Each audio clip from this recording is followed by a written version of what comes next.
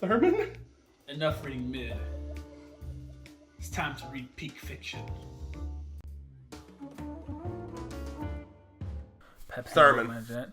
Oh, it's time. I can't believe it. I mean, literally. Should I look up what you want to take a guess? I want to guess right now. When's the last One Piece review we did? Bro. He's back. I don't even know if some of you new fucks. I think the last fucking review we did was of One Piece. I think it was when Luffy lost, I think. Or when he got bopped off the top by Kaido? Yeah, because we didn't even film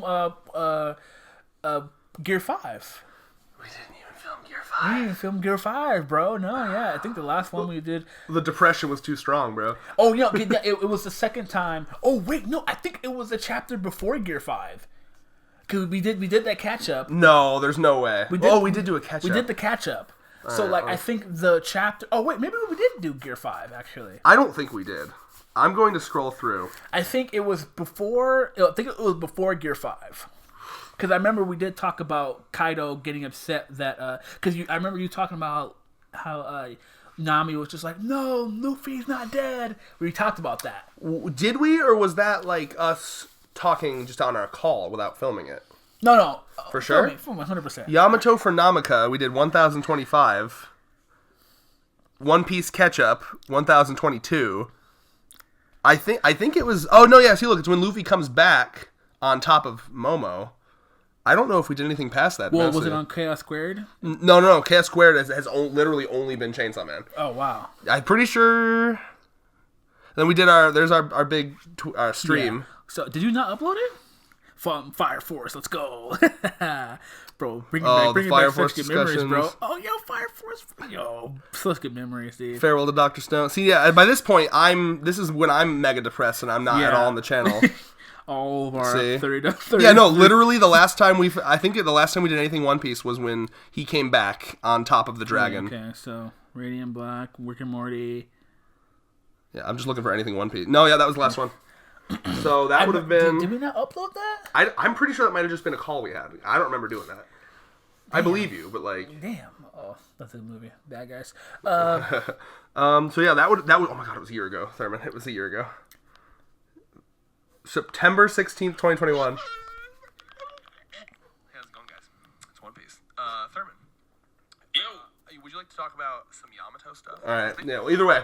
Yamato for Namaka, ironically, was the title of that. So this could go from as short as a half hour to as long as 3 hours. I don't know. Because we have a lot to talk about. We're just going to kind of jump around. I mean, do we want to start with Endgame Wano thoughts? I just want to say it's good to be back. I miss the channel. I miss talking. Miss my boy over here. Yeah. I think it's time. I have a contract. I can actually only talk about One Piece with a person of color. Because if I do both with a white guy, it's kind of sus. You know? Yeah, no, I definitely understand it. So damn, where do we even begin, bro? Let's start with Endgame Wano thoughts. So it's funny because we did talk about Endgame Wano. We did discuss. You know what? Maybe it was in one of those podcasts that's like buried somewhere. Like it wasn't in an actual One Piece video, but maybe because I remember we filmed it because I was when Vex was living with me, who was our roommate still, and then it might have been on one of like the Lasher, like the one that Lasher Luke was on, or the one, you know what I mean? Probably, yeah, maybe. But this is the official video, and honestly, I don't remember. It's been so long. So I think I want to start with. Damn, so much. Okay, pick something. So let me start with the current arc right now, because I think that's gonna be fresh on our mind. Okay. On our minds, so right, I've had my thoughts on Wano.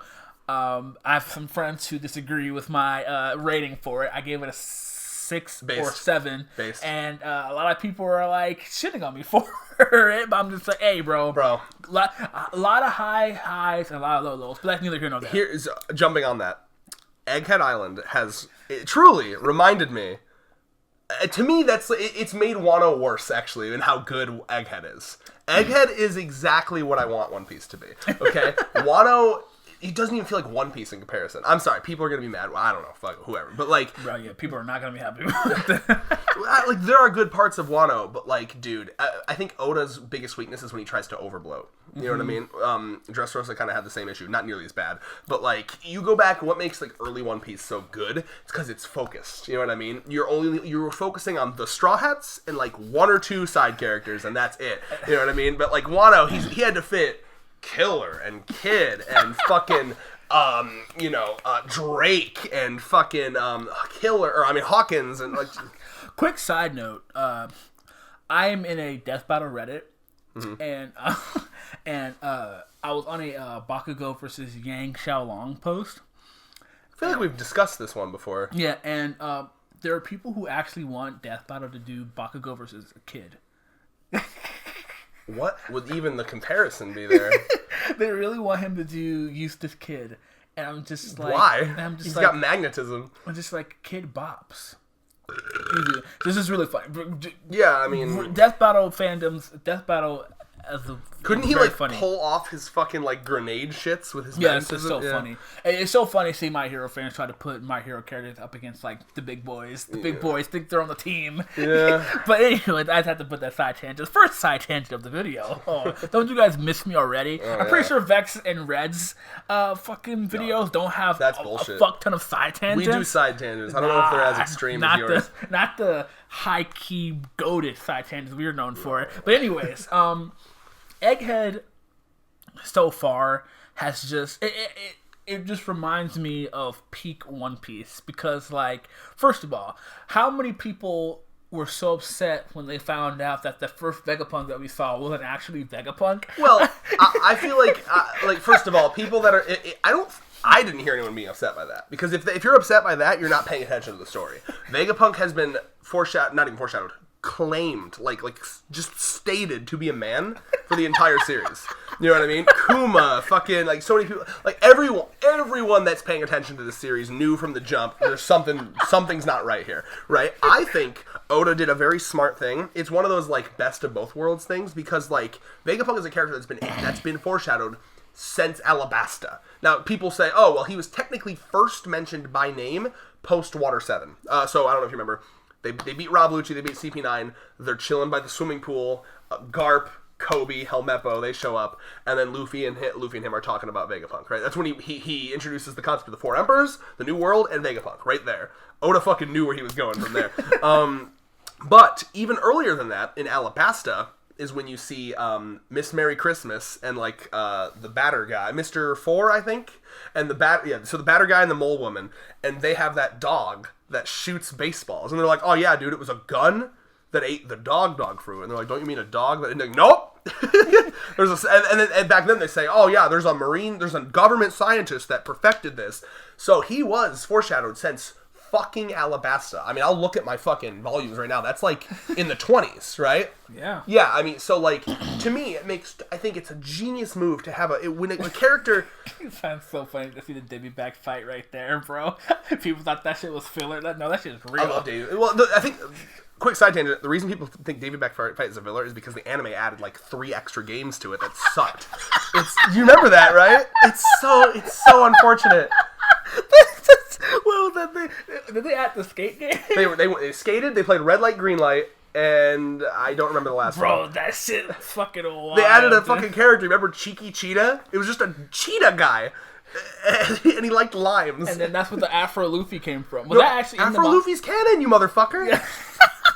No, Afro Luffy's peak and maybe a little racist. It's so crazy because it's just like... Afro Luffy's peak. Never bro, that shit's fucking funny. Like, Luffy couldn't skate, so he had to fucking be a balloon for the majority. Bro, that shit's funny. Peak One Piece, bro. Yeah, either way, though, like, you know, it went on a bit, if you watch the anime, it went on a bit long. You know, it's supposed to be, because it is stupid, right? The idea is, like, 3 games, and like, they kind of sacrificed Luffy's intelligence to try to make that go far. Because I don't know if you remember, the idea was... Oh, Luffy's dumb. He shot the gun in the air. He agreed to this, like, 3-person game. And then they're like, oh my god, Luffy, we could lose a crew member. And then, you know, knowing that, he should never do that again because he cares about his crew. And then in the filler, because they wanted to do it again, he's like, oh, you want another 3 games? Okay. Like, that is such a betrayal of Luffy's character. I hate that. But either... That shit is funny. It's pretty bad. I watched it on Toonami too. Everyone's just like, ha, no one's stupid enough to. You hear the gunshot in the background. Yeah. And see, in the manga, it's just the three. You have the soccer game where like one person is the ball. You have the boat race. And then you have the final fight, like the one-on-one fight between captains. That's all it was. So in the manga, it's quick as fuck. It's like literally 10 chapters, if I remember correctly. Damn, not even a dodgeball. It was a dodgeball game filler too? That must have been the other one then. Yeah, no, that's not real. Oh, yeah. That was a dope. That was a funny moment. Usopp getting fucking hit with everyone. Like, even, bro, Chopper the goat. Chopper just fucking shrinking down. Hell yeah. Everyone just siding it. I gotta say, if you're talking about the best dodgeball game in fiction, though, none can beat Hunter x Hunter. Oh, yeah. That's 100%. A fucking top-tier dodgeball game. With Hisoka helping them, and either way. But my point with Vegapunk is that I think he did such a genius thing by, okay, this character's been literally foreshadowed for 20 years. Like, literally 20 years of foreshadowing for this one character. How do I make sure that he lives up to every expectation?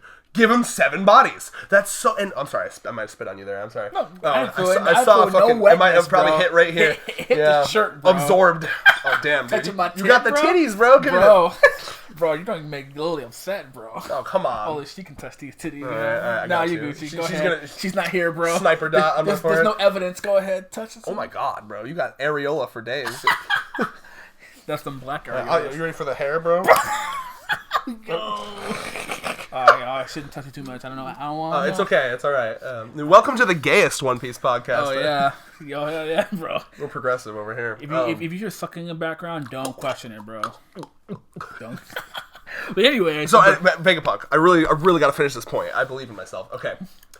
So I think it's really smart to do that, right? Because you get a little bit of everything, right? Like everyone will love at least one of the Vegapunk designs. You know what I mean? I love all of them, dude. Holy shit. Dude, they're all so good. So let's gush a little about Vegapunk. First of all, I'm just gonna say right now because we'll get to the big break. Wait. Let me finish my point and then I'll let you. But I want to say, just to show you how much more hyped I am for this arc. You know, I'm so over like feudal Japan aesthetic. I've talked about this for years. So I was just so bored by Wano. But like this is back to what I love about One Piece. Like I love One Piece because it's not just another Demon Slayer, another Bleach, another Naruto, where it's like ding ding ding ding. Yeah, here we are. Oh, that's so racist. I mean, no, that's the instrument, bro. That's the instrument. Just to clarify, I just got sick of that. I want aesthetic. Clever aesthetic. Okay, Soul Eater's a perfect example. Soul Eater has got wacky aesthetic. What else has wacky? Hunter x Hunter, it fucking goes everywhere. Chainsaw Man is just like modern day.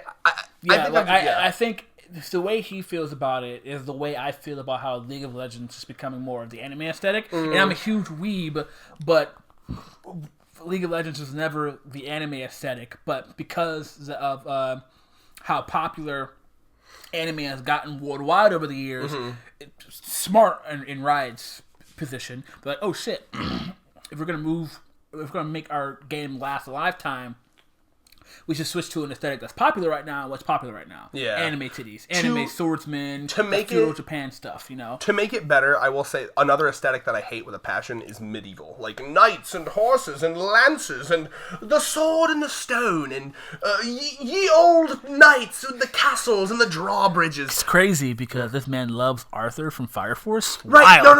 No. Hold on now. Why do I love Arthur from Fire Force? Why do I love Arthur from Fire Force? Okay, I'll tell you. Because he's not in that world. You take him out because he's delusional. He's not really a knight. And what's his sword? It's not a sword. It's a fucking plasma sword. Okay, you changed it. There's nothing about him that resembles a knight. He is never in like a true set of armor. The closest he gets is like his trash armor. You know what I mean? Trash armor. You took a character. He's not a real knight. He's a delusional kid who thinks he's a knight. That is so different. And it's a part of his power too, dude. I love that. Yeah, incredible stuff. So yeah, I'm just very bored with like old aesthetic in general. Like people love Berserk.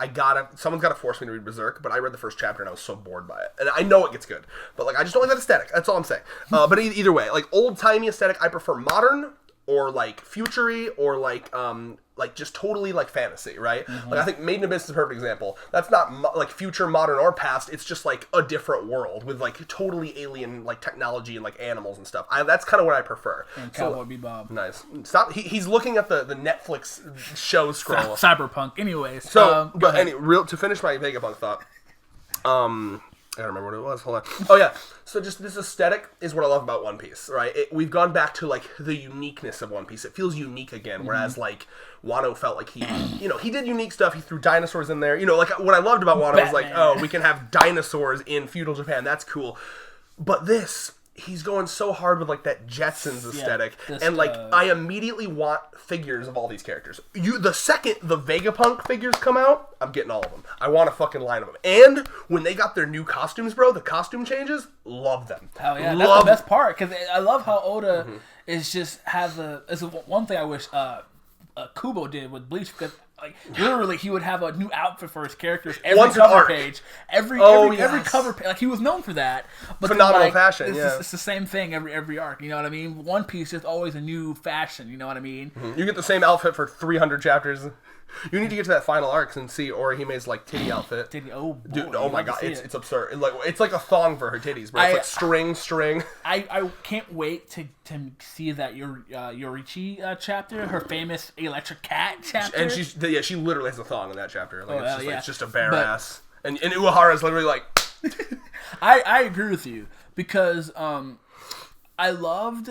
the fact that, like, I also love the fact that each one has a different personality that's based off of Vegapunk. Like, the evil, like, the girl we meet is evil, and she's just like, this chapter alone. She's like, fuck you, I'm robbing you. And then the good one's like, he'll kill you.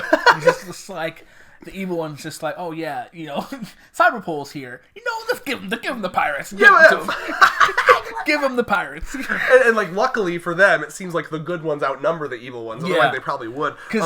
Real quick as well, on top of that, I like, my headcanon is that the subsects of, like, personality that all of these, like, Vegapunks hold are what Vegapunk considers to be, like, integral to, like, innovative design and stuff. So, like, in order to innovate, you kind of have to have a little bit of evil in you. It's that mad scientist, right? You need to be able to push boundaries. You need to be able to say, maybe I shouldn't test this on children, but it'll be innovative, right? He didn't test on that was Caesar. Caesar did, but it's implied that he's done fucked up things. In this recent chapter, he's literally like he's talking about the hive mind. Like, oh, wouldn't it be cool to hook up every human to the same brain? And Jinbei's like, wouldn't that be a little fucked up? And he's like, yes, but it'd be innovative. It'd be good, you have different fucking ideologies. It's just like, but we see what that. I don't know if you saw that someone tweeted out. Jinbei predicted Twitter. Like, that's you think it sounds like it'd be such a good idea, but as we've seen, when you throw every idea into a pot, you think the best ones will rise to the top, the worst ones actually rise to the top. Yeah. The extreme ones rise to the top. You throw every idea into a pot, the people that scream the N-word and say, Sieg Heil, Heil Hitler, they rise to the fucking top. Well, because we see that, at the end of the day, no matter how many people say they hate it, it gets attention. It gets clicks. People like that get attention. Well, people don't really understand here. I'm not trying to go on Twitter or anything like that. No, but it's relevant to the chapter. But it's just like, you complaining about them, you retweeting them, quote tweeting them, gives them what they want. That's true. The best ignoring them literally would be the best. And that's why a lot of people say, if you don't like something, if you don't like a certain content, ignore it, because you clicking on that is going to make them money. It is literally feeding the troll. That's why people like Kanye, Elon Musk, Andrew Tate, a bunch of people like that who say the most outlandish shit. And there are people who legitimately believe them. That's why they get, this is a handful of people who believe them. Mm-hmm. But obviously the majority of the people who have some common sense are just like, no, these people are fucking crazy. But the issue is, you keep talking about them, you keep retweeting their stuff, keep screenshotting them. Yeah. A certain person who's never even heard of Andrew Tate or Kanye West or whatever are going to look them up, or they're either going to be like, "Oh shit, this person's right," and then rinse and repeat, or they're going to even agree with their philosophy. You know what I mean? Yeah, it's an unfortunate aspect of the human brain, and Matt Pat did a video on this, and I know people like to hit on Matt Pat. I don't really know why. He's got some douche energy, I guess, but he seems like a fun guy. But he does these some videos about, and I remember he did a video when PewDiePie was doing his Hitler joke era. Remember his Nazi joke era? He dressed like a Nazi. The Hitler was right meme. Remember that? Mm-hmm. And he actually did a video about how psychologically, the more we joke about a topic, the more it becomes less taboo in our heads. So the more Hitler jokes happen, the more people will kind of vanilla Hitler retroactively and be like, maybe he was onto something. You know what I mean? Mm-hmm. It's this sad part of our brains where it's the more you say a thing, even it's have you ever read about positive affirmations? This is the idea that if you're nervous to go on stage and you say to yourself, I'm going to do this, I'm going to do good. just saying it makes you believe it more. It's a weird thing in our brains. So yeah, there's definitely truth to that. So tying it back to the chapter, yeah, I read that. Even before Jinbei said his shit, I was like, Vegapunk, that's insane. If you get everyone, that'd be madness. Yeah, please keep it as just your, because as it is now, just his brain, that's probably a beautiful thing. So much knowledge, you know what I mean? He needs to keep it as just that. But adding on to that, I fucking adore, like, again, talking about, like, concepts that I adore, right? Bringing it back to the One Piece that I love. What a phenomenal concept. This man literally has his brain in, like, the attic of this giant egg thing. This brain, you know what I immediately thought of? Strange thought. You ever played GTA 4? The one that took place in New York back on the PS3. Mm-hmm. Remember there's an Easter egg in that game where if you go into the fucking Statue of Liberty, there's, like, a real beating heart. Do you remember that? Mm-hmm. That's what I thought of immediately. Like, that's honestly some, like, fucking, what's the author of Cthulhu again? We were just talking about him. Lovecraft. That's some creepy Lovecraft shit. You go up, imagine how, like, it's played off. It's like, haha, funny, One Piece. That's horrific. There's a giant, pulsating, ever-growing brain in that room. Yeah. It grew so big, it became a problem for him. Because, again, and I want to address this, and I promise that I'll let you talk. I'm sorry, I'm going hard. No, you go. Do your thing, bro. People are misunderstanding this on the internet, and they're being fucking dumb. Okay, I'm seeing people say, oh, it makes it kind of disappointing that he has the brain fruit. I thought he was smart naturally. Now he's just smart because of the fruit. That's not what it is. You're not smart because of the fruit. The fruit gives you unlimited data storage, unlimited memory. So, like, he was already smart. Now he has perfect memory. That's it. So it's helpful. It's kind of like, think of it like, remember a couple chapters ago, which we're still talking about this, with Jesus Burgess on Blackbeard's crew. He was already buff as fuck. Now he has the buff fruit. He was already strong enough to lift buildings. Now he can lift mountains. You see? So it's like, it's additive. It's helping him be smarter, but he was already smart. I look at it as unlimited memory, and I love the concept that it will literally, like, grow as you need it. It reminds me of, like, you know, a normal person has that. They might get, like, a Jimmy Neutron head, like, a little bigger. But because it's Vegapunk, that shit's getting building size. And that's kind of terrifying. It could grow and grow and grow. And it leads me to thinking, like, okay, CP0's coming here. They're trying to assassinate Vegapunk. That means that what's the easiest way to do that? They have to go up to that brain and fucking destroy it. Like, it's literally, it reminds me of, like, a creepy, like, boss in, like, Earthbound. You have to go to, like, the center and fucking, like, destroy the core. Doesn't it remind you of, like, like, you're fighting a god and you find the core of it? It's kind of, like, Vegapunk truly has risen to, like, almost god levels, where he's got, like, this center mass, and he's got, like, influence over the whole island. And it's, like, such a fascinating character. And now, because I was thinking, what's the danger going to be? Because, you know, CP0, sure, they're tough, but we got all the Straw Hats, we got Vegapunk and all this technology. How is this going to be a threat? Here's the threat. They're going to try to go up. They're not going to try to, I don't think they're going to try to fight the Straw Hats one-on-one, because they're not going to be able to win that. I think they're going to try to stealth assassin up to the brain and fuck up that shit. Yeah. And remember, what's in that brain? The entire fucking collective history of Ohara. He's got all that. Yeah. So there's stakes. There's yes. Is it on Elbath too? Seemingly, but yeah. So anyway, go ahead. Yeah, I think the biggest thing too is that I like that theory too, because it's just like now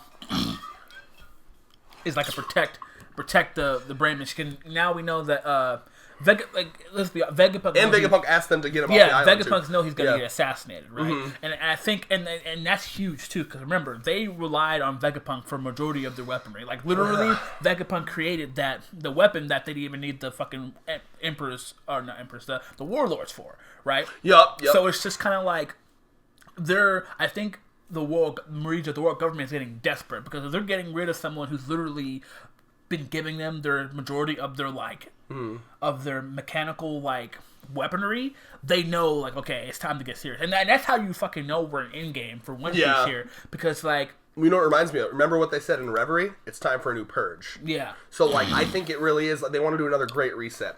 Every once in a while, you got to do a great reset. When the public's getting a little too smart, when they're starting to learn a little too much, and it's getting a little too hard to control them. And what's the best way is to get rid of the people who which makes me think, like, would Garp be kind of next, you think? Because it's just like, he's the hero of like the old, you know what I mean? He's insubordinate. So it's just kind of like, you know what I mean? So it's just kind of like, when it comes to stuff like that, and I love the fact that Vegapunk is just like this weird guy. Like when I first saw him, the flashback, dude. When I saw the fucking silhouette, I'm like, what in the fuck? Like, what the? Oh, bro, I was so confused. I was just, wait a minute, what? what the hell is this, bro? I was looking at it, I was reading, I was like, what? And then I see Vegapunk, and I was just like, oh, dude. And it's so crazy because, like, bro, Vegapunk knew Dragon, bro? It makes that's sense. Fucking wild. But see, it does totally make sense, though. Like that's been kind of implied because, like, we already knew that he made the modifications to Kuma. And he granted Kuma's request. I don't know if you remember, because Kuma's supposed to just be a government weapon, but he granted Kuma's request to protect the Straw Hat's ship. And there's been a theory for a while that I've subscribed to that, you know, Kuma made all these pacifistas, but he's going to have, like, a switch to switch their life. You know, like, imagine the final war, government's in with the pacifistas, and then the reverie. Or like a failsafe. Yeah. So the government's there, the pacifists are there. And then the Revolutionary Army is there, and then Vegapunk's like, whoops, switches a button. Now all the pacifists fight for the Revolutionary Army. I mean, to me, that's genius, right? I've always thought so. Like, I've always had an idea that the Vegapunk was probably with the Revolutionary Army. Yeah, because really we saw that, and then because remember he was just like, oh well, I can join the world government because I can do my research there. He was like, Dragon's like your army isn't big enough for me to be able to fully utilize my research. And that is but maybe now that they had because remember they went to Marie-Joie, literally fucked it up, you know what I mean? And then now Vegapunk's probably like, okay, well, Dragon's organization has a chance to actually talk a big game now. So now, especially since he's going to get assassinated, like, why the fuck would you really work for the place? At this point, you're at the end of your rope anyway. I think his idea was, they're going to give me the funding. With that funding, I can make a bunch of shit, and then once the time comes, I can use that shit with the funding to help you. Yeah, because the hugest thing to me is just, like, the fact that they don't need Vegapunk anymore is huge. Yeah, it's huge. It makes... I think that they're looking at the Seraphim, which we haven't even talked about Seraphim yet, bro. Anyway, so the Seraphim, I think they're looking at the Seraphim. And you saw how powerful they were. When they made Blackbeard sweat, bro. Blackbeard was like, fudge. You know, you saw that the Mihawk one cut a whole mountain. You know, so these Seraphim, my headcanon is that these, maybe the Gorosei kind of looked at the Seraphim and they're like, wow, those are very powerful. Those could, like, give an admiral a problem. And then they look at Vegapunk and they're like, that guy made him. What if he decided to go against us one day? You know what I mean? It's like, you remember that movie where they're like, what would we do if Superman decided to just kill the president? What could we do? Nothing. I think that was Suicide Squad, the original Suicide Squad. Like, what would we do if, you know what I mean? I think they just kind of finally had the moment where it's like, all right, we have all the technology. If we kill him now, sure, it sucks. We won't get any new shit, but we have all this shit he's already given us. Technically speaking, he's done everything. Like, he completed the weapon. He completed the Seraphim. He got the Pacifistas. Like, and then he proved that he could make, you know, fake devil fruits to actually work. Yeah. So it's just kind of like, the color's wrong. So it's just kind of like, what's left that he really, you know what I mean? And, like, I guarantee you, like, the Gorosei are smart enough. They'll be like, okay, give us the blueprints to all the stuff that you made so we can just make them ourselves. Because that's the headcanon I got. They said a chapter or two ago when they were sending CP0, like Lucci and Kaku over, they were like, kill him, do not damage anything on the island. They want to kill Vegapunk and just take all of his shit. Yeah, because I guarantee you that they're probably just going to take the blueprints to how to make all this stuff, you know what I mean, like that, because that's just insane. So, like, now we have Vegapunk, who basically has who has a fucking mark for death, basically, and it's just kind of like, okay. Well, and the implication is that he might have something to do with because you know what we haven't talked about yet, Lelucia, that island that they nuked out of existence. Yeah. Bro, did Vegapunk make that? Because the implication, right, because, like, that clearly, immediately, you're like, that was, like, an ancient weapon. Could that be Uranos? Because Uranos is, like, the sky ancient weapon, right? Now, the theory that I'm hearing is maybe Vegapunk is so smart, he was able to, like, recreate it, and, like, maybe that's why they think they don't need him anymore. Because the only reason I say that is because Lucci literally said, well, it's weird that we're killing him, why would we kill him? And then Lucci's like, could it have something to do with the Lelucia incident? And then Kaku's like, you're asking too many questions, Lucci. You know, so, like, that's what maybe they feel like we have enough shit now. Because it's like, because when I had that chapter, the Lucia, remind me, that was the one, that was the island that Sabo was on, right? Before Im-sama just fucking nuked it. Because if this wasn't Oda, I'd think Sabo was dead right now. But it's Oda, so he probably isn't.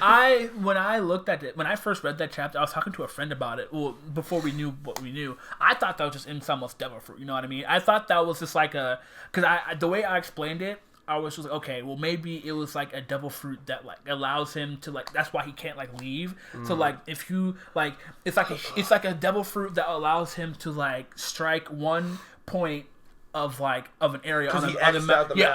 On the map, but like. Since it's Oda and he's actually good with power scaling, it's like a limit. You know what I mean? Yeah. Like use like a day limit, or like you have to because that takes a lot of power. Whatever that is, be it a weapon or his devil fruit, it has to have a limit. Yeah, because otherwise, why wouldn't have they done that? Just done that to Ohara, right? Yeah, because in my head canon, it's just okay. So that's in some of his devil fruit, something to do with like a blast like that. It can destroy an island. Yeah, so like it might need like he might need like a couple of days to recharge, or like he needs like specific like locational like information and shit like that. You know what I mean? Yeah, I don't. Yeah, go ahead. Because it makes a lot of sense. Because I was talking to him, because people were just like, "Oh, Sabo revealed his location on purpose." Because remember, he passed through to the Revolutionary Army, and he knew that like the government was listening in as well. So he said that, "Oh shit, someone was actually sitting on the crown on purpose." So the empty throne that was supposed to not be sat on. So it would be targeted there. You know what I mean? So a lot of people were theorizing at the time that Sabo did that shit on purpose. To like he was trying to get Im to hear him. Yeah, trying to get Im-sama and everyone, the girls say to hear him, because he told Dragon, because I'm shocked. Dragon was pissed that wasn't. Well, he thought maybe Sabo did that. Yeah. Yeah. So because that was the story. So Dragon was pissed. So it was just like, okay. So he saved Vivi. Supposedly he killed Vivi's dad. No, clearly the Goro. Yeah. Supposedly, right? And then, but they saved Kuma, which is good. But then, like, okay, so he's just like, oh, so because Sabo being Sabo, Luffy's brother, he has this more sneaky shit. So he probably snuck in to see what it probably like went off on his own to like see like what the fuck was going on with the Goro say and shit like that. And then he probably either, I'm assuming he saw Im-sama or maybe a different character entirely. Because I mean the throne, because we saw the throne, right? Yeah. That's when we saw like Luffy was cut up, Blackbeard was cut out. It was supposed to be like a symbolic thing where it's like, oh, we're a government and multiple people rule. All these kings rule together. No one person will be in charge of the world. But then it was like, just kidding. There is one true ruler so of the world. Im-sama was probably that. So he is that. Yeah. So Sabo probably saw Im-sama and was like, oh shit. You know what I'm gonna do? I'm gonna stir some pot. You know what I mean? I'm gonna make the government pissed. It's like that one guy who made WikiLeaks. You know what I mean? He's just like, I'm gonna be that guy. You know what? He's gonna let everyone know, like, oh, the crown's supposed to be in, or the throne's supposed to be in it, but I saw this, boom, boom, boom, boom, boom, and then they get struck. So I'm assuming everyone was assuming Sabo did that shit on purpose for direct fire. I don't know why. Yeah, what would that gain him? Yeah, what would that gain him? But it's very interesting. Oh, that's not how. So okay, interesting theory. Here's my take.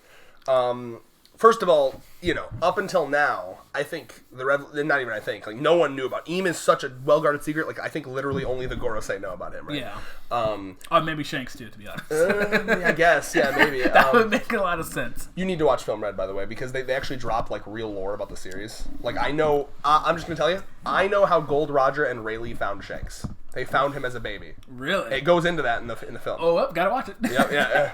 Gotta watch it. Yeah. Anyway, so. What was I saying? So anyway, up until now, the Revolutionary Army assumed that their main enemies were the Gorosei, right? But that Sabo was learning there, like, oh shit, there's a guy even higher than them. That's kind of why he was frazzled a little. Like he was like, oh shit, like this goes even higher than we thought, right? I did not interpret the laser thing as a devil fruit from him. That was just I didn't. I'm just giving my side. Yeah. Well, at the time it made sense, but now okay, it's probably the ancient weapon. I think people were looking at because I did hear that theory from more people than just you. I think people were looking at it a bit too literally. Like they're looking, oh, he crossed a thing out, then it died. I think that was more just him giving a panel of him giving the order. Like I want this place. Same thing with what he did with the posters. I think that was just him saying, I want this place. Yeah, because I know him, Luffy, and because we talked about that our last review. Luffy and Blackbeard had a sword there. Oh no, I don't remember exactly. Luffy, Vivi, because it was 4 pictures. Luffy, Vivi, Blackbeard, and Shirahoshi and Vivi were cut up, and I think Luffy and Blackbeard had like something stabbed. Their pulses were stabbed. I think Vivi's the one he brought up. Right? Yeah. Vivi had in his hand. So because he wanted Vivi, but Sabo got away with him or her. Her, yeah. So maybe that's probably another reason why, because obviously the Gorosei probably wanted Vivi, so they killed Vivi's dad, but then I think they were probably going to kill. I think they were going to kill both of them because remember they're traitors. They're traitors to the Celestial Dragons. Yeah, I feel like she probably would have got captured. maybe I don't know. No, I think they probably would have just killed her. They fuck around you. No, fuck that. You gotta go. Yeah, the only reason that she's not dead is because this is Oda. And it's Oda. He's really making sure you guys understand Oda does not kill his character. Barely. It's very rare. Yeah. Well, I mean, should we even get into Saul, bro? Saul. Oh, shit. Oda, do not tamper with the best flashback in your series. So, what's your take? Well, let me really quick. Let me finish my thoughts on the Leloucia thing, and then we'll get to Saul real quick. Okay. So anyway, my take on it was that it's either they found. Like, because, we haven't heard this whole story. We've heard it name dropped, but we haven't heard anything about where it is or who has it or whatever. Because the third ancient weapon, Uranos.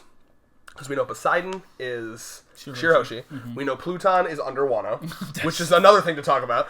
But I just assume either that is just Uranos and they have it, or Vegapunk was able to, recreate it just because he's that smart. Which, that would kind of make me think, Vegapunk, why would you do that? Unless you have, a failsafe, but, Jesus Christ.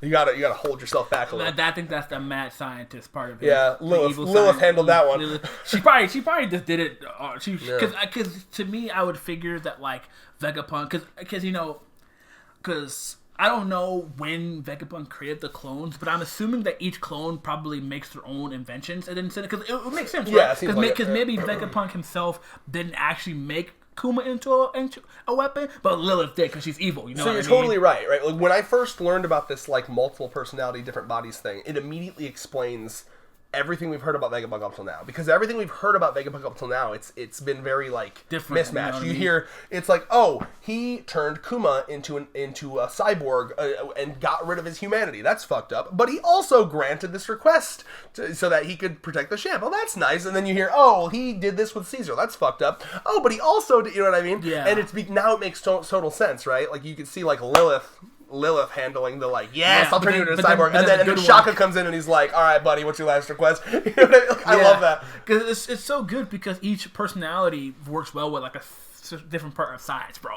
Oh yeah, Senku and Vegapunk, best friends, 100%. Anyway, fan art. Didn't he open the portal to the One Piece world? Yeah, bro. It's so interesting because it's just okay.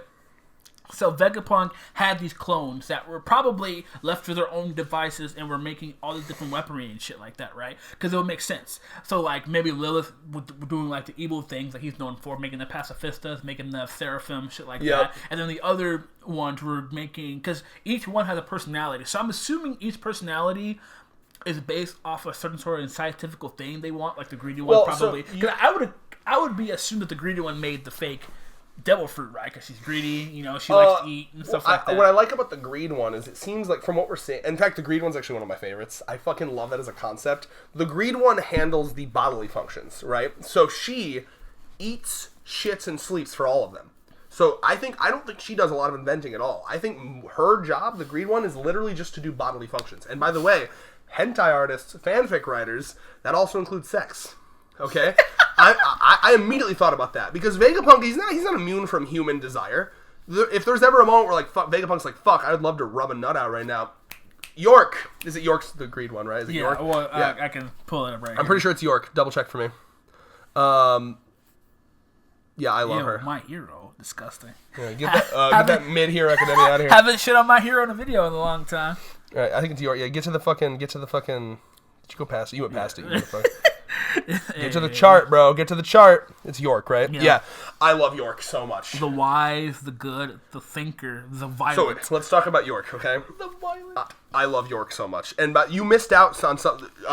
The fucking TCB scans was actually better in a couple chapters ago because they gave you the acronym, but they didn't say what it meant. So there's a line in a chapter or two ago where it says York's on her fifth. I think it's it's ESD cycle, or something like that, her fifth ESD cycle of the day, and it standard for eat, dump, sleep. Or is EDM, eat, dump, nap. So, she literally, that's her job. That's what she does all day. She eats enough for 7 people. You saw it. It said, oh my god, her BMI is 300. She was eating thousands of calories. And then she takes a huge shit. I can't even imagine the shit. You saw how fat she was when she went to skinny.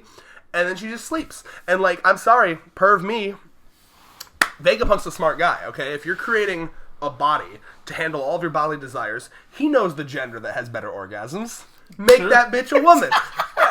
That's smart. I love that. So, like, I want a fanfic where Vegapunk is just like, oh, dude, and, like, you see, like, already, oh, dude, this is, like, I fucking love fanfics and hentai like this, right? She would be a size queen, for sure, because, like, greed, right? So, like, oh, I invented this, like, crazy sex toy. It's just, like, it'll give you 20 orgasms a second.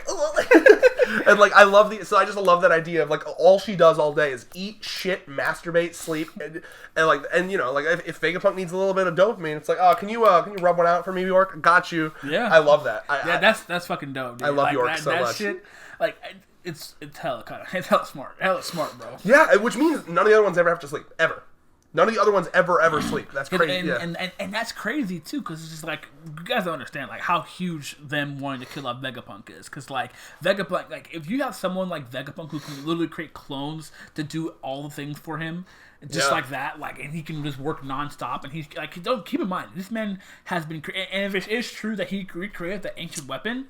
Like, that shit is pretty good. They probably think, like, if that is true, they probably think, like Lucci said, they probably think, oh, well, we don't need him anymore. If we have the Seraphim, this ancient weapon, why do we need him anymore? Yeah. At a certain point, he becomes a liability. And let's be honest, they're probably not dumb. They probably have a little inclination that he might be double teaming with the Revolutionary Army. Because to me, he gives off the true neutral kind of person. Like, he doesn't, as long as he gets to do his research, he doesn't really, he'll help anyone. Yeah, because it's crazy too, because Dragon, and we even talk about this, Dragon knew Robin's Dragon knew, fucking Vegapunk knew, and they all went to go visit. Oda, bro, like, that's crazy. Oda is so good at connecting his entire world. It's never disconnected. You know what I mean? Bro, everything's connected. And the fact that Elbaf was brought up and the giants came and fucking collected all the books, bro, fucking fire. And now we can tie it back to Saul being alive. You know, like, I hate it. It didn't make me immediately mad, but it is like the more I think about it, the more I'm like, oh, no, you didn't have to make it mad. It could have been, you know how easily it could have just been, like, a relative of Saul's? Like, Saul's fucking brother. Because he talked about how, like, he... Oh, yeah. He didn't think it was frozen by Kizaru. Well, no, he was frozen by Aokiji. Oh, yeah, sorry. Yeah, Kizaru's the Lightspeed one. But, like, so, yeah, no, I mean, like, I don't know how long it's been since you've seen the Robin flashback. That's a sad flashback. Yeah. Dara, she, right? To me... It's a little fucked up, because to me it's like, imagine, like, you know, the end of the series and then fucking Dr. Hirlik pops out like, Chopper! Remember when I blew myself up? Didn't die. I'm fine. No explanation. Oh, and you know, people have pointed out, oh, well, you know, when Aokiji froze him, he used an attack called Ice Time Capsule. So maybe he was, like, purposely trying to freeze him, and then he, like, thawed him out later or some shit. And it's like, okay, sure, but then you gotta either Aokiji's dumb or he was lying. Because there's, like, a conversation, I don't know if you remember, that at the end of Water 7, when they're, like, standing back to back and there's that, like, wall in between them. He talks about, like, yeah, Saul gave his life for you. That's why I'm gonna like watch over you for the rest of my life. It ruins a lot of stuff, him being alive. And it's another classic Oda thing. You know, when I first read it, I was excited. I was like, holy shit, Saul's alive. But then I kind of thought about it, and I'm like, did he have to be, though? Like, it's just a little annoying. It's not a series-ruining thing for me, but it's just a classic Oda. Because I don't know if this arc is going to be like a mini arc onto Elbaf, or this is going to be an arc and then Elbaf. I got halfway vibes in this chapter. Like mini... Because I got halfway through the arc. Similar to what's that elephant? Zovs.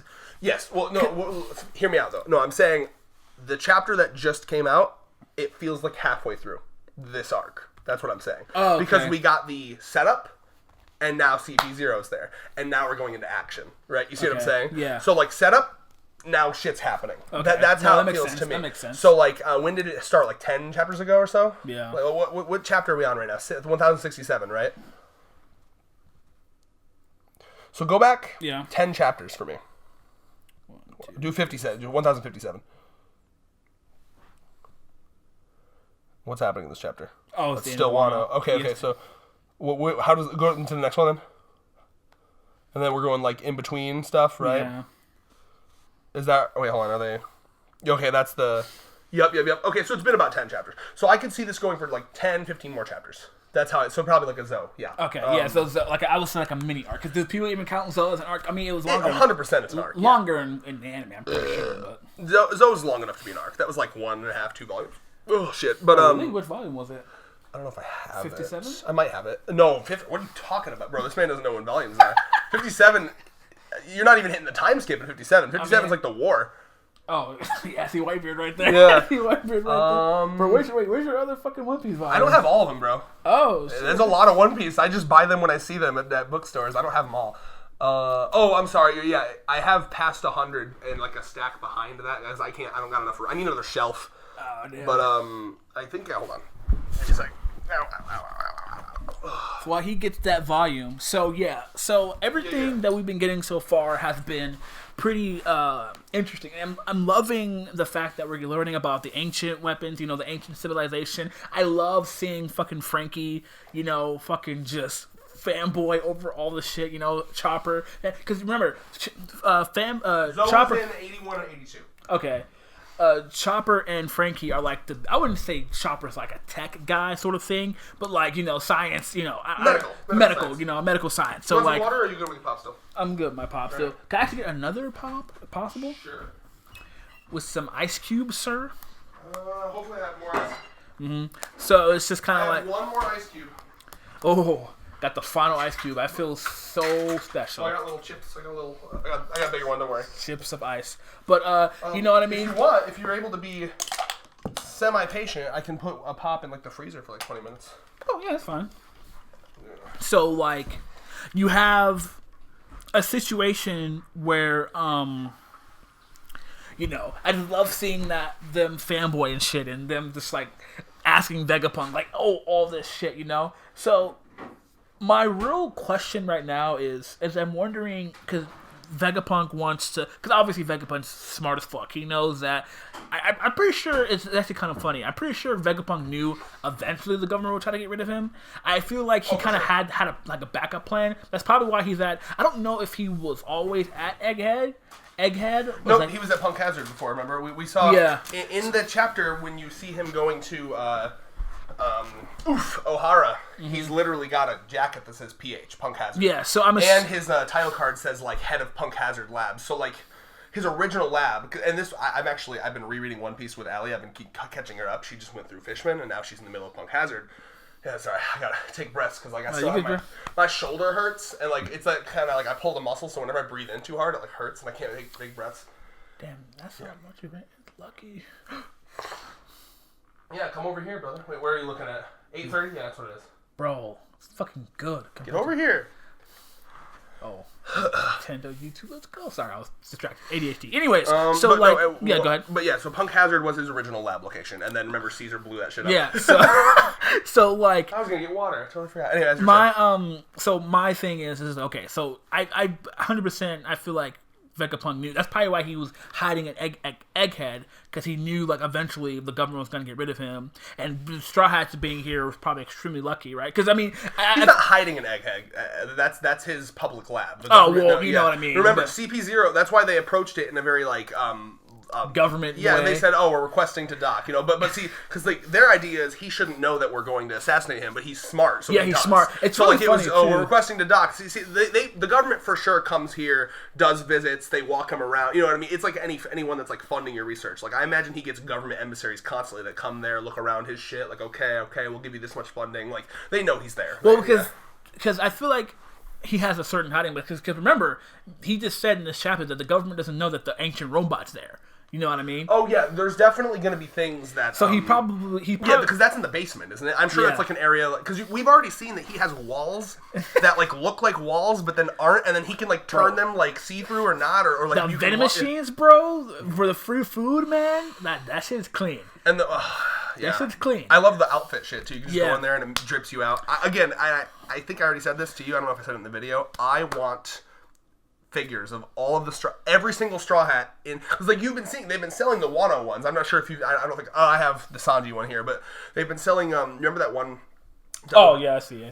Oh, and so that's the Or High School Host Club shit. No, I'm talking about the Sanji one there. But right. Okay, yeah. No, but they actually have the you remember that double page spread where they're all like together and like it's right before they're about to like charge. It's like that one double page, kind of like the Fishman Island one where they're all like getting ready to charge. They sell figures of that moment where they're all in their Wano clothes. There's gonna be a figure line once the anime hits this moment of all of them in their Vegapunk clothes. Oh, I can't wait. And I want the line of all the Vegapunks. And one last thing, I don't know if you remember from the interviews that Oda was talking about, in Wano he had to kind of hide his power level a bit because like the idea of kimonos is that it like hides the curves, it makes you look slim, so he had to like, he couldn't have Nami be tiddlicious. But now that you can see he was thirsty, he was fucking ready. Because the second Wano was over, he gave them they're just in underwear. Like, they're just in panties, both of them.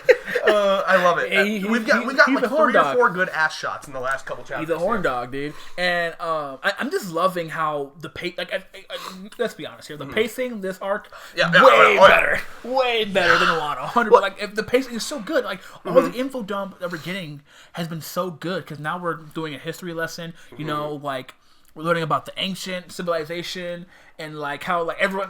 My favorite moment was like everyone's just like, oh shit, this is the future, and they're just like, actually, it's the past. This is like 200 years ago. Dude, no, 900 years ago.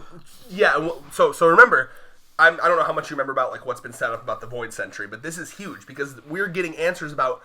Little answers. We're going to get all the answers in Laugh Tale, I'm sure. But, like, Void Century stuff. The stuff that has been set up ever since Robin's flashback. Like, this is big stuff. And, like, you know what it's starting to feel like? It's starting to feel like one of your Adventure Time things. Or, like, where like, you're in a world, and you find out, oh, shit, we're in, like, a post-apocalypse. The world... So, like, pre-One Piece... had crazy future technology. Isn't that wild to think about? Yeah. Like this is... I'm trying to think of an example of this. It's kind of... I'm sure you've seen this before where it's like, oh, like civilization like died out and restarted and like we had like crazy technology. So it reminds me of... Well, that's probably why the government does the purge. When technology gets too good, humans get a little too free, a little too hard to control. They gotta wipe it all out one more time. Which makes me wonder if like the thing that they're gonna do the purge with is that thing that wiped out Leloucia, and maybe it has been charged. Like remember the King Punch from fucking Dressrosa? Yeah, it has to be charged. Maybe this fucking Leloucia destroyer thing has been charging for like hundreds of years, and this like little Leloucia shot was just like a little a little pre-warning of what the whole Because I mean. Because the fact of the matter is, the fact that M. Sama thought it was so important to wipe out that island, and to just use a little bit. I'm trying to remember why he's wiping it out. Because it was. The implication was that because Sabo, he became a hero of the revolutionaries, and the implication was that. Let me see what chapter that was. Keep talking. Okay, but I want to make sure you listen to what I'm saying. Yeah. No, I'm listening. Go ahead. So the implication was that there were, I think it was like 8 or 9 kingdoms were rebelling against their governments, which in turn is rebelling against the world government. Because remember, most governments sign on to be part of the world government and then pay the heavenly tribute, which is taxes to the celestial dragons. You remember all that? Yeah. So Sabo, doing what he did, he killed Vivi. Well, he didn't kill Vivi's dad, but the story was that he killed Vivi's dad. Vivi's dad, yeah. And that kind of like, because imagine you read about that, like there would be, it's like One Piece Twitter, right? Like imagine One Piece. Let's go. Well, imagine I love the connections because it's so accurate. Yeah, because humans are humans, right? So imagine you hear a story about. Let me think of a better example, okay? Like, let's say back when like Trump was president or some shit, or like and like some guy snuck in there and beheaded him or whatever, people would be like, let's go, and there'd be people on the streets and there'd be revolution, now's the time, right? So like Sabo killing, because people, the normal populace of the world, they don't know that Cobra was like a cool king, you know what I mean? They didn't know that he was a cool guy. To them, he's just another one of the fucking tyrannical kings, another part of the government, and people that are fed up with the government are like, fuck yeah, revolution. So remember, real quick, just catching you up here, Sabo, he became like a symbol of revolution. His posters were all over like these towns. So my guess, because what the Goro say when they're like, oh, we found out that Sabo is at Lucia, and they're like, oh wow, unlucky to him, right? The implication is they didn't just bomb that place because Sabo was there. It was already happening, right? Like because it seemed like that thing had to like move. There was a thing in the clouds and it had to move over there because they look up and they see something, right? So my thinking is that they were bombing, nuking, whatever, the 8 or 9 kingdoms that were dissenting. Just as like a, we don't want this to spread, right? That was my thought. Oh yeah, his like true dream too. We got so much to talk about. Oh yeah, that's why over here for all the Nami Luffy shippers over here. Let me look how Look how Nami looks after he said like his dream. Ooh, wow. Ooh. Nami likes him a lot. I don't know if it's a sexual thing, but like, I mean, like, you got to remember what he did for her. You know, I mean, like, I would.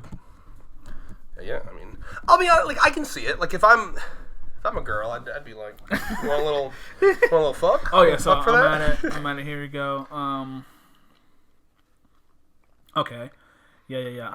You can go ahead. Okay, so he said there's no white transponder. Okay, there's no white transponder snail jamming. It's an emergency call. See, because that makes sense, right? Yeah. So usually you would jam that, but he didn't. So he purposely wanted the government to hear him say what he was about to say. That's certainly a theory, because it does seem stupid for him not to do that. Because it says, message from Flame Emperor Sabo to the Kamabaka Queendom.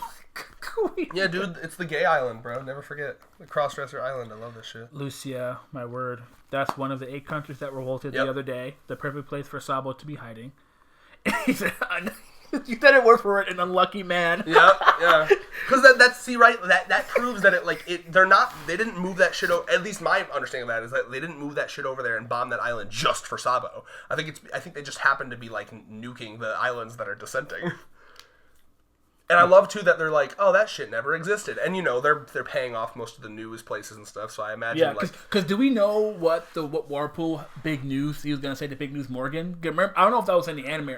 They tried to pay him off, and then because he said after he beat up the government spy, someone I think was like, oh shit, Warpool has a big news story for you, and he was like, oh shit, okay, let's go to his kingdom. I don't know how I assumed the big news story was Sabo killing Cobra, right? Because clearly something got crossed in the wires. Either that was like what they told him to report, or I don't know. I'm still not convinced, by the way, that Sabo didn't, because I feel like he might be. I don't know. It's tough, but like, yeah.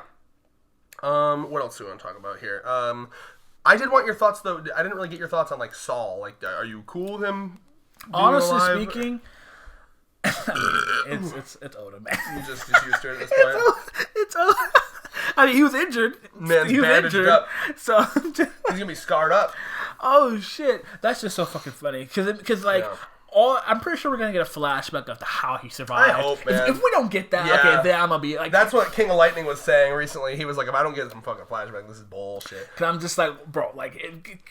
Keep in mind, too, that shit's old. Like, Robin's flashback is old. Yeah, like, now you're tampering with early How have you survived that long? You know what I mean? Like, you had to have the lucky. Someone from Elbaf may have came and helped you or something like that. There's no way in hell, you know? I mean, yeah, and it's tough. It's hard because, like, there's no winning with Aokiji. Because if you make Aokiji secretly have, like, let him live, then he's a liar. And if you make Aokiji thought he was dead, but then he's not dead, it makes him incompetent. You know what I mean? You did say, you were right. He was like, it's almost like some massive object is hovering just overhead. Yeah. That's not a devil fruit. That's some. Yeah. Okay, the sky is so dark. Are those clouds? Let me find One Piece. I gotta find the thing here. One Piece.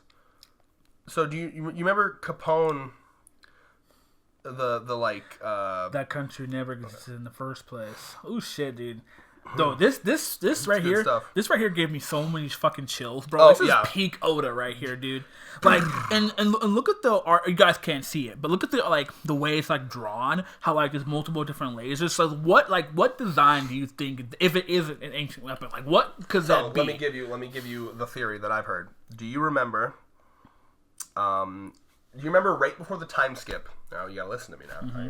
Remember right before the time skip, there was like chapters of all of the supernova, the worst generation, going into the new world for the first time. The Straw Hats chose to stay and train, but they went into the new world. There was a part where Capone Beige, you remember the like Godfather? You remember this guy? Mm-hmm. Because this is the part where you see, Urouge goes to the Lightning Island, and the old woman's like, "Do you want an umbrella?" Do you remember all these parts? Yeah, like they're in the anime. I know. What's his name? Drake went to see Kaido's favorite island. Yep. So all this shit's foreshadowed, right? Capone Beige. Something starts lifting up his ship, and then there's that floating in the sky. Oh shit! A lot of people, a big theory is that maybe it was on its way to an island. I mean, what the fuck is that? It's got little holes. Maybe that's where the lasers come out of. I'm just saying. Oh, shit. Okay, the ship. That's from right before the time skip. He's reading it, folks. Oh shit, that's so good. Yeah, Oda, baby. So that could be it. What else? Oh god, the other cool thing. Go back to the lasers. Mm-hmm. Count those lasers, buddy. How many lasers do you see? 1, 2, 3, 4, 5, 6, 7, 8, 9, 10, 11, 12, 13, 14, 15, 16. 16? Mm-hmm. Okay. You're a fan of Doflamingo, right? Yeah. You remember what his final attack was called? No, I'm about to blow your fucking mind, brother. I'm getting the volume. Getting the volume, dude. Dude, let's go. Everybody listening knows exactly where I'm going with this, because this is like a big theory. I'm surprised you hadn't heard it. Nah, man. I just love it, dude. Look at Im-Sama's eye as soon as he says he's not intercepting anything. Existed. Oh, dude, that's a sexy volume cover. I haven't looked at Dressrosa in a while. Even Sabo was like, what the fuck? Yeah, oh, yeah, dude. That's why I don't think that Sabo planned that, man. I'm pretty sure he was surprised. Because I know that was a big theory. And a lot of people were just like, oh, shit, you know? So, do you remember their final clash, brother man? Mm-hmm. Their final clash, he makes all those strings. You remember all this stuff, right? Godthread? Yeah, well, Godthread was part of it. How many did you say there was again? 16. 16 holy bullets. Holy shit. And what's his character? He was a Celestial Dragon. He knows a bunch of government secrets. Did he name his final attack based off of that? And remember, when he got arrested, he was expecting someone to come down and assassinate him because of what he knows. And look, his attack, it kind of looks like it. You know what I mean? Like 16 holy bullets. That's huge. I think he does. He totally knows about that. He knows about it. Remember, he's like, oh, they don't want you to know what they have in their vaults and shit. Like he knows. He absolutely knows. Like he was literally expecting him to get assassinated. Yeah. Well, the assassins were coming. Magellan was stopping them because Magellan's like he's a man of honor. He was like, no, you're in my prison. I like that about Magellan. He's like, you're a criminal scum. I'm keeping you here. You're not meant to die though. You're not on death row. You're in prison. I'm not letting them kill you. Which is, Magellan's gonna be soon. Oh yeah, it's unfortunate. That bird, bro. That's actually really fucking funny. Tragic. Oh shit, bro! Imagine just getting hired for the like. This is crazy, right? Well, Magellan's because to me, it seems like if you actually applied to be the world government, you're already on the hit list, 100%, right? Because if you're a part, even as like a small time grunt, right? Mm-hmm. You're like. They do like research on you, look at your background. Make sure you've never. And they're just like, as soon as you put in your job application, you're already on the list of like, okay, we have to keep an eye on this guy because it's just so fucking funny. The higher up you are, I'm sure, yeah. But that's the sad thing. That's the fucked up thing about Magellan. He's been nothing but loyal. He's been the most loyal motherfucker to them. He did his job so well. People, we know this as One Piece fans. Magellan did like the best against Luffy out of like every villain. He fucking the only reason like Magellan got fucked over in like every way. Like he should have won. You know what I mean? Yeah, Magellan's incredible. His Devil Fruit is just good. A few people like. Because, like, Caesar Crown couldn't stop it, but, like, because of Magellan, Luffy got, like, not like... What do you mean Caesar Clown couldn't stop it? What do you mean? Well, like, Caesar Clown was just, like... I don't think him and Magellan have ever... Well, no, but he's heard of him. Oh, but, okay, like, yeah. Are you saying hypothetically? Yeah, because Magellan is the reason why Luffy has high resistance to poison. Yeah. Because he survived the poison. What you mean, yeah. And then he was just like, oh, yeah, and then he got poisoned by Caesar Clown, and Luffy was like, oh, yeah, that poison stuff doesn't affect me. If it was Magellan. And he was like, wait, Magellan? That's fucking... Yeah, if it wasn't for fucking Ivankov, though, he would have died from that shit. But, dude, it's so good, man. The foreshadowing and the shit, it's so good. Ooh, love that. Yeah, I love that. But either way. So Doflamingo's attack being 16 holy bullets blows my fucking mind. 16. Because that fits his character to me. Like he strikes me as the type of character who would name his final attack that just as like a mocking jab. Like I know your secrets. Yeah, he's petty enough to do that. So my thing is, right, so like when it comes to everything we're getting right now, and then, we're getting all the huge info, the voice entry, Im-Sama's, because what got me about that is like the fact that like it feels like Im-Sama is getting more involved in the story compared to the past, and we still don't know what the fuck is up with that giant straw hat, by the way. I've heard theories that it's Joy Boy's hat, like that was a hat that he wore, but like I have no idea. That's weird. So it's just kind of like, okay, and we still don't fully know why, Blackbeard and like Luffy and then like were like stabbed through while Shirahoshi was cut up. You know what I mean? Mm-hmm. So it's just kind of like. Because honestly, because now that it makes sense, because like now that we know that Dragon's Luffy's dad, and Vegapunk knew Dragon, like that could be like, okay, Luffy has the next to go. Because in my mind, it gives me like because you know how weird comparison, but I have to go to my brain. You know how in York knew when the Phantom Troop faked their deaths and shit, and then the Mafia was just like, okay, now that they're dead, killed their loved ones, their friends, make sure this doesn't happen again. That's my headcanon, you know what I mean? It's just like, okay, that we kill Dragon, and then we kill every single person related to his blood. Because the world government seems like tight. It's not like, even just... Because it's just the same thing with Roger, right? Like, okay, we kill Roger, kill his wife, kill his kid, They went through every pregnant motherfucker, and it's implied they went through everyone that ever got to know him. They tried to wipe out his whole crew, but Rayleigh was too good at hiding, Yeah. Or either that or they're just too pussy. In my head, like, if they found and captured Dragon, they'd be like, okay, go for Luffy next. You know what I mean? To set an example. Yeah. To be fair, though, they've wanted Luffy for a while. Ever since he burned down their... Well, he didn't burn down their... But that's kind of the story. Well, but I mean, to be fair, like, let's be honest. You know what I mean? But because we don't even know, because the Crocomom theory... No, that's a stupid theory. Yo, this man, without hesitation, the stupid theory. Crocodile, you should be able to say that the Crocomom theory is stupid in the same way that you say, like, the Earth being flat is stupid. There's zero... Yeah. Yo, he is... Bro, you about to upset half the One Piece fandom. There's no way. If half the One Piece fandom believes that, they need to fall off a cliff. It's deadass. Bro, you roasted the fan. I am 1,000,000% on board with the Crocodile was born a biological woman theory. But Ivankov knows the secret. Like, him being that's retarded. Like, that's so stupid. I mean, the only thing I can think of that makes sense, because, like, Ivankov and Dragon were the start, you know what I mean? And maybe Crocodile came along. No, that's not true. Women, and then they fucked. But my only thing is, why would Croc want to become a man? You know what I mean? I'm excited. I mean, it'd be cool if they literally just made him trans. Like, because it's just like... Oda can stop blue ballsing the trans community and giving us, like, half trans characters like Yamato. Because I'm just like, what would... Because in my assumption, he did it to hide. He's hiding from something. I'm assuming. I don't want it to just be that. Because I mean, like, why else would you want to change genders unless you were hiding? You know what I mean? Or just trans. Obviously. I love the idea that Oda actually, legitimately, just like does a really heartfelt story about him, like born a woman. I would love a flashback, kind of like Kuina, right?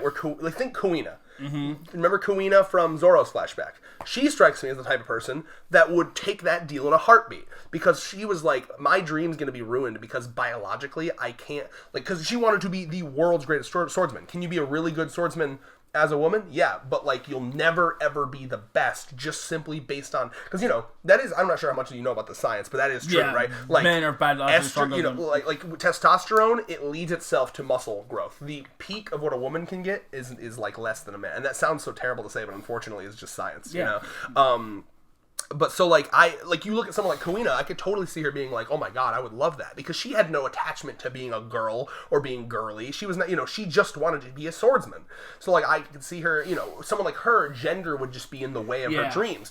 I love the idea of Crocodile being that. Like, because we see Crocodile, very manly guy, he's a mob boss, he's an AA. I could see him being like, maybe he wanted to do stuff like that, and he was trying to, like, set a presence for himself, but no one would take him seriously because everyone was just like, ooh, you're so pretty, or, like, perving over him, and he's just like, I could see, like, him being this badass woman, killing motherfuckers left and right, but no matter what he does, he can't get respect, so he's like, I would love that. I think that'd be such a cool, like, story of someone. I wouldn't mind it, but this is Oda we're talking about here, so, like, I think he could do it. He touched on it a bit with the Yamato stuff. Yeah, he could, but it's just like, this is like Crocodile, you know what I mean? This is someone, like, who the first villain that actually no problem with that. Gave Luffy trouble, you know what I mean? Yeah. So I'm just like, I feel like there's more than meets the eye, because I don't even know, like, where Crocodile was originally, because I mean, we don't know why Ivankov, because it was like, what Ivankov says, like, oh, Crocodile, you have to come with us and behave yourself, because I know Luffy was concerned about bringing him along, and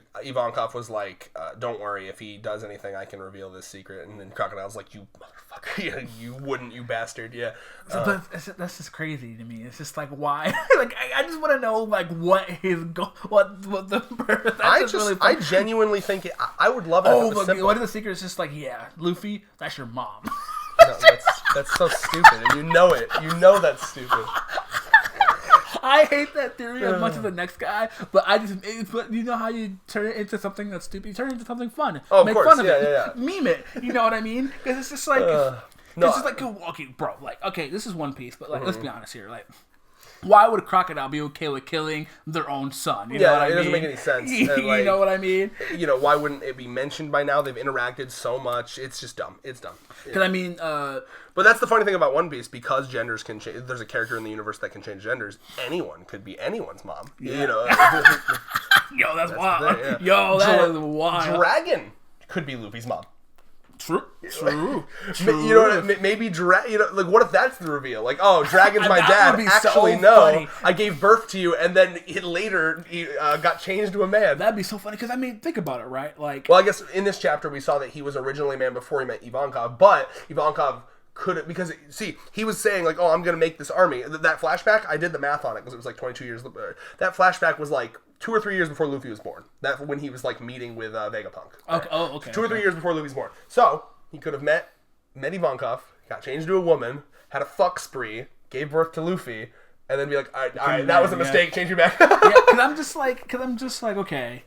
Because Ivankov... Like the fucking, real quick, like the Jing, you know the Jing freaks theories, that Jing is the mother and the father of Gon? Yeah. Because of the card in Greed Island? Oh. Do you know about that or no? No. Okay, so Togashi's a freak. In the manga, he literally has pages, like 5 or 6 pages devoted to listing every single card in the Greed Island game. Every single one. There's hundreds, you know that, right? Mm-hmm. So, like, one of the cards is called Pregnancy Stones. And it's literally like, you hold these stones... And like whether you're male or female, you will get pregnant and give birth to a child if you hold the stones for long enough. And we know that Gon was born around the time Greed Island was a thing because we saw that shot of him holding an infant Gon in Greed Island. Jing is the kind of self-centered guy that could be both the mother and the father. That's really funny. I'm super down with that theory. Yeah, but it's just like, okay, so because you have to think of it like this, you know what I mean? Like Ivankov, obviously, you know, no gender and stuff like that, but like a smart person would be like, oh, okay, how do I hide from like a certain situation, or how do I hide from this? Oh, I just changed my genders, you know what I mean? You know, and just like because like if you change identities, whether you're male or female, you know, it's what it is, you know. And I'm pretty sure Ivankov's island is pretty famous among a bunch of people, right? So it's just like, okay. You go to this island to express your freedom of sexuality, which is great, and stuff like that. But it's just like, if you're like a heavy like mob boss, or you're hunted, or you have like a bounty on your head, right? Like, you can just like be like, oh shit, okay, well, I'm being hunted by the government, and you know, and I know hear this island hear about this devil fruit that can change genders. Good place to hide. You know, the only problem with that theory is I feel like that applies to so many characters in One Piece. So many characters would need to hide from the government. Why would just Crocodile do that? You know what I'm saying? That's the thing. I feel like it has to be more than that. Well, I'm not a writer, so I'm pretty sure it'll be add his own flair to it. But I mean, I'm you know, like I said, I'm playing devil's advocate with the theory. You know what I mean? I just love the idea that he has some very, very strong gender-related trauma, like where he was like. It depends on how dark Oda wants to go, but I would love it if he felt, because again, he's a very serious guy. I like the idea that from ever since he was a kid, he's been super serious, but he was treated like a little princess because he was a girl. And I just love that. Like that's all I would like it to be, is just like, he just felt like he'd be taken more seriously as a man, which is, especially in the One Piece world, unfortunately true. You know? That's your Boa Hancock, then. Yeah. No, I mean, Boa Hancock is also, she's not really taken seriously, although every man's like, ooh, wooga. I mean, but to be fair, that's a part of her power, you know? She wants that so she can turn you to stone. Right, but at the same time, she wouldn't have been raped by celestial dragons if she wasn't. Yeah, true. That's true. Yeah, and you know, breaking meta a little bit here, breaking fourth wall breaking. Every woman, like 99% of women in the One Piece world have the same body type. You know, it's just, if you're a woman in the One Piece world, you're either hot or tremendously ugly. Big Mom, bro. Never forget, Sanji did kick a woman. Big Mom, bro. It's so funny. I can't believe that. People try to cope so hard. People are like, no, dude, he was blocking her attack. I've seen people be like, he was blocking the attack. He's not. No, dude. He doesn't see Big Mom's not a woman because she's not hot. Dude, it's so sad. The more I read One Piece with Allie, the more I'm like, I love Sanji so much, but he's so cancelable, dude. It's so bad. It's so bad. This is so fucking bro. When he switches bodies with Nami, and he's literally like asking Brook for a camera so he could take like pussy and dick or pussy and boob shots. Bro, it's funny too because I saw on Reddit a lot of people were shitting on Nami for kissing Puddin and she was underage. I'm just like technically. You mean Sanji for kissing? Yeah, but Puddin kissed Sanji. Yeah, no, and then erased. He has no memory of that. That wasn't his thing. So it's just kind of like whatever. But it's just wild. It's unfortunate. Yeah. Well, I think the worst Sanji thing is thank God non-canon. Have you ever watched any of the? It's Film Z. Have you ever watched Film Z? The one with Zephyr. I think so. There's a character in Film Z who has the power to turn anything she touches back 10 years. Very specifically, just that's her power. 10 years ago, present. 10 years ago, present. So how old are you right now? I'm 25. So I'll be 15. I can make you 15. Boop. So, yeah. Please don't. yeah. So she does that to Robin. This is pre-time skip. So Robin goes from 28 to 18. So thank God, 18. And then they did that to Nami, who was, if I remember correctly, in the pre-time skip, 18, turns 8. Sanji has comments. Sanji says something along the lines of like, "Oh, I can't wait." Manetta level. Worse. We're talking pedophilia because, like, again, it's non-canon. Thank God, it's Film Z. But he says something along the lines of like, "Oh, I can't wait to watch. At least I get to watch this little flower bud into the mature, beautiful rose that she becomes." It's something real weird about like watching her bloom grooming her. Oh yeah. I'm like, fuck. Hey, yo, not every comment has to be something sexual. That's the thing. I love Oda to death. He kind of, the term, we've talked about the term Flanderization. Yeah. Mm-hmm. Which is like, it comes from Flanders, from Simpsons, where he used to be like a really rounded character. He happened to be a religious guy, but he, there were other elements to his character. He was still a good father and stuff, but now every time he's on screen, he's the wacky religious guy, and that's his whole character, right? Sanji, I feel, post-time skip, really did become, like, the pervert character, which is so sad because he used to be so much more than that. He's like a suave cook. He's got, like, a little James Bond in him.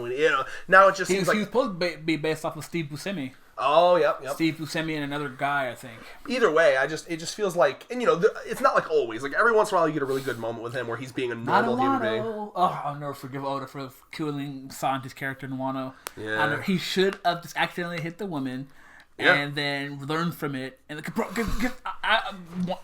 that point, there was no reason for him to destroy the raid suit. Like, the whole point of him destroying the raid suit is mute now. It was dumb. Because the whole point of him destroying the raid suit was because he thought he was turning into a monster that, and betraying his values. But then, like, oh yeah, it was Queen who did that, and now the raid suit's just destroyed. A power-up that he really needed is gone now. I know, rip. Like, that's the thing I'm getting. Like, everyone gets a power-up. Well, Luffy got his power. He got the Ifrit Janbei. He got it's less impressive in the manga because it's not colored, but his Diablo Janbei is blue fire now. I don't know if you remember that, which is kind of sick. It's just like, man. Yeah. So to remind you of that fight, there is a power up. He's much faster now, and his flames are hotter now. So like it was something like I think he said something like, my armament hockey is so much better now that I can make the flames on my leg like absurdly hot. So they are like blue fire, and he's so fast that remember he thinks he's still able to go invisible, but it's actually he's literally just like flash stepping. So he got a speed and it's just like, man, like destroying the raid, like the raid suit was a good like sort of like, cool. I have a last like, because to me the raid suit would have been like a good like moral like, okay, this is created by a family that I hate, but I have no choice to use this to save Luffy, Nami, shit like that. One of those like forms I don't want to go into. Yeah, but like that was so good. But then again, destroying the raid suit was a really good character moment for Sanji because it was just, okay, do I really need this to stay in the crew? I was like, no, I choose my humanity over becoming a monster and destroying that shit. But he really didn't even need to destroy it. And so that conversation betwing him and Zoro, it was so good, but it was like ruined. Oda really he got rid of everything. Yeah. Bro, honestly, tragic. I think that's probably one of the main reasons why I put Wano like 6 or 7. Bro, that shit was awful. And we talked about how not good Sanji and Zoro's fights were. All of them. They were terrible. Like all. No, that's not true. Robin's fight was good. Okay. I liked Robin's Jinbei's fight was terrible. The Jinbei's fight had good stuff. I enjoyed it because I like CP9 stuff. I like the I like that. But so like him doing fight itself, it was fine. That wasn't one of the worst ones to me, to be honest with you. Because my thing, I had a massive problem. Sanji's was boring as fuck. It was just like I'm sorry. Go. Oh god. It was because Sanji's fight was literally like, I have technology of all your brothers, and then like literally one chapter later, he's like, bam. Oh, so bad, bro. And then that's awful, like, bro. Zoro's fight with King was like literally. I remember that chapter. Flashbacks, but also that chapter was so sketchy, blurry. I had a hard. And it wasn't just me. Other reviewers were like, I couldn't tell what was happening. I bet the anime will fucking. I bet it'll be fire in the anime, but like, yeah. That was whatever. Bro, I can tell you how forgettable those fights were. I can remember more about Jinbei's fight than fucking Zoro. And I remember like Zoro was in the air with King most of the time. Frankie's fight was just suplexing a rhino over and over, or a Triceratops over and over again. Nigga, when I tell you that shit's so fucking funny, bro. Half those fights were forgettable. Like the only thing I can remember that were decent fights were all the Big Mom Kaido, and that's it. Yeah. It felt like he gave most of his time to Big Mom and Kaido fight, which makes sense to an extent. But like, well, yeah, he overextended himself. That's all it is. He can only because like I'm trying to think of a good example. I just feel like in arcs now he can only focus on one good fight, and the rest of them are like background shit. You know, that's just so bad. I hope. Now that we have Cyberpool here, and it looks like there's gonna be enough fight for all the Straw Hats, he redeems himself with the Straw Hats fights. Because don't get me wrong, I love Luffy, Zoro, and Sanji. I love their fights, but bro, like one of the best parts about the CP9 fights is that every single person got a power up. Every single person got a fight. Like Nami's fight against the Bubble Girl, fucking fantastic. Yeah, you know what's so sad? Chopper. Think about Chopper and Wano. All he did the ice only thing, and that was it. Yeah, he did, he held back. He had a moment where he kind of like I think he got to. He got a good hit on Queen, I think, when he was in the monster form. Yeah, but like good. He didn't have like a big a reindeer. Yeah, that was pretty funny. That was pretty good. But it's just like, bro, like Chopper's fight in fucking Water 7, fucking beautiful, man. Fucking Frankie's fight, bro. We met the voice actor for Choppa, baby. Bro, I literally want to go back and see that fight. It gave me fucking chill seeing fucking Frankie fucking stop the momentum.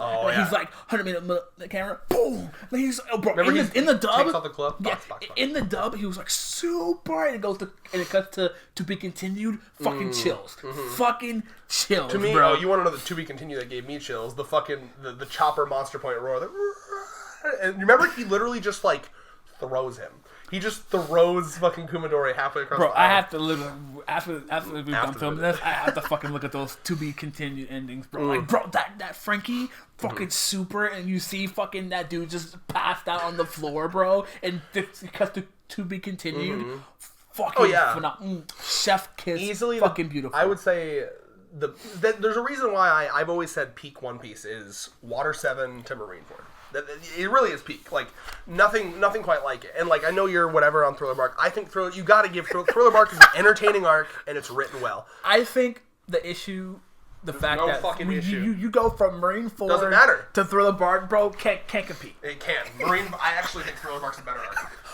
Oh, wait a minute. In the comments right now, Thriller Bark versus Marineford. I need to know that Marineford is just fight. It's just fights. They're good fights. This man is about to start a One Piece war unintentionally right here. Thriller Bark, egoist right here. Look at this man. It's exactly what I love about One Piece. It's the same reason why I'm loving this arc now. Wacky island, wacky story, wacky characters. It's interesting stuff. Bro, Marineford is good, but if you, I just read it with Ali. I fully read it, bro. It is just fights. They're good fights, but there's really not a lot of plot other than it just leading to Ace die. You know what we need now? What? We need to make a YouTube poll. Thriller Bark on Marineford. Well, you'll win because people are wrong. He knows the public opinion means everything. Yeah. And to be told, I don't care which one's better, to be honest. But I'm just saying that's really funny because I know a lot of people who would be like, "What? Marineford?" Marineford is good, but I feel like people overhype it because I don't listen. Marineford is not better than Impel Down. Marineford is not better than Water 7 Enies Lobby. Yeah, 100%. I'm memeing a little when it's not Thriller Bark's not better than Marineford, but Thriller Bark is a really good arc. And like I don't know. I just think people underestimate Thriller. They undersell Thriller Bark so much. I like Thriller Bark. It was just I don't think every arc has to have like these huge stakes to be good. I think like it's the de-escalation escalation thing we talk about. It's the same reason why I love Davy Back. It doesn't have huge well, I guess it kind of does because like, oh my god, I might take one of our crew members. But like Thriller Bark, in the grand scheme of things, it's like a tiny little silly arc, but it is one of my favorites. I mean, like the de-escalation shit is the same issue that My Hero, Dragon Ball, and Naruto had. You know what I mean? They didn't know how to those three authors, while good, didn't know how to de-escalate a situation while, Gigi, Oda, Tabata, people like they know how to de-escalate and escalate. and for power scaling, you're getting tired, buddy. Oh no, it's so.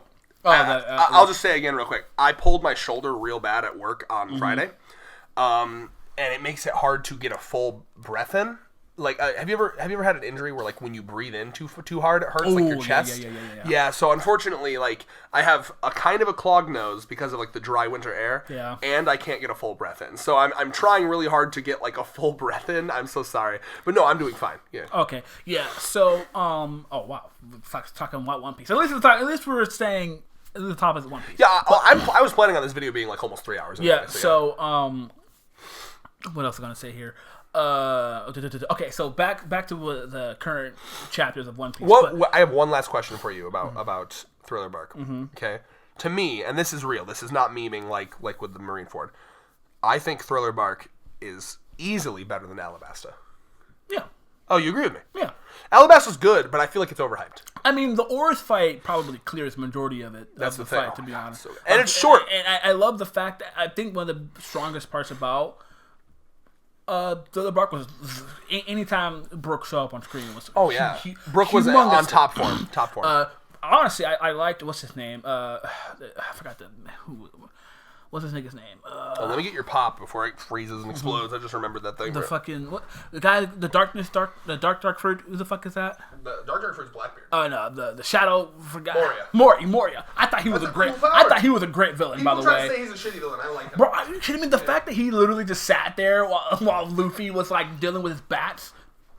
Top tier. That's lame, but like, I actually really like the fact that his whole character is just like, you know what? I'm not gonna lift a finger. I'm just gonna create a huge army and find the One Piece that way. Like, bro, and that's how people would be with that kind of fruit. But all he had to do was just, like, he collects shadows. You know what I mean? Like the fucking bro, he went to Wano to steal fucking, and obviously we didn't find that out till later. Yeah, we saw peak. Remember that shot of Peak Moria fighting fucking Kaido? Bro, like, the fact that he even attempted to go toe-to-toe with Kaido is huge. That's huge for him. That proves that, like, when Moria was in his peak, he was a badass. Yeah, and I loved, you know what I mean, like Nightmare Luffy, the team fight against Oars, like that all shit was good. Like the fucking Kuma coming in. Everything you're listing, that's like most of the arc. I think maybe because you watched it in the anime, you think that it's because they fillered the shit out of it. There was a lot of like long scenes, like that scene where they're like running up and down the stairs and it's getting destroyed behind them. That's like long as fuck in the anime. In the manga, that's like a 40 chapter arc. Like you get that shit done in 4 volumes. You know what I mean? Really? Wow. Oh yeah. It's short. It's a short ass arc. If you read it in the manga, it's fucking top tier. It's just, I can go back and reread it, of course, but man, I don't know, man. Marineford is overhyped. I'm just saying it. It's good. It's really good. It's got some of the best fights he's done. I love like the bringing together of everything that he's ever, like set up. It's really cool. It's just like compared to Water 7 or Impel Down. It's just like, I mean, I'm a hot take here. I think Dressrosa is better than Marineford, to be honest. Damn, that's a hot take. Now I'm about to Marineford. It's hard for me to judge. Fishman Island, Punk Hazard, and Dressrosa are tough ones for me because when those were going on, I was switching back and forth between the anime and the manga constantly. Because that was back before I was manga only Master Race, and I was like, oh, you know, I want to read the manga, but I was like, oh, but I want to see it in motion, and I would literally go back and forth. So my experience of those arcs is very like disjointed and fucked up. But I've been rereading it with Allie now, and I used to think, oh, Fishman Island arc, kind of whatever. It's good. You go back and reread the Fishman Island arc. That's not bad at all. And like now that I'm more into politics, the message of like generational racism is like super strong. And I don't know how long it's been since you read Fishman Island arc. I watched it. I love that Hody as a villain. Like, because there's that part where they're like, "What did humans do to you?" And he's bro, like, so absolutely good. nothing. He did absolutely nothing. And the fact, so like, truly, he is just a product of his surroundings. I love that. Like, it shows how it continues on, and like that jives with the message of like Shirahoshi's mom, Otahime, where there's that celestial dragon, and they're about to just like cap him on the fucking curb, and like she's like. She stops them, and they're like, "Why would you stop us?" And I like that it's not that she wanted them. It's not that she was against them killing him, because she's like, "Don't do it in front of the children. Don't do it in front of there are children watching." I'm like, "Oh my god, that's a good ass arc, honestly." So, yeah. So anyway, now I'm in Punk Hazard with her, and then Dressrosa coming up. So I'm very excited to reread all those arcs because like those arcs were disjointed for me, and I think I'll like them more. But anyway, let's move back to modern One Piece here. Modern One Piece. Don't you love having to say that? Modern One Piece. Well, we got 2.5, 3 years left, according to Oda. So, let's see here. Shit. Okay. I mean, because honestly, No, there's more. Don't you worry. we haven't even talked about Gear 5th, my brother. Gear 5th. Oh, yeah. I forgot about that, yeah. What time is it?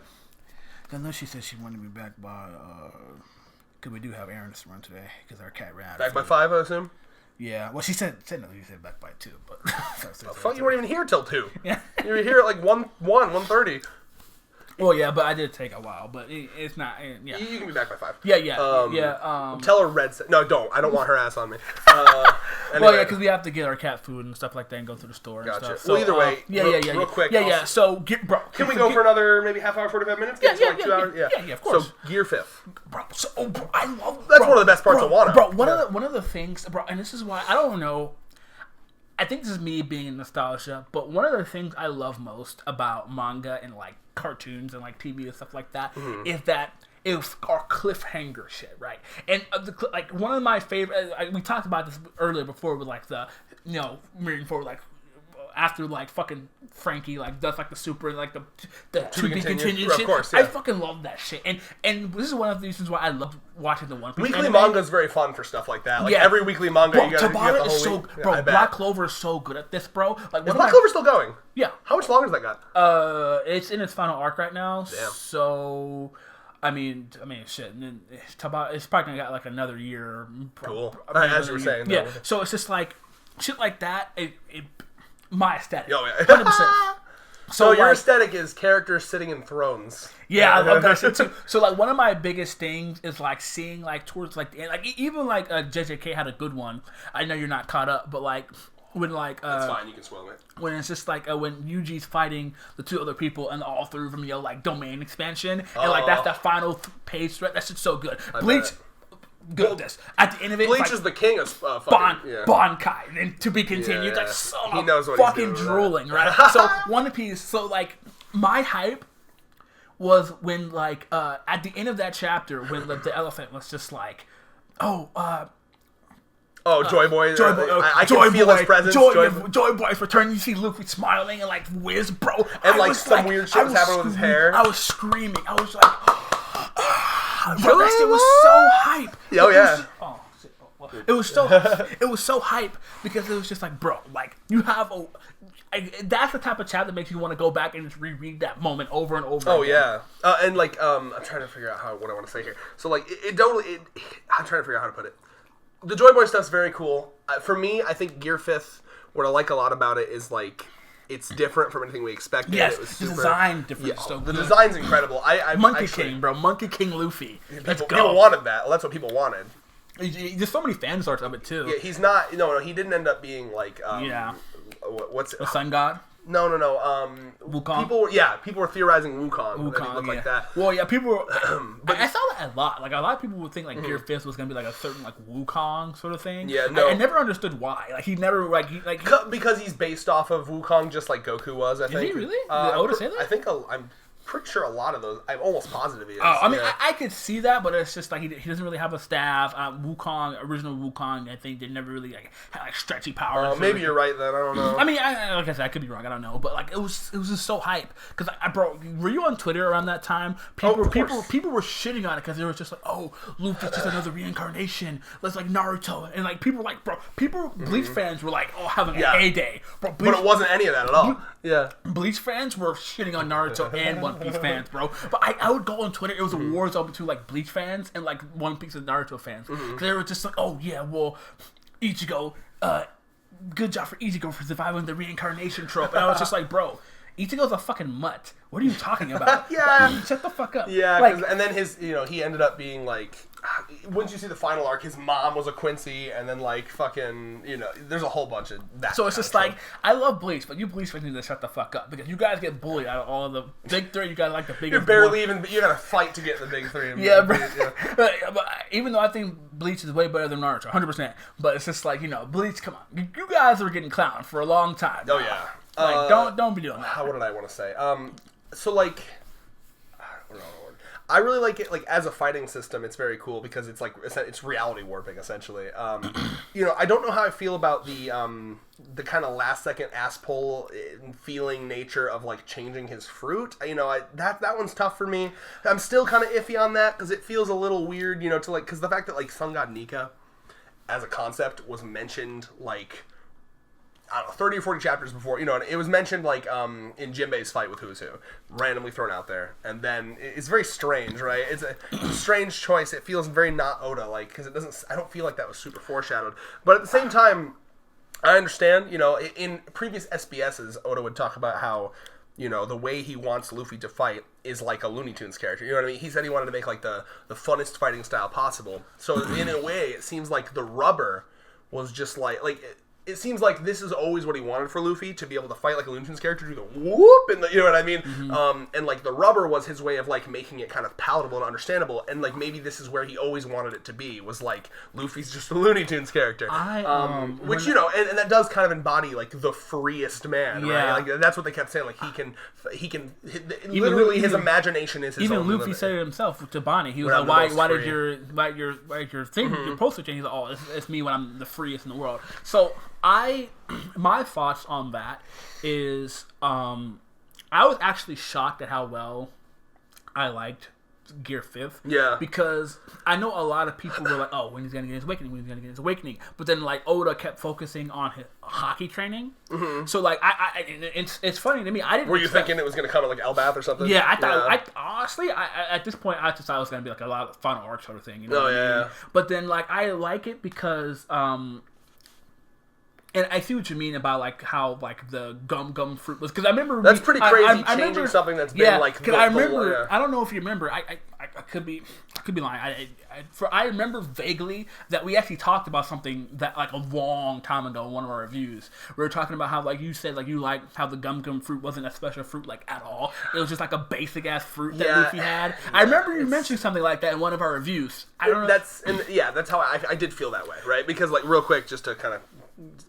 On top of what you're saying there, yeah, that is something I like about Luffy, right? Is that like the idea was always, you know, I mean, people like Sabo and Luffy Ace would like make fun of how shitty his power was, like, oh, that's like the entire story leading up to now would always be people like rubber.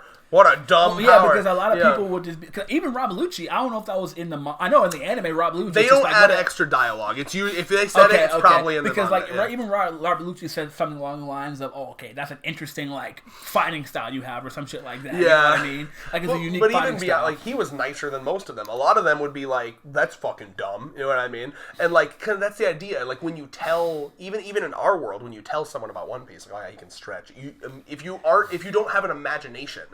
Your first thought is, well, that's a dumb power. Well, yeah, because I mean, you have like Plastic Man, Mr. Fantastic, Elastigirl, like all those, you know what I mean? And I think the main issue is that like out of all like the plastic style characters, because you know there's been plenty over the years, I would say Luffy's is the most unimaginable one. And I'm not saying like his it's not unique. When I mean like unimaginable, I mean like the gum style of fighting that Luffy has.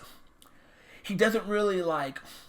He does the basics with stretching, you know what I mean? Like, he does, like, he blows himself up. I think you're underselling it. Let me finish what I'm trying to say, though. But it's just like, you know, like, the way Luffy uses his powers is not as creative as, like, a character like Plastic Man, who, like, forms himself into chairs, forms himself into, like, a basketball. But Gear 5th is kind of getting us there. That's what I'm saying, you know what I mean? So, like, if you compare, like, Luffy to like Mr. Fantastic, or hell, even Elastigirl, you know, who, I mean, even her, she's not doesn't use her shit that crazy. Elastigirl's best power is that she has a thick, meaty ass. But even then, like she would like you turn herself into like a parachute. You weren't even listening to what I was saying there. Thick ass. Got a thick, meaty ass. Remember that scene where her ass gets close in the door, bro? Yeah. But it was just like, you know, like let me womanize and listen to me when I womanize. Let him be misogynistic. I'm just kidding. I'm just kidding. But you know, like she turns herself into a boat. You know, like stuff like that. Yeah. You know what I mean? Like when people think like elastic powers, they think of like shape shifting, like turning yourself into like a fucking like, you know, turning yourself into shit. But Luffy doesn't really have that. He has, and I don't say. I think Luffy's stretching powers is unique because, like, I love the Gum fighting style. Gatlin, Pistol, fucking Red Hawk. You're talking about the basic bitch one. The clever ones that I like. I really like the fucking stretch. Okay. Yeah, that's a great one where net where he stretches his fingers. I really like. I don't know how many times he's used it. I knew he used it against Crocodile once. Shotgun, where he punches and then he flicks his arm and then it goes, and then it's like Pistol but a bunch. Yeah. I love that. I really like UFO from Punk Hazard where he twists his waist and he's just able to fucking fly. Yeah, that was in the game too. Firework. Gum Gum Firework, where he literally just spins in the air and does a Gatling. Bro, let me tell you a side story, bro. Growing up, before I even was into into anime and stuff like that, I was a big into sprite animations. You know, I told you about this before. And you wanted to learn it, and you never did. And every time, I still believe in you. Yeah, bro, I'm gonna do it eventually. One of the biggest things sprite animators would do when it comes to the One Piece fight, because back in the day when you had sprite animations, the biggest franchises people would use for those sprite animations would be I saw a lot of Naruto and Luffy, Naruto, Luffy, Rurouni Kenshin. I saw that Mario, Sonic, Dragon Ball. Those were the big ones with sprite, because of course Mario and Sonic were sprite animation galore. Right. But those franchises, all the franchises had games on the DS and Game Boy that had good sprites. So those would be the main ones to use. And one of my favorite sprite animated series was the Naruto versus Luffy one. And Luffy, I would love it because the animator did so well with the fight choreography between both franchises, and Luffy would use firework a lot. And me, as someone who's never watched One Piece, I've watched Naruto a bit. I never really at that time. Yeah, I never really watched Bleach that much, but it was just seeing that shit, seeing the fucking fireworks shit, I was like, bro, that's just fucking cool. Even though I was, at the time, the little bitch boy rooting for Naruto to beat Luffy. Now I'm an adult, real man, root for Luffy over, even though Naruto unfortunately wins, But anyway. Well, that must have been early One Piece, because nowadays I think Luffy would have won. No, it was... Did he have Gear Second? Yeah, it was Gear Second and Gear Third, because I remember one animation, it had Pre-time skip though, no Scar? Yeah, no, it had Luffy.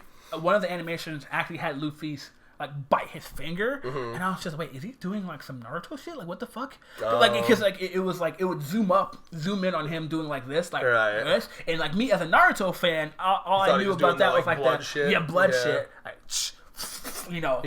cool shit. And I was just wait a minute. Little did you know he was blowing air into his bones. Yeah, but I mean, because the way the animation was, it was just it would it was a good close up of him doing this. And it panned out, and it was just so I was like, oh, okay, he cut himself. But then his hand grew big, and I was like, what? And me, 10-year-old me, wait, what? What the fuck is this? You know what I mean? It's cool. But anyways, you know what I mean. So back to what I was saying was just Luffy's power, and I'm not trying to downplay it at all. I definitely like how unique Luffy's is, because it's not just your generic Plastic Man, Elastigirl, Mr. Fantastic. Oh shit, I can morph into a fucking basketball. Oh look at me, I'm morphing into a fucking airplane. I think that's less interesting. That's what I'm saying. Yeah. That's what I'm saying. So the fact that he has multiple punches, different names of different moves, I like that. Even though you're casual fan, I'll be like, oh, he has stretchy powers, but he can't turn into a fucking dildo, you know what I mean, but Gear 5th changed that, and I like the fact that and I still think Gear 5th for a while is going to be a rarity. It's going to probably be he barely ever goes into it. He only needs it if he's fighting that's going to be some when they first learn Super Saiyan, it's that's too much energy to go into that. Yeah. I think I like the fact that Oda turned it into a Looney Tunes style thing to where because I know a lot of people were discussing how, because his awakening was even affecting other people, when Luffy was the big eyes, everyone was just big eyes. That shit that is interesting. That shit made me start thinking the fact that it's true reality warping down to it's kind of you can almost write it as a horror. It's actually kind of creepy, right? Imagine you slowly turn into the mask sort of thing. Yeah, you're turning into a cartoon. It's weird. It was really. It actually reminded me. Okay, yeah, you finished Fire Force the same time I did. When it reminded me of Fire Force a bit, right? When the nature of their reality is changing. You're seeing people as real humans rather than drawings. It reminded me of that. Luffy goes into Gear 5th and it has such a range. It's changing people around them. Luffy punches Kaido. It doesn't connect a real punch. It goes through him. Remember, it turned him into the rubber. He punched him. If I remember correctly, he punched his head, and it stretched out the back of his head, and it still does that damage, but it's wacky. It's so weird. I love that because I'm happy he didn't just do the basic bitch. Oh, I can turn this into this. Like he grabbed lightning bolts and it gave him the properties of the. And no. He turned the lightning. Yeah. So it's super fucking funny. Have you seen those screenshots of people of like cause it was original screenshot of like Luffy. And then Kaido's just like, oh, I'm curious to see how much hacks you're gonna reach. And you see like white beard, Shanks, rocks in the background. That's someone photoshopped that screenshot, but it was like a bunch of like cartoon characters, like Tom and Jerry in the background, Bugs Bunny. You can tell when people lack imagination and they're basic bitch like fiction consumers because like I saw people calling him like a Looney Tunes character as like an insult. Like people were like, "Oh, One Piece is Looney Tunes goofy shit." Oh yeah, Mickey Mouse. Those are those motherfuckers that take themselves way too seriously, right? They're that when you say you must be fun at parties to a motherfucker, like those people are so fucking boring, bro. Real quick, those are the type of people that all they're watching because Bleach is great, but I know people that like watch Bleach because they think it's so serious or like think like what else do people like Naruto. And they like Itachi and Sasuke, JJK and Demon Slayer too, and that's all they'll watch is shit like that. And I'm like, God, you fucking boring ass motherfuckers. And it's crazy because it's just like that's what anti-Twitter has become. That's one of the main reasons why I'm kind of staying away from anti-Twitter because it's just shitty opinions on shitty hot takes on shit that like you got, and that's the and that's one of the main reasons why like series like JJK. I'm sorry. We should just semi-look towards each other. Yeah. One of the main reasons why like series like JJK, Demon Slayer, even Chainsaw Man, shit like that. Why I'm just kind of like, because it's just like hold on though. Real quick. Allow me to defend Chainsaw Man. I like Chainsaw Man because it combines silly with serious. Well, if Chainsaw Man was just serious, that'd be boring. But then you have like wacky shit, like I'm riding a shark about to fight a flesh tornado, or like like the silly shit like that Power does. That's what Chainsaw Man escapes it for me because it does wacky shit. You know what I mean? Like you might be fighting like think. I'm trying to. It's wacky. The reason why I brought up Chainsaw Man, not necessarily because of that, it's because of the deaths. And I think we're going back and we're regressing, right? We were at a point to where like we left the edginess anime only good back in like 2010, 09, but now we're at this point to where like he has to be edgy again. He has to be serious. Like if your series doesn't have at least like one important death, it sucks. You know I don't think Chainsaw Man is that edgy. Like, but it's fans. I'm talking about its fans, and that's why. That's my point. It was like. Fans of those series are literally shitting on every other series just because like it's even I've seen Chainsaw Man fans literally shit on One Piece because like Fujimoto's not scared to kill off his characters, but Oda is. Have nothing to say. I've even seen some Chainsaw Man shit on JoJo because of that shit. I've seen some JoJo kills like half of its cast in every part. It's anti-Twitter, bro. They're so stupid. And that's why I stay away from that. And honestly, at this point, I think about just staying away from fandoms in general, dude, because this is toxic. I mean, if it bothers you, fine. Like you have to have the ability to look at it and just laugh. I scroll past it. What I do, I'll just post a meme saying how dumb it is, and I just keep scrolling, bro. I don't even interact with it. I just like, okay. Yeah, that's not. I ain't gonna lie to you, bro. Five. But like with Chainsaw Man, like I said, right, like. I think Naruto to me is the perfect example of like an overly edgy series because it almost always took the Ichi hot class. Well, we've talked about how the dialogue in Naruto, it's like a Shakespearean play. Like all of them are like, you can never understand my pain, but I can because my pain is stronger than your pain. Well, the pain in my heart. It's like that's edgy. Okay, Chainsaw Man, half the characters are fucking like.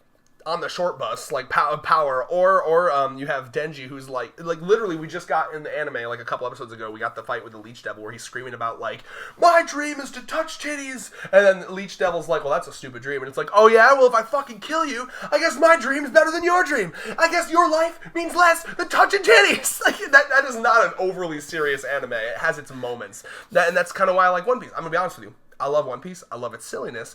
But if it didn't counterbalance it with the fucked up moments, if you didn't have your O'Haras, your Robin flashbacks, your Brooke flashbacks, your law flashbacks, your Hancock like implying heavily that she was raped by celestial dragons, these moments that are really fucked up and like bring you like to like oh my god, that's dark as fuck. If you didn't have those moments, if it was just silly, I wouldn't like it nearly as much. Yeah, 100%. You know? So like the perfect balance is perfect. Yeah. And turning all that back to the Modern Gear 5th, I really did like how like he turned him into a gag force type of character. Looney Tunes kind of, because I feel like that fits Luffy's personality perfect, and the fact that Oda balanced it in a way to make it work for One Piece. Because I had a friend who says the only thing he didn't like about Gear 5th was the fact that like it felt like the final fight between him and Kaido was too silly. But I'm just like, to an extent, I'm just like, that's kind of a point. And he was like, yeah, we seen Luffy be serious in Gear 5th before. But like my thing is, Luffy is clearly enjoying himself in Gear 5th because the whole Kaido fight. To be honest with you, the whole Kaido fight, he was a lot happier and like smilier than he usually is, right? And I think it's because he doesn't have like a super personal reason to hate Kaido, right? And I think that's one of the things that made that fight a little less intense. It was a good fight, don't get me wrong, but like, you know, you're not as on the edge of your seat, I think, at least for me, as like some of the other ones. Mr. Moore, he's the One Piece YouTuber I follow, and he was like hardcore on the bandwagon of like, I think the raid's gonna fail and they're gonna have to regroup and try again. That was like technically, I won't say it failed, but he thought the whole thing was going to fail. Well, Luffy failed like what, twice, 3 times? Yeah, no, but he thought they were all going to get defeated and like barely escape with their lives and have to retreat. Like think Water 7 when they first fight CP9 and they get like kicked into the buildings and stuck, and then they have to take the train to get them and fight them again. Okay. That's what he thought was going to happen. And I was super down with that. But like, you know, and he was going through all these reasons, and like, one of the reasons was when he was like looking at all the panels of like Luffy's face during other final fights. Normally he's really angry, but most of the panels of Luffy when he's fighting Kaido is like a big smile on his face, and he's enjoying the shit out of himself.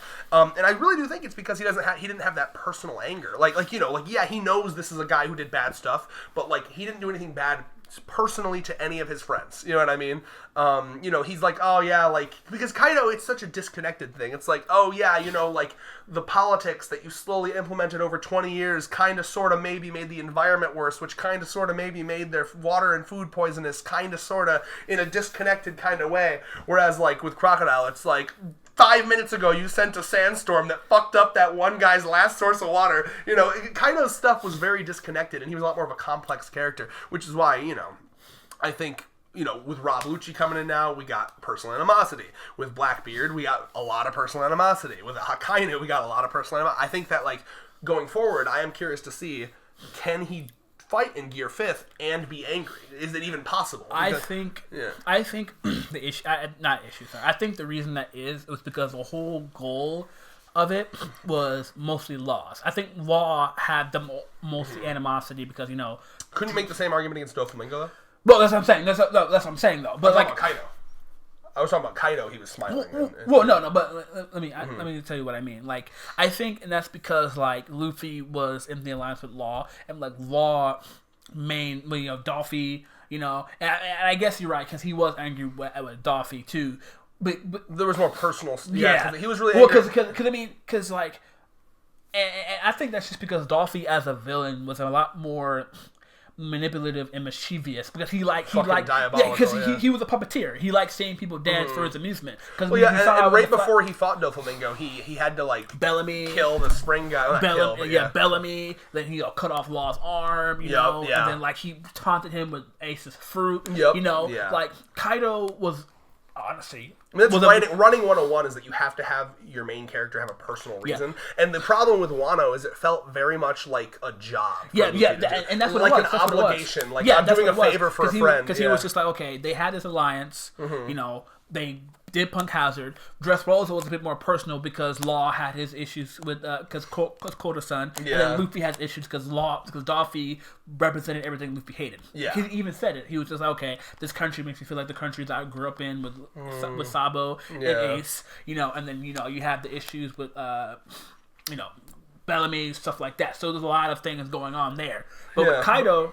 It really was just the deal. Yeah, Kaido now. That was just the end goal was always going to be beating Kaido because eventually the end goal was beating an emperor anyway. The reasoning for beating Kaido, it wasn't I'm angry at you. It was I want to be the pirates. You're a bowling pin I have to knock down. Yeah, basically. He was a Big Mom and Kaido were stepping stones, and even then Big Mom was animosity because of Sanji. You know what I mean? Mm-hmm. So like, but Kaido was a very straightforward villain. He wasn't really as complex as like Dolph. He wasn't like, I can't really say if Kaido was a better villain than Doffy. Oh yeah, I mean, and problem number 67 of Wano, his flashback was short and shitty. Yeah, and like we can cope a little and say Oda's probably going to give us more later, but we don't even know where they are right now. They both fell at the bottom of the sea. Like, can we? You know what? Let's transition to that. The ending of Wano is so messy and weird. It felt like a fever dream. It felt like a fanfic. I don't understand how he knocks them into like they dig into the world and then they fall into a lava chamber and then the volcano erupts and we never get like their bodies or anything. Big Mom in like and then just on top of that, to like talk about all the information we know, we see that chapter where Pudding has been kidnapped by Blackbeard. We still got to talk about Blackbeard and Law and them fighting. We'll get to that. But like Pudding doesn't even know she's alive. She's like, oh, if Mama was alive, she'd come. She's like, I hope she is. And if she is, she's gonna come and fuck you up. And they're like, nah, she's dead, bitch. And it's crazy because it's just like, I'm very interested because I did like Law and Kid's fight against Big Mom. It was great because that fight was good. And I love Law. It's just like, okay, Luffy, if you don't beat Kaido, I don't even have the energy. We're fucked. I mean, no, but I love Law. It's just like, bro, because Law's emotions and feelings after beating Big Mom is the feeling you feel after beating a huge big boss in a JRPG. Yeah. That you have like all your you literally have like maybe like one health. I got no points left. No point. You used up all your items. All my special moves are gone. No MP. Yeah. None of that shit. And you just barely beat him with like one health. Mm-hmm. You're just like, oh my god. And what I actually really like how Oda did the Big Mom fight too, because the implication is that like she was still kicking to go. You know what I mean? Like they were not tiring her out that much. You remember, like there's that point where she's on the ground. And like I think Kid's firing the rail gun or something, and he's doing something to her, and she's just like laughing. Like I think she was on the ground just laughing, and they're like, "Holy fuck!" Right? The only reason they even did this is because they got her off the island. She was not tired. She was not about to pass out. If they were fighting in an area that they couldn't just knock her off, she would have won for sure. And I like that. And I just love the fact that Law is just like, bro, we just beat Big Mom. If Luffy doesn't beat Kaido, I don't even have the energy to fight back anymore. Like I'll literally surrender like right now. Like that. But that's the energy a lot of people wanted for Wano. You know what I mean? Because let's be honest. A little feeling of danger. Yeah, there wasn't a lot of that. Let's be honest here, man. Like it was too easy. I feel like. Did you feel it was too easy for them? Did you feel challenge at all in any of the Straw Hats fights? That's the thing, right? Exactly. No. Yeah.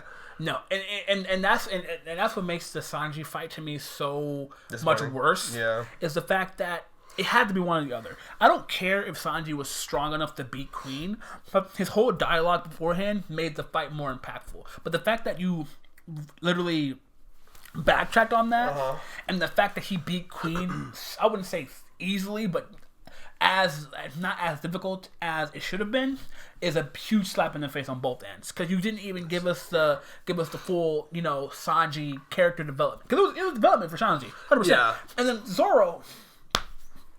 Honestly, I don't even know fucking King. Zoro, we got that flashback of village. Queen, but okay.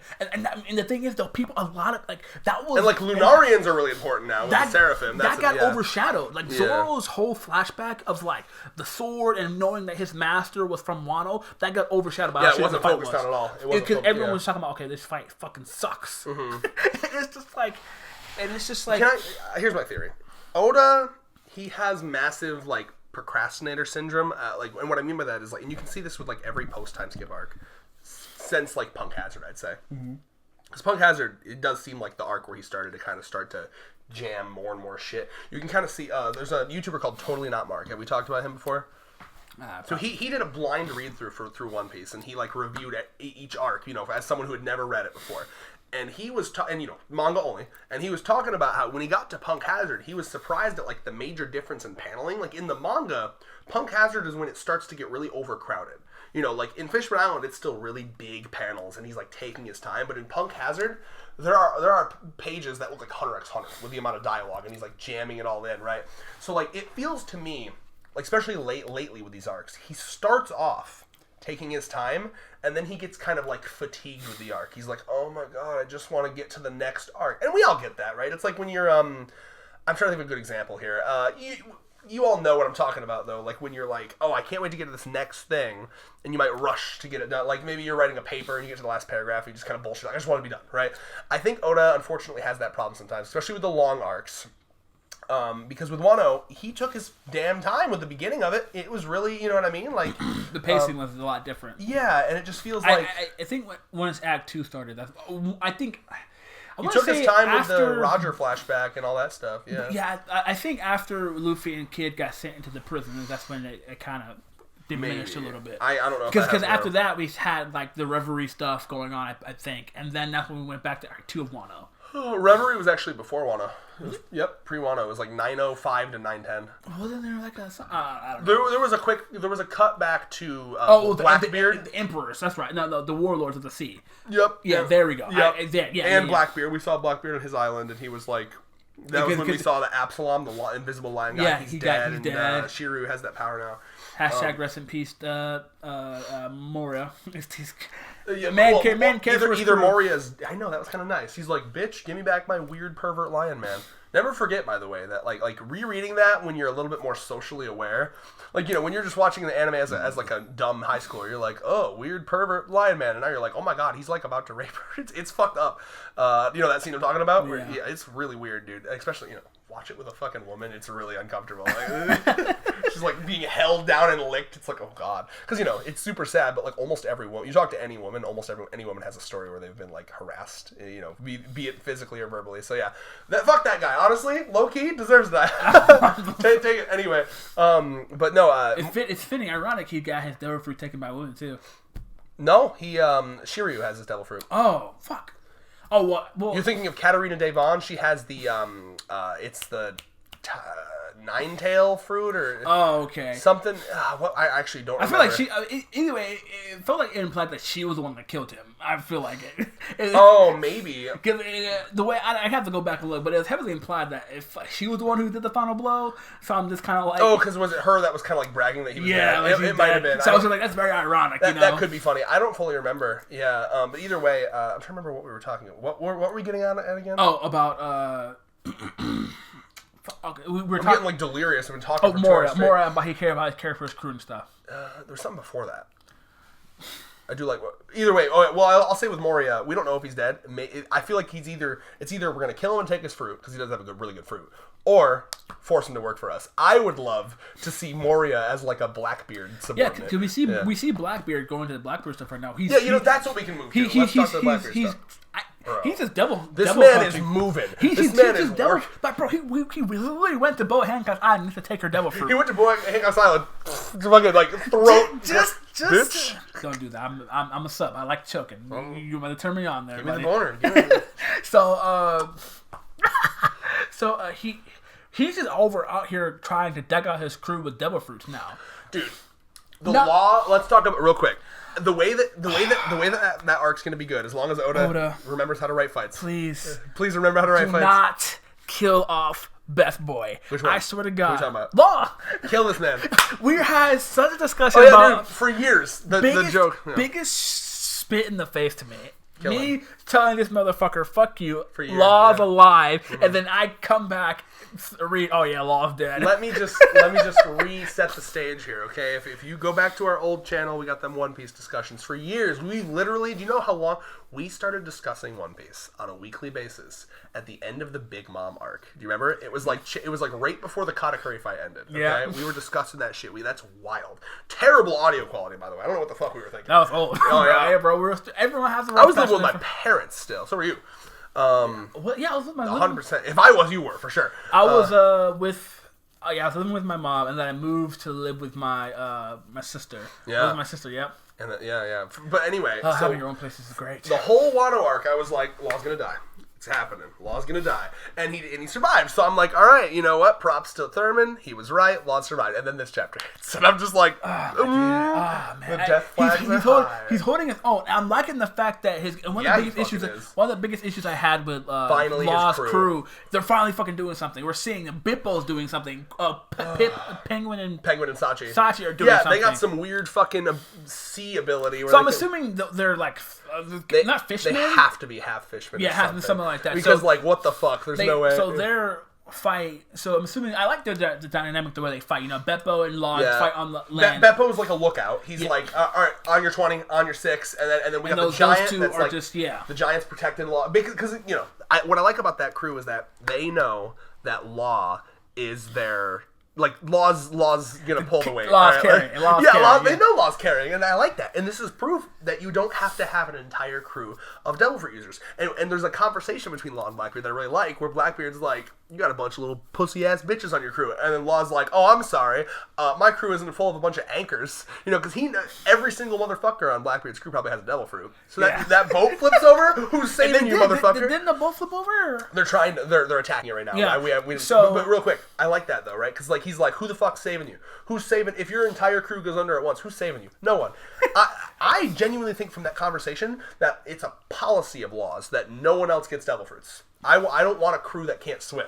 I think, you know, he probably hates that he can't swim. So he's like, I want a group of motherfuckers that can swim. Because remember, Law, that was forcibly fed to him. He didn't choose to have that fruit. So I like to think that, like, that's a policy.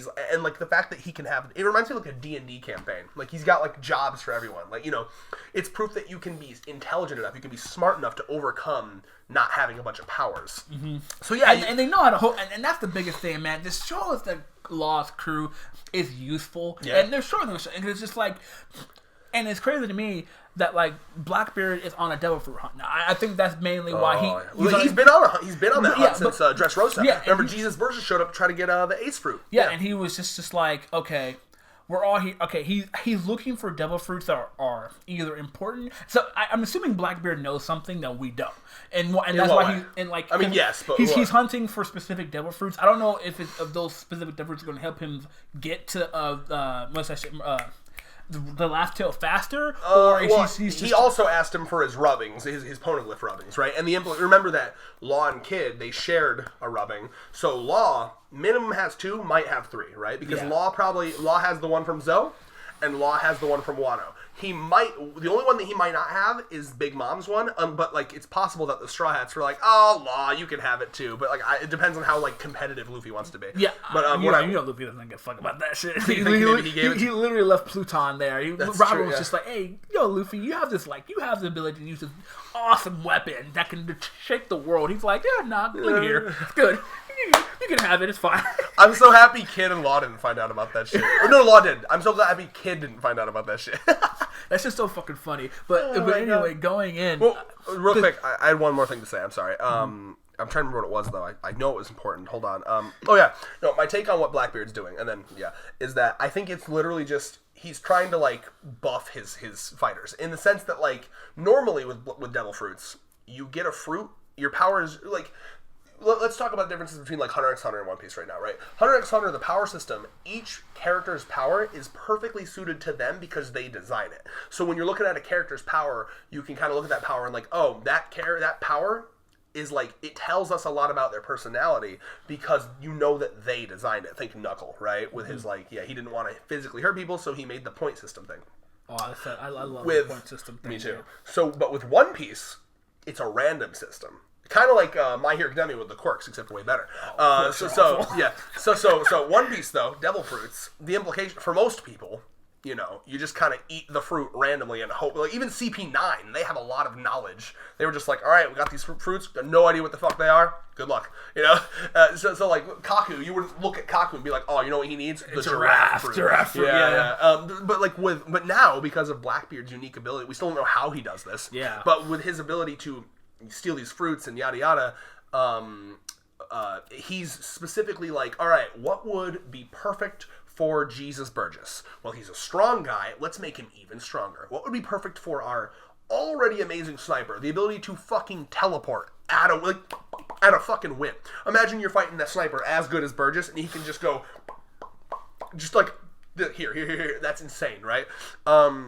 The sick guy, the guy who already, like, he's always sick, he's got diseases and shit, he, like, gives out poison apples, he's got a sick fruit now. You know what I mean? So, like, his crew is going to be so fucking formidable because these are going to be, like, perfectly tailored powers for each. Think invisible Shiryu of the Rain. Zoro's going to have to fight a goddamn invisible swordsman that's as good as Shiryu. That's going to be crazy. And it's crazy because it's just like, you obviously know that, like, once he gets if Blackbeard ends up beating Law, I think the power scaling is pretty good between all the supernovas right now. But if Law does end up losing, he's obviously going to lose his fruit unless Oda does something. You have to remember. I know you're coping right now. You have to die to get your fruit. And that was what they said about Absalom. We cannot take the fruit unless we kill them. So I mean, this is Blackbeard we're talking about. If Law is man, but the thing is though, like, who would he give the fruit to? You know what I mean? Because we talked about that Law dying. Can you imagine if Blackbeard rolls up? Room. Oh my god, dude. That's how it's gonna fucking be. That's how it's gonna be revealed, bro. Luffy, Blackbeard, and they're like, all right, what's he gonna do? Is he gonna do an earthquake? Is he gonna do the Fire of Darkness? Say ha room. It's like, oh my god, dude. That's wild. That's how it's gonna happen, bro. Because it's just that seems almost a little too OP, though. I don't know. Because I mean, like, because how many crew members does Blackbeard even have? I think he has a full decked out crew, doesn't he? He has his 10 Titanic captains. So I could get them up, but it's like all the people he got from Impel Down. It's like Avalo Pizarro, the Vasco Shot, the drunk guy, Shear the Rain, Katarina Devon, and then he's got the tap dancing guy. Remember, like, the guy with, like, he's like, what's his fucking name? Lafitte. Lafitte. He's got fucking Aokiji for some reason, the Ice Admiral. We don't know what he's all about. He's clearly doing some double agent shit, but I can't imagine. Oh shit. Oh yeah. Okay. Yeah, Ice Ad, remember? Yeah. You remember remember the cover story? He's working with the Blackbeard Pirates. He helped kidnap Pudding. Well, and by the way, you know why they have that Pudding, right? Because Pudding's third eye, once it's awakened, can read poneglyphs. Remember that was a big. So since they don't have a Nico Robin, I love how they just went into Big Mom. Well, she's gone. Half her forces are gone because Big Mom's fucking stupid, bro. She left that the entirety of that fucking place was in the hands of an injured Katakuri and Cracker, who the fuck cares? Because she took all of her high commanders, didn't she? Yeah, oh yeah. And we don't even know what her high commanders are besides. It was just Katakuri and Cracker there. Yeah. And then what's his name? Paris Pharaoh, and he's what? I don't think he's dead. He's not dead, no. Well, but he's the only one that we saw I'm pretty sure we saw a shot of their boat, like, getting out of there. I'd have to go back and look. I think we saw a shot of their boat, like, skedaddling. But I just love how Blackbeard was just like, oh shit, yeah, her island left the penny. Let's just swoop in there. That's genius, yeah. Oh, I got people. I'll be right back. Boy. I can't talk without you. Yes, you can. Talk about Jesus. Careful now. All right. Talk about Jesus Burgess or Jesus Christ. Jesus Christ. He is your Lord and Savior, and you should. But unironically, though, no, believe what you want to believe. I do generally believe in a creator, just because it would be very sad to not. But I don't believe in all the douchey shit that most Christians do. Most of them are terrible, terrible people, and they use God to justify their terrible, terrible actions. So, do some soul searching, bro. It's better than nihilism. As long as you don't, like, say, oh, dude, God's real, I can be a homophobe now? Hell yeah. Oh, dude, this man... Oh, I thought he was leaving the fucking door open. This dick. I have seen Thurman's dick, by the way. He just, because, last time he was over here, he just left the door open while he was pissing. He just doesn't care. It's kind of wild. Guess in the comments how big you think Thurman's dick is. I can't confirm or deny. Maybe Thurman can. All right, once he gets back, we will confirm. Thurman, please come back. So, guys, favorite One Piece villain in the comments. I'm losing my mind. Oh, you know what? Yeah, if you got this far, 2 hours and 11 minutes in, comment, I'm a real fan, and I deserve things. I'm losing my mind. I'm tired. Comment. Nope. Just tell me. Just tell me you got this far, and I'll believe you. I wouldn't need no secret words. Hey, Thurman, how big's your dick? When's the last time you measured it? Lily measured for me. That's yesterday. Weird. Why? Yeah. When I asked this man when the last time he measured his dick was, I did not expect him to say yesterday. How big? is a 6. It says she has a book that says penis on it, and it has a literal measure in the book, and it says it says I'm well endowed. Same size. 6. You're 6 even? Mm-hmm. That's what I am. Yeah. Yep, well endowed. You might be thicker than me. I'll give you that one, but yeah, I'm pretty good. Well, I'm like 2 of my fingers wide. Pretty good. Yeah. Yeah, bro. We might be the same. We might be dick brothers. Yeah, it gets to a point to where sometimes I have to slow down. Could I touch her? I touch her. Here we go. I'm not gonna brag, but this is what she tells me. Listen, the more you fucking try to talk about women biology, the more you're gonna get something wrong, and it's gonna come up. This is what she says. I don't believe you. This is what she says. She's very honest. He's using hentai now. Bruh, like, dude, no. I'm scraping her womb right now. Wait, hold on. No, she said I'd knock on her womb. She's probably being dirty talking. I think it'd be you'd hit the cervix before you hit the womb. Yeah, I'm sorry. I'm sorry. You're right. Cervix. You might be right. You know what? We've hit the point of the video where we look up not the womb. I'm sorry, the cervix. That's what she says. Hold on. Vagina graph. Vagina. I want to make sure that one of us is coming off as. God, I wish I could wake up Allie and get a confirmation. Yo, babe, wait. Open up your pussy for me real quick. For content. Yeah. So it'd be the cervix. Yeah, that's what I meant. I'm sorry. The cervix is what she said. Yeah. Well, that shit can. She said sometimes it hurts. So after, that shit can get lower and higher depending on how horny they are too. I mean, it wants to come. I mean, I sometimes it makes. Listen, guys, having a big dick isn't really all it's crappy to me. Sometimes you're nervous. You don't pretend. It's not. We have like half an inch above average dicks. All right, let's not pretend like we're huge. The average is 5, bro. The average is 5.2. Yeah, we're above that. And I said half an inch above average. Either way. It's cringe as fuck. You are sitting here saying, guys, it's so hard having a massive dick as we're 6 inches. Chill. Wait a minute, Paul. I didn't say all that extra gaslighting over here. No, you kind of did, though. Nah, cat. You kind of did. But point is that, you don't want to hurt your partner, and that's the most important thing. Trust me, it's not about the size, it's how you use it. Point is. I'm sorry, bro. This guy, he can't give sex advice. All right, he was a virgin until like a year ago. Hey, listen, I said that. I've said that before. You know what I mean? Stop. Shut up. Listen, I don't brag about my sexual. It's cringe. Okay? I'm not a certain someone who has to feel entitlement by bragging about sexual stuff. Damn. I hope we don't name who that is. I will not because dude, look at the I don't want to die. That one. It's a forest. Bro, that's wild. Okay. Whoa. Sex. Misogyny? Bruh. I said that's wild, bro. What the fuck are you talking about? Misogyny? I'm married too, bro. Who drew that shit, bro? Someone who likes vagina. Looking at that's a really, really accurate one. Yeah.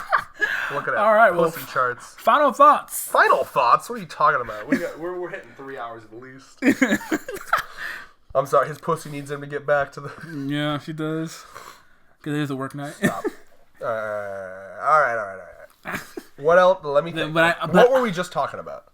We were talking about devil fruits and Blackbeard taking them and stuff, and how many people he has.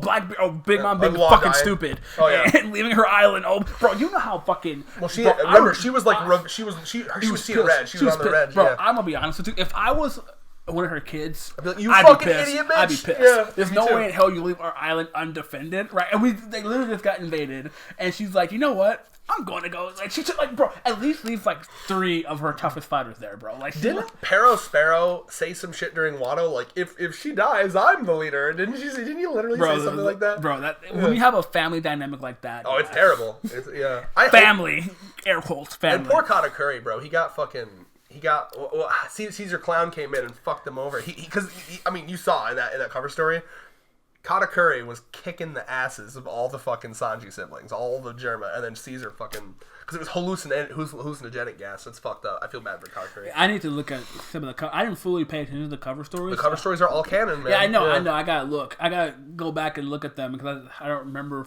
too much. But basically, the Germa 66, they were captured. Other than I think it was Judge and Reiju made it out. Sanji's dad and then the one daughter, they made it out, and they were like, we got it. Oh no, and then I think there was 1 or 2 more. I think they had 2 captured. I think they had the electric and the fire one, maybe. I don't know. Yeah, they had 2 of them captured.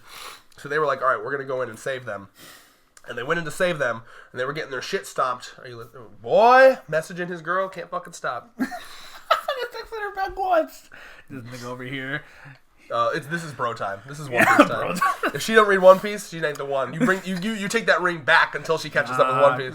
I already told Allie, bro. There are requirements to getting engaged. You gotta be caught up with One Piece. You gotta be caught up with Hunter x Hunter.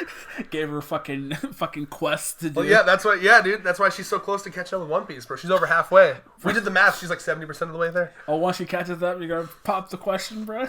Was it been depends on how long it takes. We've been dating since it was October of 2020.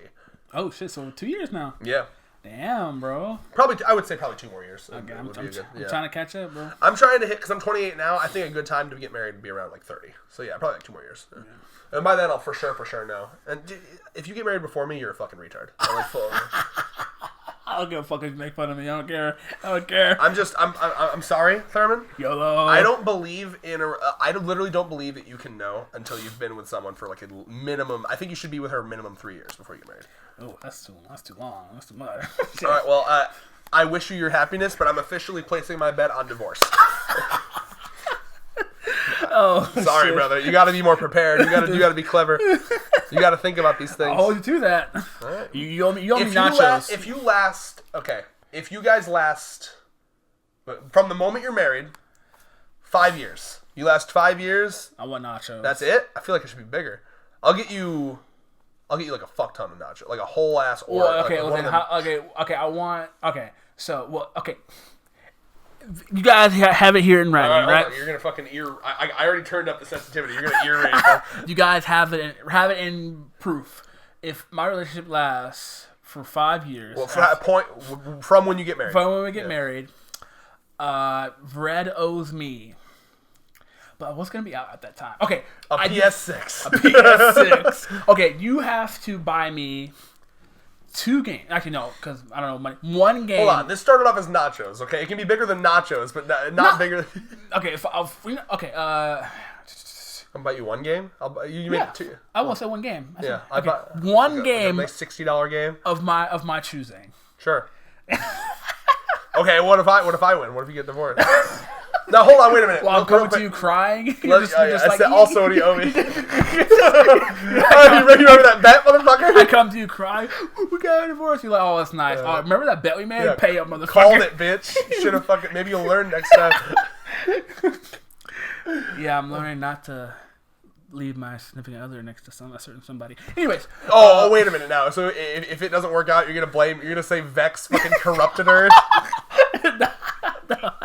Vex swoops in and TRs you.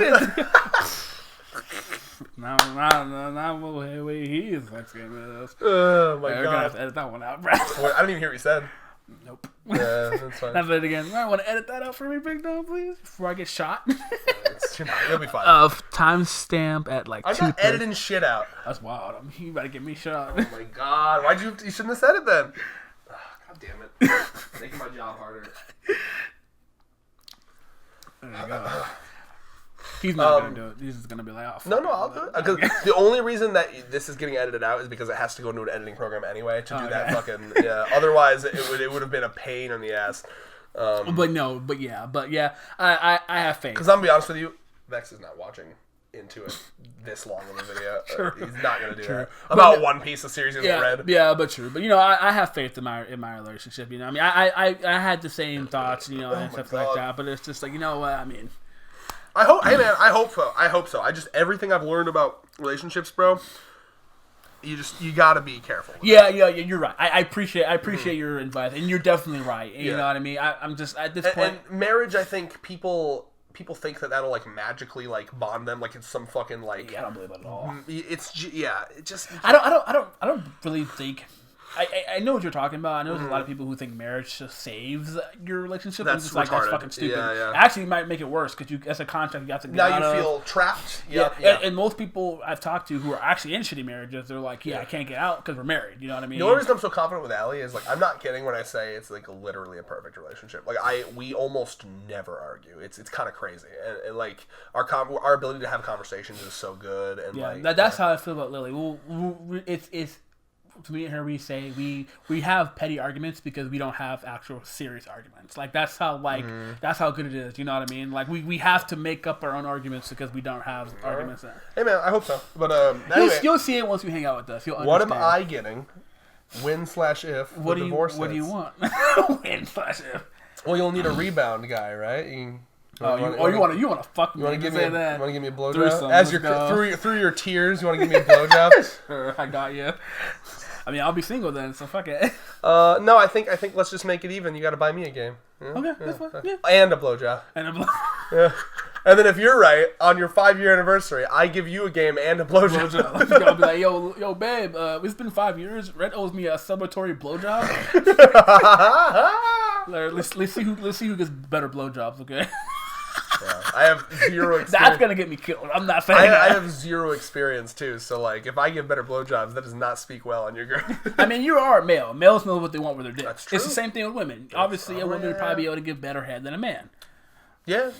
Okay, so what else? Is there anything else we're missing with One Piece? Okay, so we talked about Gear 5th. We talked about Wano. A lot of Vegapunk shit. We talked about we're getting Kuma information. Yes. Yeah. Kuma's Bonnie's fucking father. Didn't we say she thought they were dating or some shit? No, that was interesting, right? Because because of her age fruit, it could have been anything. And Oda did a really clever job at making it so it could have been anything, right? Could have been daughter. Could have been. Some people thought it was Kuma's mother. You know what I mean? Because remember she turns old, right? And at first when she turns old, and then they're at the reverie, and they're like, oh, that's Queen Sorbet or something, or Queen something of the Sorbet Kingdom, and. Well, I think people, and including me, thought that, maybe oh shit, Bonnie is like a queen, and she got this fruit, turned young, and went out and become a pirate. No. Now we know she was turning old to impersonate her mother, who was the queen. So, do we know how Bonnie ended up at Egghead? Do we know that?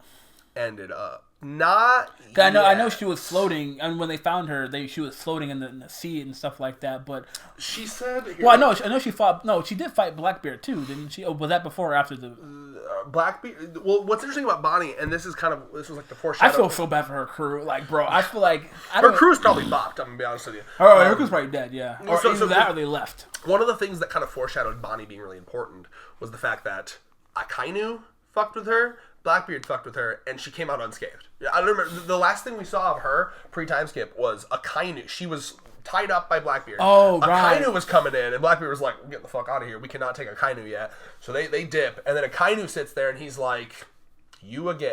He says something like, I think he said something like, "I can't believe you escaped the government's clutches again," or but the implication being she used to be the daughter of a king who was aligned with the world government, probably, right? But then, of course, Kuma goes out and does his revolution. Probably one of the 9 countries that succeeded, didn't it?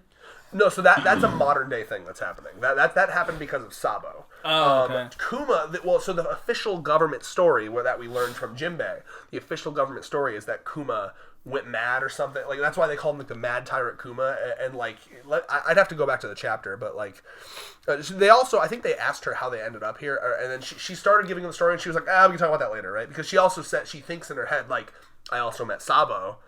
He probably wants to know about that, but also we can talk about that later, right? So there's a lot of answers we need to get. Let me see if I can find that chapter. Yeah, hold on a second. I'm going to find it. Did you have anything you want to say while I'm looking for the chapter? Yeah, man.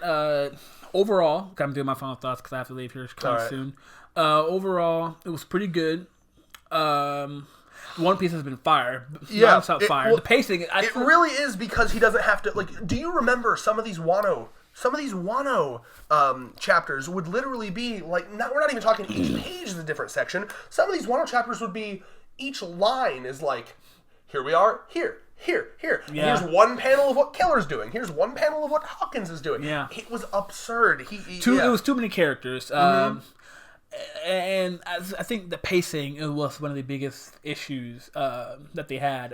Wano had was the pacing. It was crazy because at some point it felt like Oda was rushing towards the end, but then there'd be points where he would take his time. And I think when it came to Big Mom and Kaido, he would take his time, but everything else, it was bam, bam, bam, bam. He knew what was important, and he knew what he felt like he had to do because you know every Straw Hat needs to fight. These guys need to fight, and you could tell he was like, "Fuck, I gotta get." And honestly, I feel like he wanted to off screen a lot of the stuff, and he kind of did, Yeah, that was the problem. He was trying to like do both. He was like, I want to off screen this, but they'll be mad if I don't. So let me. I feel like because we talked about that his health was really bad around that time. You know, he was talking about how he needed to stop smoking cigarettes, sleep more, exercise more, stuff like that. And I was just kind of like, I feel like if he would took his time, we'd probably still be in Wano right now. Yeah, it'd probably be just. I think Wano could have used like 10 to 20 more chapters for sure. Yeah, I think if not be at Wano right now, Wano probably would end around this time. There's also theories that I'm hearing, which I hope aren't true, that like the people making Film Red wanted him to try to like tie up like that chapter where Shanks showed up because that chapter where Shanks showed up and like flexed his Conqueror's Haki to scare away Green Bull. That was like the week that Film Red came out in Japan. Oh. So some people think, maybe they pressured him to try to like hurry it up. Editors, for the Film Red, which would be a fucking shame. I feel like he wouldn't bend the knee with that, but I think maybe it was a combination of that and he really wanted to get out of Wano. I think he was sick of Wano. I really do. Which is it's like he's admitted to this being real quick. He's admitted to this being a problem that he has before too. Remember, Warlords, he only chose how many Warlords there were based on how cool it sounded. I don't know if you remember this SBS. So, you know the numbers in Japan. It's like Ichi-san, Gokai. I don't know all of them, but like it's something like that, right? The Shishibukai stands for 7 Warlords. Shishibukai. And he went through all of it. He was like the Ichibukai, the Sanbukai, the Nanabukai. You know, he went through all these numbers, and he's like, fuck. Shishibukai sounds the coolest. Yeah, it does. I only wanted to do 5 Warlords. Now I got to do 7. Right? It was literally that's like an SBS. So he said originally One Piece was just going to be about the Yonko, and then he came up with this Warlord idea, and he's like, okay, what sounds cool? Shishibukai? Fuck, now I gotta come up with 7 Warlords. Okay, well, now that I have 7 Warlords, each one of them has to be developed characters. This is what Oda does. And back when he started it, and he was young, and he had time, and he had all this passion to draw, he set up all this stuff, and now he's like, oh, no, I'm fucking tired, and I set up so much shit. That's just the kind of writer he is. He has infinite ideas, but not infinite time, you know? It's unfortunate, but, like, that's his problem, you know? And, like, I think, truly, he does his best work when he centers it down to just being about the because like the best arcs are it's just about the Straw Hats and like 2 or 3 side characters. You know what I mean? Like Alabasta, it's the Straw Hats and Vivi and her father and some Alabasta people. You know, like 2 or 3. Vivi was a Straw Hat before we knew she was temporary Straw Hat. You know, honorary Straw Hat, I think is what people call it. Or think Thriller Bark, right? It's like okay, you got the Straw Hats, and then like your 3 or 4 Thriller Bark people, right? That's the best. But then you know, and even I think.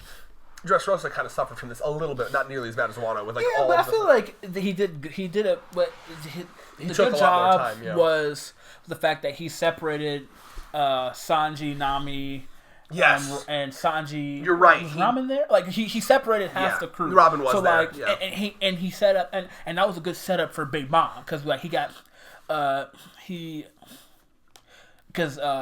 they were because while Luffy and the people's Zoro, Usopp, shit like that, they were dealing with Dressrosa, Sanji, Nami, Chopper were already in Zoe. To the point where they got to Zoe, shit had already happened. Yeah, you're totally right. That was genius. But so like, it was just like Wano had to be this big thing where everyone was there. And he just couldn't do it. Yeah.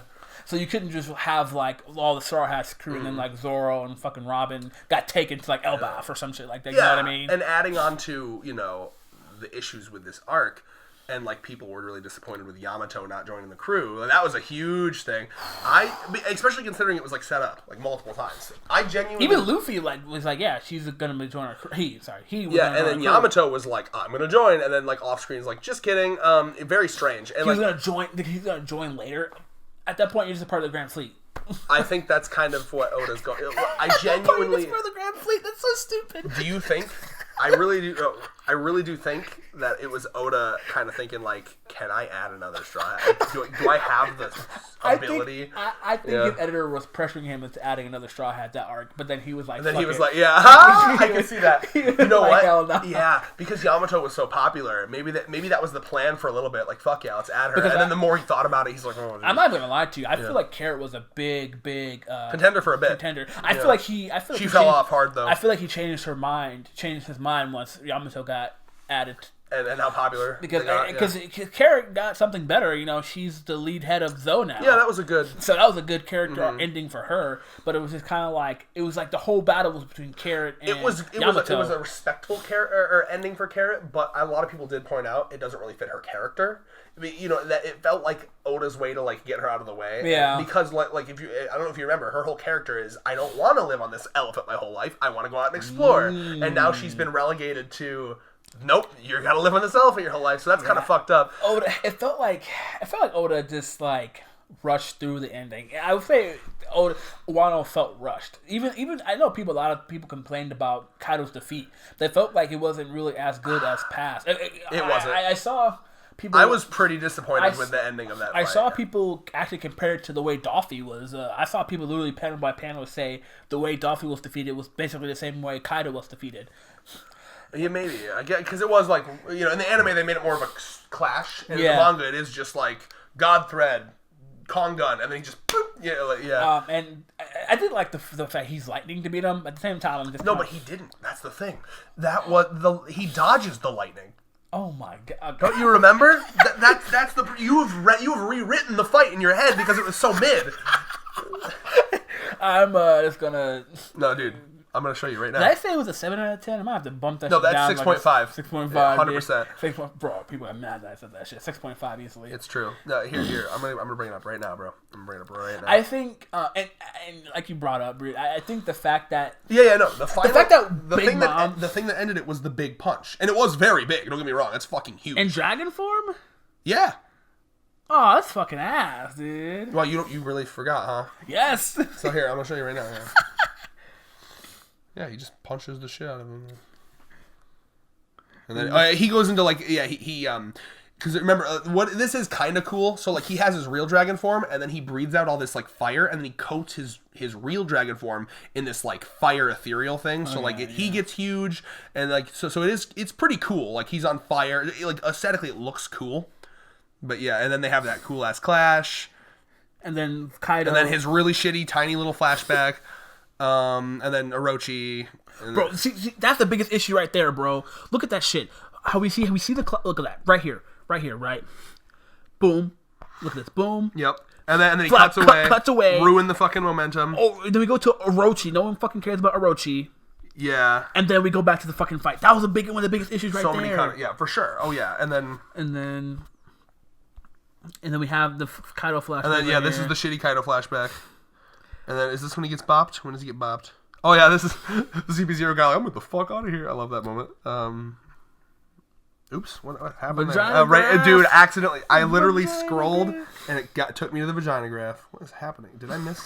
You don't even know what the fuck it's so hard to see, bro. Look at this shit, bro. Where is Kaido? Where did he go? Oh, yeah, no, he's still struggling, bro. Yeah, sorry. No, look at that. Go back. See what the fuck is going on? Oda literally cuts away. Well, that's when, remember, the whole fucking place is on fire, and then like Jinbei like uses all the water from his scroll or whatever. He cuts away, bro. No one knows what the fuck is going on. Yeah. And he punches him, and then he just gets like dug into the ground, remember? Bro, this shit was so fucking stupid. Okay, so they both get dug into the ground. Now where the fuck are they? In a lava chamber. They both lose at the same time, bro. There, you see a little stupid graph. You see, there's your graph. Remember, they both got dug into the ground until they hit the lava. Yo, that's just fucking crazy. See, that's pretty. That's some pretty Oda right there. But like, yeah. So point being, the lightning thing was the coolest part of Gear 5th. To me, it just seems like the smart thing to do to end the fight with that. You know, and I don't understand. You feel me, right? Okay, I'm trying to find that panel where he fucking holds. Yes, okay. He's holding the lightning. It's sexy as fuck, okay? That was sick. Why not have the fight end with something like that? Huge lightning strike? I don't know. But no, like, it's almost like one of the reasons that Oda caused so much confusion about this is he literally has an interview where he was like, One Piece fans would be disappointed if I ended the fight with a big punch. I gotta be really clever about this. And like, yeah, Gear 5, super clever. A lot of clever stuff there. But you ended the fight with a big punch. I don't understand. So like, it's weird. I don't understand. I don't understand anything about his decision making with the finality of that arc. The fact that like there has never been like I don't, and maybe I'm wrong. I wasn't there like reading it weekly when Dressrosa ended. But as far as I know, there's never been like as much of a like, is he defeated? And so many people like, oh, he's gonna get back up. Like I feel like it was the last couple fights felt so final, like you could tell, like, oh, that's done now. You know what I mean? It didn't feel satisfying. It wasn't really like, even like Dressrosa when like Luffy ran out of Gear 4th, and like Law and like Rebecca had to like save him from Doffy, who just got his awakening. Like that shit felt believable because it's like Luffy was like, oh, hold him off until I get my hockey back, and I can beat him for sure. But Luffy lost like twice, and then like Luffy was like, oh yeah, I'm in the ocean. Oh, Momo, let them know I'm still alive. Law's crew saves him in the submarine. He eats a bunch of food that Caribou was holding. Yeah, and then like the third time, and like there are cool moments. Don't get me wrong, like him flying up there on Momo all the way through. That was cool. And then like he loses again because of the Cypher Pole guy. That was also an awesome moment, but they didn't milk it enough. I've talked about this before. The moment where Luffy literally dies, like all these observation hockey people are like, oh god, he's dead, right? Like he was dead temporarily there. He did an Eneru and restarted his fucking heart. Wasn't gonna say that chapter. It's like half a chapter where like he's dead and like Nami's like, no, he's not dead, and there's genuine emotion there, and I'm like, oh my god, I'm feeling something. And then Oda, in his fucking perpetual need to rush things, Oda at the end of that chapter, you see the very cool flashback where he's getting back up. But like, if you could have done like a couple more chapters of like all the other people trying to survive while Luffy's dead, maybe some of them are surrendering, and like the Straw Hats are like, no, believe, and like you could have. Honestly, you could have probably had some depth there too. Oh, it would have been great. Because then that would have been a good moment. Because bro, we had 2 deaths of the Scabbards, bro. Yeah. I ain't gonna lie to you. You didn't even expect. Bro, I ain't gonna lie to you. I was not expecting the fucking Whitebeard's crew guy to die. I was just like, wait a minute. I looked back and I was like, wait a minute. He died? When did that happen? It's so weird. Yeah, well, it was that he had that really quick. He had that clash with one of the CP0 guys. So CP0 guy like finger pistoled him in the heart, and then he like shot him, and they both fell and they both died. I don't know, but I don't remember that. I mean,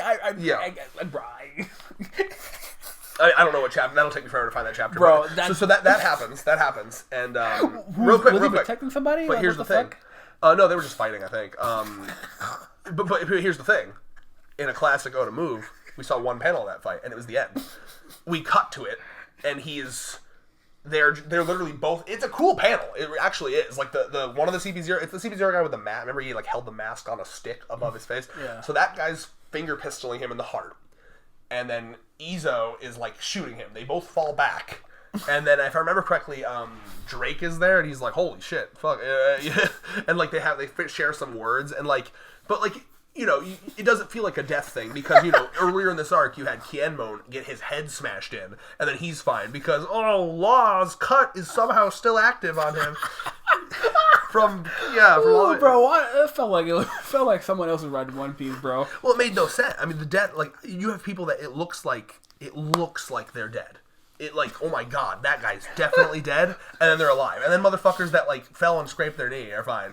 It should have been like half. I feel like half the Scabbard should have been killed at least. Yes, bro. That like, moment where Raizo should have been killed. Honestly, the moment where Luffy comes up and like sees them all on the ground fucked up. Remember, it's that super epic moment where he like Luffy and Big Mom and Kaido are like, oh boy, what are you gonna do against us? And he doesn't even respond. He just walks past them. You remember that shit on some fucking Netero Meruem shit? Like he just walks past both of them and like that got animated, right? I'll have to see that shit. Oh, it's that episode's actually really, really good. I'll bring it up before you leave. Mm-hmm. That's incredible, and like it's animated really, really well, and like you see like the flashes of like they're alive and then dead, and then he's like move them below Law, and I know you love that part, but like point being, yeah, dude, they should have died. At least some of them. It was 9 of them. At least 4 of them should have died. Kinemon should have stayed alive. Like the ones who were close to Momo, like the Toad should have stayed alive. I guess right. I mean, but Raizo was just standing there doing that jutsu with that one. He had a couple MVP moments. But he literally caught the Boro breath and like put it back. Okay, he literally that was dope. He literally was like, doing a whole jutsu in the fire with that one guy for like what, that was dumb. 4 chapters. Yeah. Bro, I saw a Naruto fan shit on that, and it was just like, these are ninja fights in One Piece, these are ninja fights in Naruto. Like, bro, like, what the fuck? That's fucking funny, bro. And this is so stupid, bro. Like, I saw people complain about Orochi's death too. I saw a Reddit post complain. A lot of weird things, right? So Zoro had a whole ass moment in part 1. That's another thing, Mr. Morge, that he has like whole videos on like the problems with that arc. And like one of the things he talked about was like it feels like part 1 and part 2 were written by different authors. It really, truly, because like part 1, Zoro, he has that whole moment where he bangs Momo's sister, which I love. You never forget, like he definitely banged Momo's sister. I love that. Wow. So I love that Zoro casually gets puss, and Sanji, who is constantly chasing it, can never get any. But I mean, yeah, Viola. They did not fuck. There is no implication that either one of them fucked. And also, I don't want Sanji to fuck Pudding, because that would make him even worse. Problematic speaking. I'm glad that they didn't. You know, because Sanji at least has like a, you know, he can defend himself and say, hey man, it was a fucking prearranged marriage. I was just kind of rolling with it. But you could at least say, I was going to wait to fuck her till she was 18. Whatever. Glad Sanji did not fuck Pudding. But Zoro, bro. Based feminist Zoro, smashing legal Minority Hunter Zoro. Oh yeah, I guess he's not that based. 50-50. So it's really. Go ahead. What was I about to say? What was I going on about again? You were talking about. Oh yeah, so Zoro there was a whole very, very focused on conversation where Zoro was pissed at Orochi, and he wanted some of that shit. Remember? He was like, I want to kill him. And then Hiyori was like, I want to kill him. And Hiyori didn't even get to fucking kill him. Oh, because that was the funny part. I saw a Reddit post. That's fucked up. Talking about how Oda he's unable to give his female characters. Someone called him misogynist because he never gives his female characters like their limelight compared to the male characters. I think, and someone brought up like, he already had the perfect chance to kill Orochi when he was on fire, but then what's his name came in and stole the kill. That was fucked up. Yeah. But I'm just like. I'm not going to call him misogynist. Her taunt to him, I think, was the best part about that. It was. I think the taunt was more impactful. Mm-hmm. Because honestly, to me, I don't really think Hiyori had to kill Orochi. Because like I think everyone who needed to kill Orochi got to kill Orochi at some point, right? Because even Zoro got to cut Orochi, didn't he? Nope. Oh well, yeah, I think that's what I'm talking about. Zoro never even interacted with Orochi and Onigashima. I think Hiyori being like all of the scabbards got one of his heads. There was a cool double page thread where every scabbard got one of them. Yeah, I think Hiyori. I mean, technically, Kaido got one. Every scabbard got one, and then what's his fuck got the last one? Yeah, the last one. I think he deserved that. The last one, to be completely honest, he suffered through a lot, and Hiyori got the final revenge, saying, "Oh, your bloodline is deserved to boil and shit like that." Like that's fucked up. By the way, I'm sorry. That was another weird ending to Wano, and like that might be. I'm not sure what the official translation was because I read TCB. I can find it. It wasn't far behind. Yeah, Korazumi were born to boil.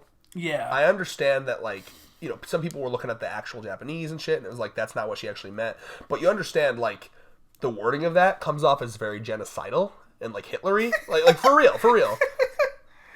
Go ahead. You know what I mean? I mean, because, like, the implication there being, if you're born as a Korazumi, you're immediately evil and deserve to die, right? no, I mean, King of Lightning was literally making, like, what's her name again? Hiyori? Hiyori, is that her name? Yeah. King of Lightning was literally making like Hiyori Hitler jokes, like she's Sieg Heilin and shit. Like, this is the Pluton. I think it'd be the final chapter, right, of Wano. Yeah, we just saw it. Where are you at right now? 10:50. No, it'd be literally the final chapter. Like it would be like 59 probably, like, right before they go to like. Is this Wano? Yeah. Yeah. It'd be like the final bit of Wano before they leave Wano. No. One before this. Is this Wano still?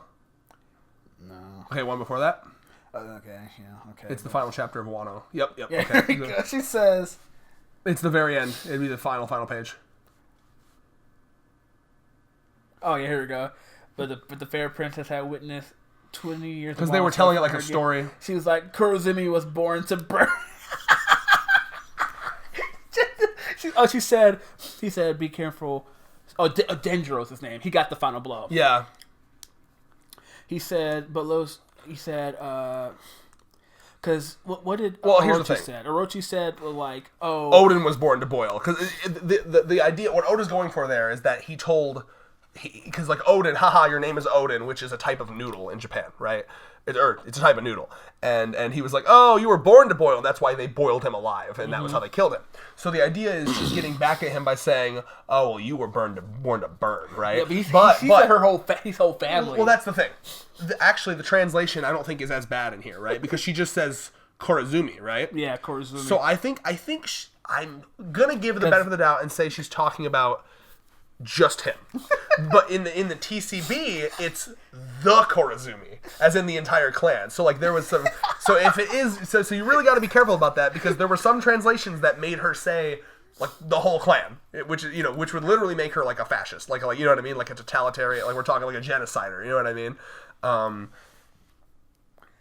He delivered her verdict onto the board. I'm pretty sure, because that strikes me as such a non-Oda thing to do. I'm pretty sure she means just Orochi, but she's using his last name, just like, because Kozuki. Well, it's weird that because Korazumi. Why not say Orochi? He said the wrath of the Korazumi clan will curse his country onto its last generation. And then she was like, Korazumi was born. Even then, though, that's the kind of because when they say Odin, that's because Odin is his first name, right? Mm-hmm. And Korazumi is the last name. Yeah, it's a little weird. It does come off as like he said because doesn't she make a pun with their names? Like oh, their names kind of mean. Like, let me look at this. It was a Korazumi clan, yeah. Right, but like, doesn't she say something about their names kind of being like, hold on. Even then, though, that's wild. It's not. I never, because it was like genocidal. I never even thought of it like that either. I never thought of it like that. Well, think about it now, right? Like, she's literally saying that bloodline, period. Like, because remember that was, and it goes so much against the lessons of what Oda was doing. Because in the flashback, one of the reasons, as far as I remember, one of the reasons why Orochi was turned out to be bad was because his clan got exiled. Yeah. So I mean, like that's like the whole lesson that Oda. So like it doesn't strike me as something. I really do think it was just a flub by Oda. I think he meant it as just Orochi, but he was trying to make like a pun with the name, and then it comes off as the whole clan.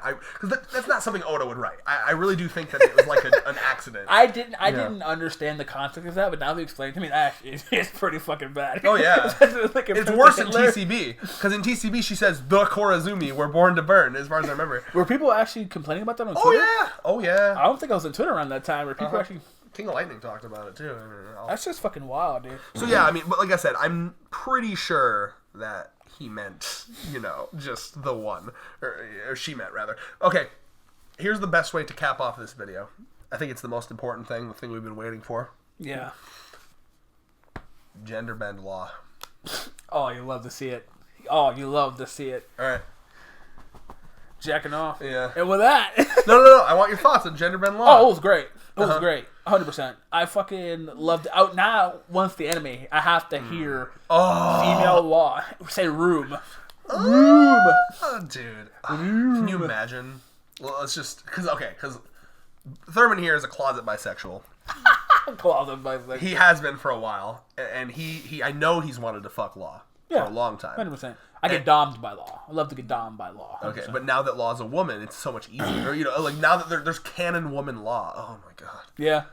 Fuck, dude. It's now so good. I need Ivanko up here. Make him realize that gender is just a word and just change yourself. You know what? I'm so excited. I want him to use that on the Straw Hat so bad. Can we get it in just one chapter where they gender bend every Straw Hat? I feel like we have to, please. That'd be dope. I want to see female Luffy. I want to see just design-wise, I want to see what that looks like. This design, like male Nami, I want to see what that looks like. He has actually, he's done that in SBS, right? Really? Yeah, I'll show you. Because, and by the way, he did it for Law in SBS too, and it's exactly the same. So these are canon. Here, hold on. Straw Hats Gender Bend. No, female Luffy's super female cute. Frankie be wild. So this is, you can tell it's his style. This is from one of the SBS's. It's just their faces, though. And look at Girl Chopper. Nami looks so evil. Oh yeah, well, true. And look at badass thick necked Robin. Robin and Nami look terrifying. And like all like look at Luffy. All the male turned women characters look so sweet, and all the female turned male look so evil. Well, Oda is a little bit stereotypical. Robin literally looks like the head of the crew. 100%. Oh yeah. Also Brook, because nothing would change because he's a skeleton. Dead, yeah. Look at female Robin actually, or female Usopp looks a lot like his mom. Yeah. And then I think I'd play Luffy. Yeah, 100%. That'd be great. And on that note, I'm happy to have Thurman back. Let's go. What do you think, Thurman? I will try. I like the idea of doing how you and Andrew did JoJo, every. You think we can shoot for monthly One Piece, long One Piece reviews? I'm gonna try my hardest. If you can't come over here for a couple hours once a month, that's tough, brother. Come on. No, I can't. I mean, I'm over here now. I know. After a year. So. After a year, let's go. But I just have to plan like ahead. Like we have to it has to be like this weekend. Sunday's the perfect day too. Yeah, that's fine. Perfect. And around this time is good too. And we almost hit 3 hours. Yeah. Lovely. So look out for the One Punch Man video. I'm hyped for next that. time we're one. Yeah. That's what we're doing next time. Monster Association. Well, we got to do both. Yeah. Hopefully, One Piece will be less long because it'll only be like 4 chapters to talk about. Yeah. So you have to get caught up on One Punch Man. Yep. I have a lot to talk about with that shit. Okay. A lot to talk about. Oh, look at that. See? Oh well. It heard you, bro. Because it was so good. 7 years, bro. I was in high school when the Garu shit started. 7 years. That's insane. It took a while for sure. God, binging that was amazing, by the way. But anyway, that's for a different video. Was that One Piece? One Piece. One Piece. One Piece. Who is this? Am I alive? I'm not dead? Yeah, I'm not dead. I'm here. I'm with it. It's One Piece time. I'm eating peanut brittle. So, yeah. So, Rios. So, wait. We have an artist. I want two things. Wait. Hold on. I gotta give a context. So this is on the tail end of the long recap, which is gonna be like a 4-hour One Piece extravaganza. Now we're talking about the current shit, and then weekly. No matter what. Weekly. Okay. Got it. Now, Rios is a guy, if you watch our Chainsaw Man stuff, who drew Vex and I double-teaming Makima. So Thurman has a request, and Thurman, you have to pay him now. Two requests. One, me giving Law a flat Bowie. You said it wrong. Yeah. Blowy. And two, me getting domed by Nami and Robin at the same time. Maybe both. Add it, throw it into one. So Robin and Nami are doming you, and then like Law's like you're like laying on a table, right? Yeah. You're laying on a table, your mouth's off to the side, right? Yeah. And Law's just like face fuck, like mouth fucking yeah. you. And then Nami's on top of me on my dick, and then what does Robin do? Robin's like fondling your balls. Oh, yeah, there you go. Let's go. Perfect. All right. Perfect. And Steve. Now, Rios, if you do that, how much money will you PayPal him? An offer. I mean, he's the artist. He can set the... Okay, there you go. So, I gotta stop eating this. Well, I'm gonna put this over. So, this is mega addictive, bro. Okay. Thurman, give him your Twitter so he can contact you. Oh, sure. Yeah, I got you. It's, is it at Majin Thurman or some shit? Yeah, I mean, I've been taking a break from my social medias. Literally, you can check my phone. Literally, the majority of my social medias I've logged off, except for Reddit, even though I'm kind of getting bored of Reddit. But Reddit's not really good for news. Twitter's mostly all right, whatever. Rios, if you can't find him, message me or the Control of Chaos shit, and then I'll direct you to him, okay? All right, now One Piece. One Piece. But I want to jump straight in to Lob Lucci. Lob Lucci right here. Lobbing them L's back Lob and forth. Lucci. Bro, can we talk about this? I think this was one of the biggest things of this chapter that hardcore fans were discussing. The copium. I do not view Straw Hat as an emperor. He's not an emperor. This is clearly bullshit. Propaganda. Lob Lucci over here. This is what the fuck is big? This is Big News Morgan's propaganda right now. This is fake news Morgan's. Look, he's so mad, bro. Like you can't just take your L, bro. Just admit it. I love that so much. Yeah. Let's see. What else? So how about Kuma? So the conversation right now with Kuma is he. Because he is going to Egghead Island, which was the initial assumption, or B, the other assumption I'm hearing, because, you know, obviously he's going to Egghead Island, but maybe he, like, undershot it. You know, he hit the wall, and now he's got to scale it to, like, shoot himself again. Or maybe he is going after something in Marijois, because Marijois is up there, right?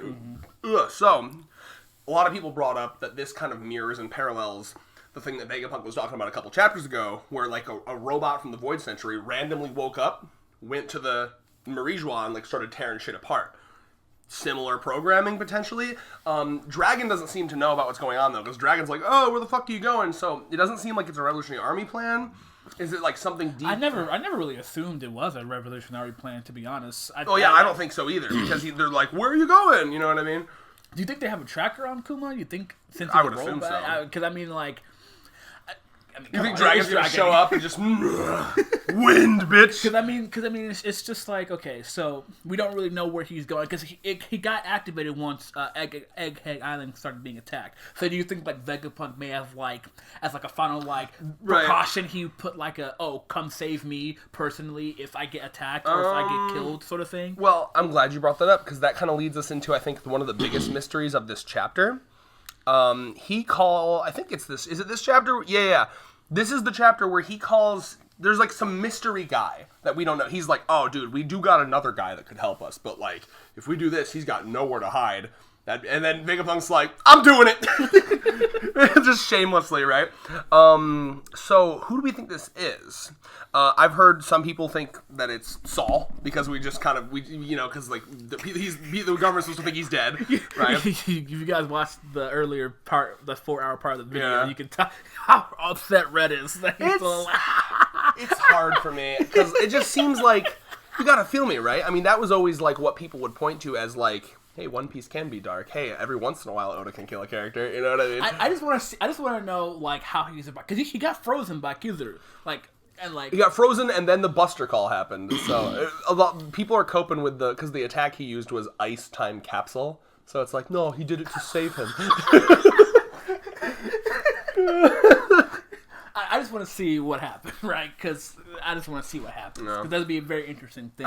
It's definitely cool. There's pros and cons to it. But either way, so like that's a theory I'm hearing. I'm hearing it could be like a, do you know who, I don't know how deep One Piece lore you are, Thurman, but do you know who Scopper Gabon is? No.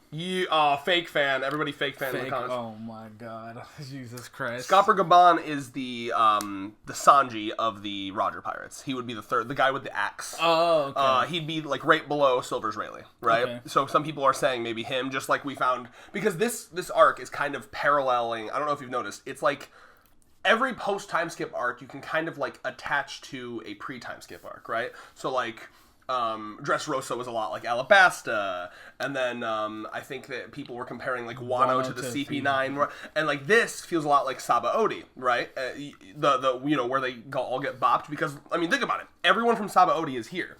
The big axe guy, all the robots, the Seraphim, the Pacifista. Obviously, the Seraphim weren't there, but they're like stand-ins for Pacifista. And now Kizaru, just right.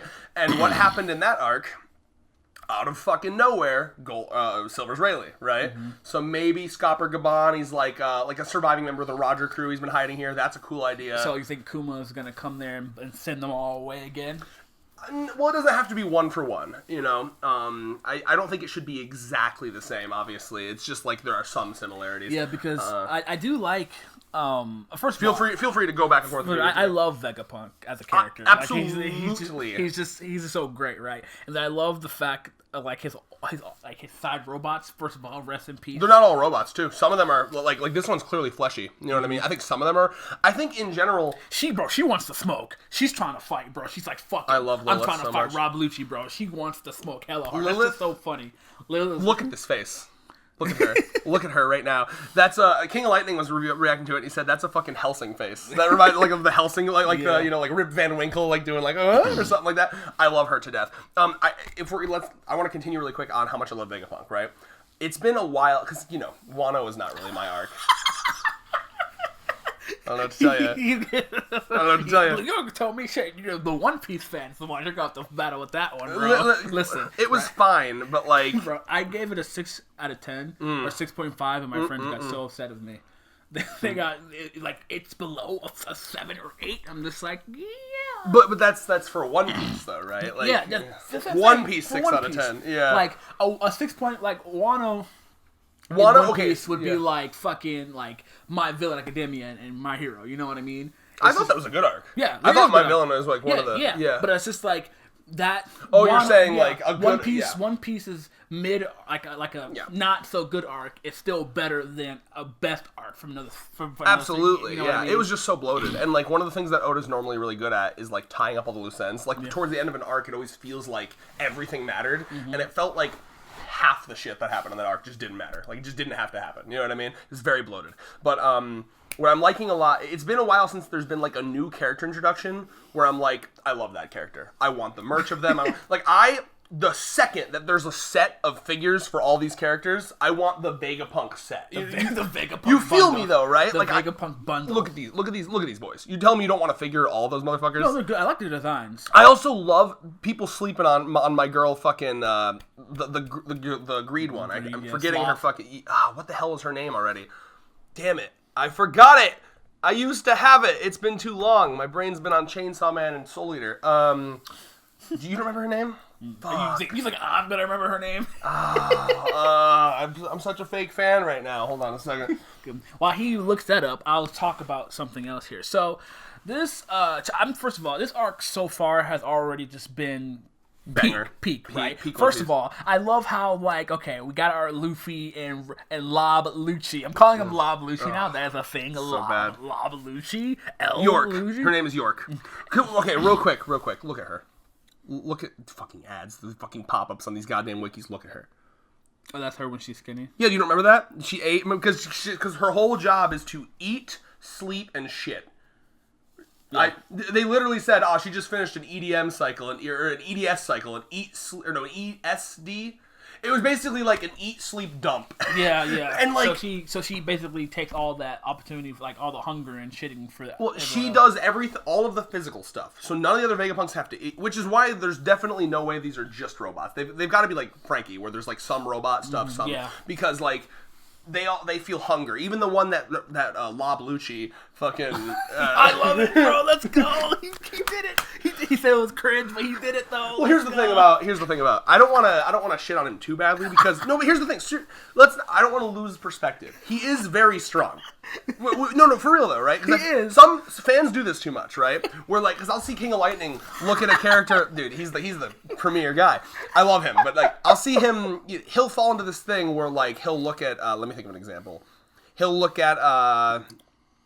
I'm pretty sure you have a Naruto example. Hold on. No, not a Naruto. Hold on, I'm thinking of like a character who's like really strong but looks weak as piss.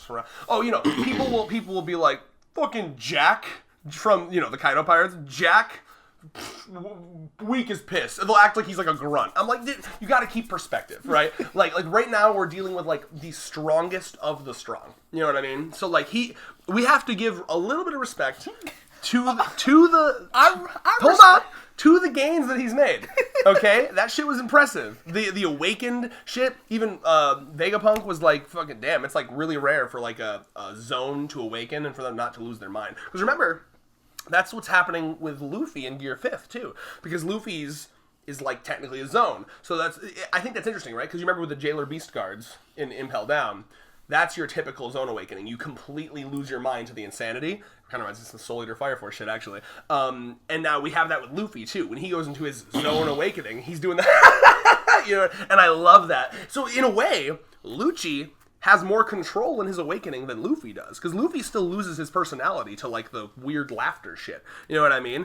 So I just want to give him some respect. Because he is a very... No, for real. I am giving you respect. Because he's losing to a Yonko right now. Like, would we say Lob Lucci if he fucking got... He just had, like, a 2-minute fight with a Yonko. He didn't get one shot. He took a couple hits, and then he went down. Would we say the same shit if it was Kaido? Your point gets proven just because of the fact that Luffy's a Yonko now. Yeah. He fought a Yonko and lived a tail to tail. Exactly. And the ancient, remember, or the zone types, the awakened zone types, one of the things that was said about them in Impel Down is that they have phenomenal recovery, phenomenal endurance. So he got knocked out, but he's up. He's like, huh! You know, he got up right away. That's really impressive. You got to admit. Now, I give him credit where credit is due. Yeah, the credit where credit is due. Now, where the L comes in, I'm fair, is his attitude about it. The coping is the L. That if he just stood up and he was like, well, I gotta admit, Straw Hat, you got ahead of me. But no, dude, he's coping. That's where the L's coming. It's funny, right? Yeah. Because mentioning that, God Oda over here, my boy, the GOAT, Sanji in the mud right now. Look at this. In the mud? Look at this shit. Look at that. My boy Zoro. Oh, look at that shit. Clean. Look at this shit. He's sleeping. Look at that. Gets up. I said that shit. Who dares to just... Bro, when I read that shit, I got chills. Oh, yeah. I was like, you know who else got chills? Kaku. Little draft boy over here. Bro, it's so funny. Luffy and Lob Lucci, right? And then now we have Zoro. Hold on, wait. Shouldn't it be Woofy? Oh, yeah, Woofy. Okay. Woofy and Lob Lucci with... Woro. All right, we need to. You can pick one name to do that. Laku. I'm saying it. Laku. Oh, he hasn't lost yet. Wait, hold on. Look. Where's the fucking page where they're clashing, bro? We saw them. They're clashing. Yeah, they're clashing. He hasn't lost yet. He does not get the Laku until he loses. When I see him lose, you can call him Laku. He's clashing right now. I actually love how the fact that they have Zoro guarding the ship. Smart. Remember, that was a Zoro decision, by the way. They were like, Zoro, aren't you coming? And he's like, you fucking retards are gonna... Because was he ever the protector of the ship before? Oh, yeah. Because I know he likes to sleep on top of, like, the helm and shit. Yes, so this is actually paralleling a Water 7 moment. I don't know if you remember, when they went into the town to try to get, like, the carpenters to fix it, Kaku, like, flew all the way down to the ship, and it was just Zoro in there, you remember? And it's actually, people were pointing out it's the same thing. Zoro was asleep. This is back when Kaku was still pretending to be, like, part of the galley lock. Yeah. So Kaku's, like, looking around at the ship, and, like, Zoro's like, huh? And he thinks it's Usopp because it's a long nose. He's like, oh, it's just Usopp. And he's like, wait a minute! But, yeah, so it's kind of similar to that, yeah. Oh, yeah, because, I mean, it makes sense. Remember, by the way, Brook is on the ship, too. Oh, okay. Remember, Brook and him stayed behind. It was basically Zoro, because they were leaving, and they were like, Zoro, aren't you gonna come? And he's just like, you idiots are gonna get something's gonna happen, because something always happens, and you're gonna need someone to bail you out. So I'm gonna stay here. And I think that was just his excuse because he wanted to sleep. Yeah. And then Brook stayed because he wanted to have a cup of tea. I don't know if you remember, there was a little scene where him and Brook were having tea. It was really cute. Oh, probably don't remember that. You gotta fucking bro. Listen. Memories. Blah. Well, can I give you a piece of advice? Yes. I like to watch reviews of the chapter. That's one of the reasons why every detail gets cemented in, because I watch like 3 or 4 different reviews and they're like talking about every little... I don't know many good reviews. Teching 101 is phenomenal. He does about an hour video for each chapter. It's like breaking down every detail, and it's great to listen to in the background. Teching 101, King of Lightning's live reactions are fucking hilarious always, and then I really like Mr. Morge and Joy Boy.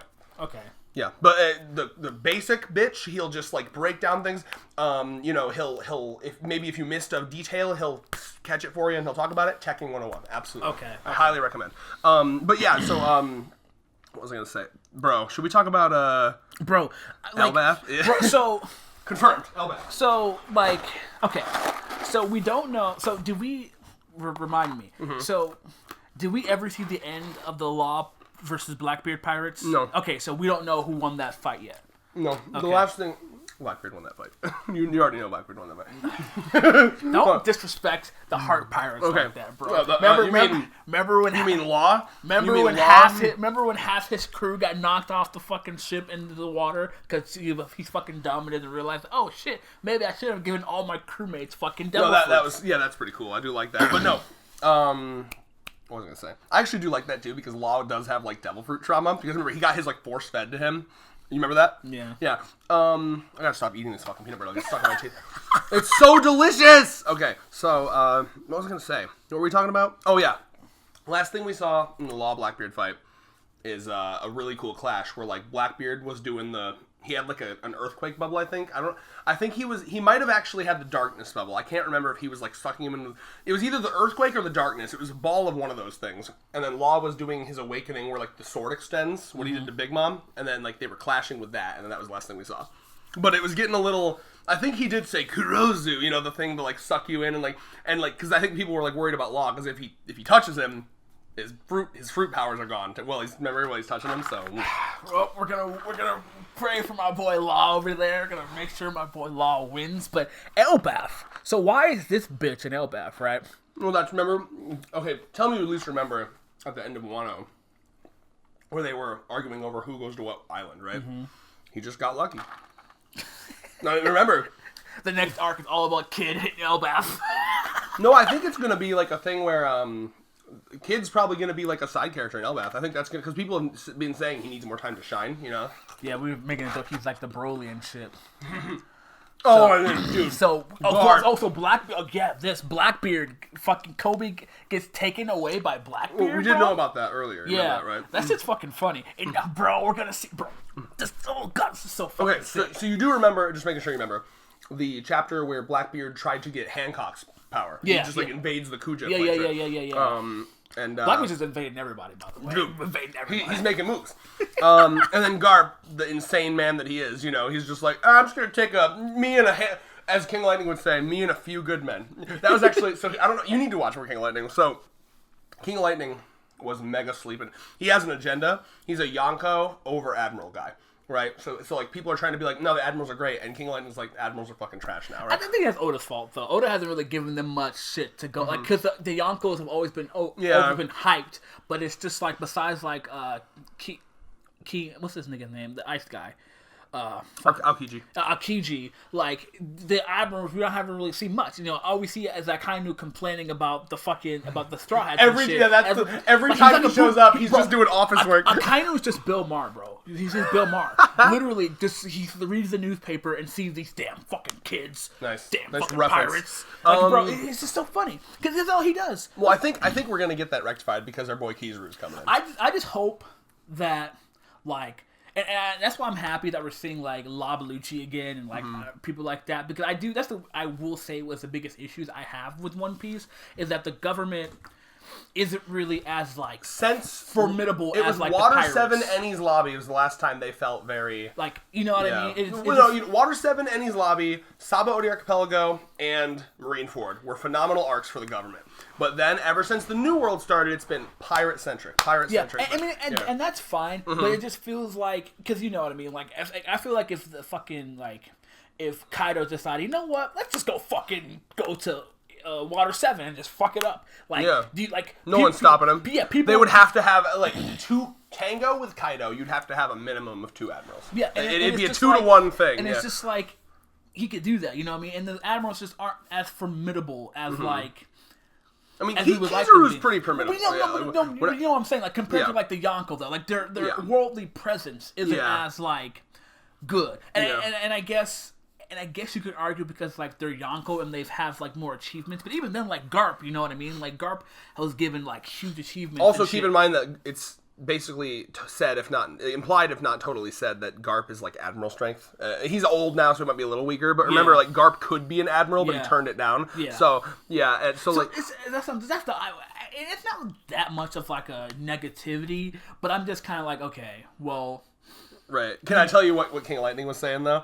Can you remember how it was talked about how Sabo? Because for a while we knew that from the Reverie that Sabo and his boys, right? Like Sabo and the Rev.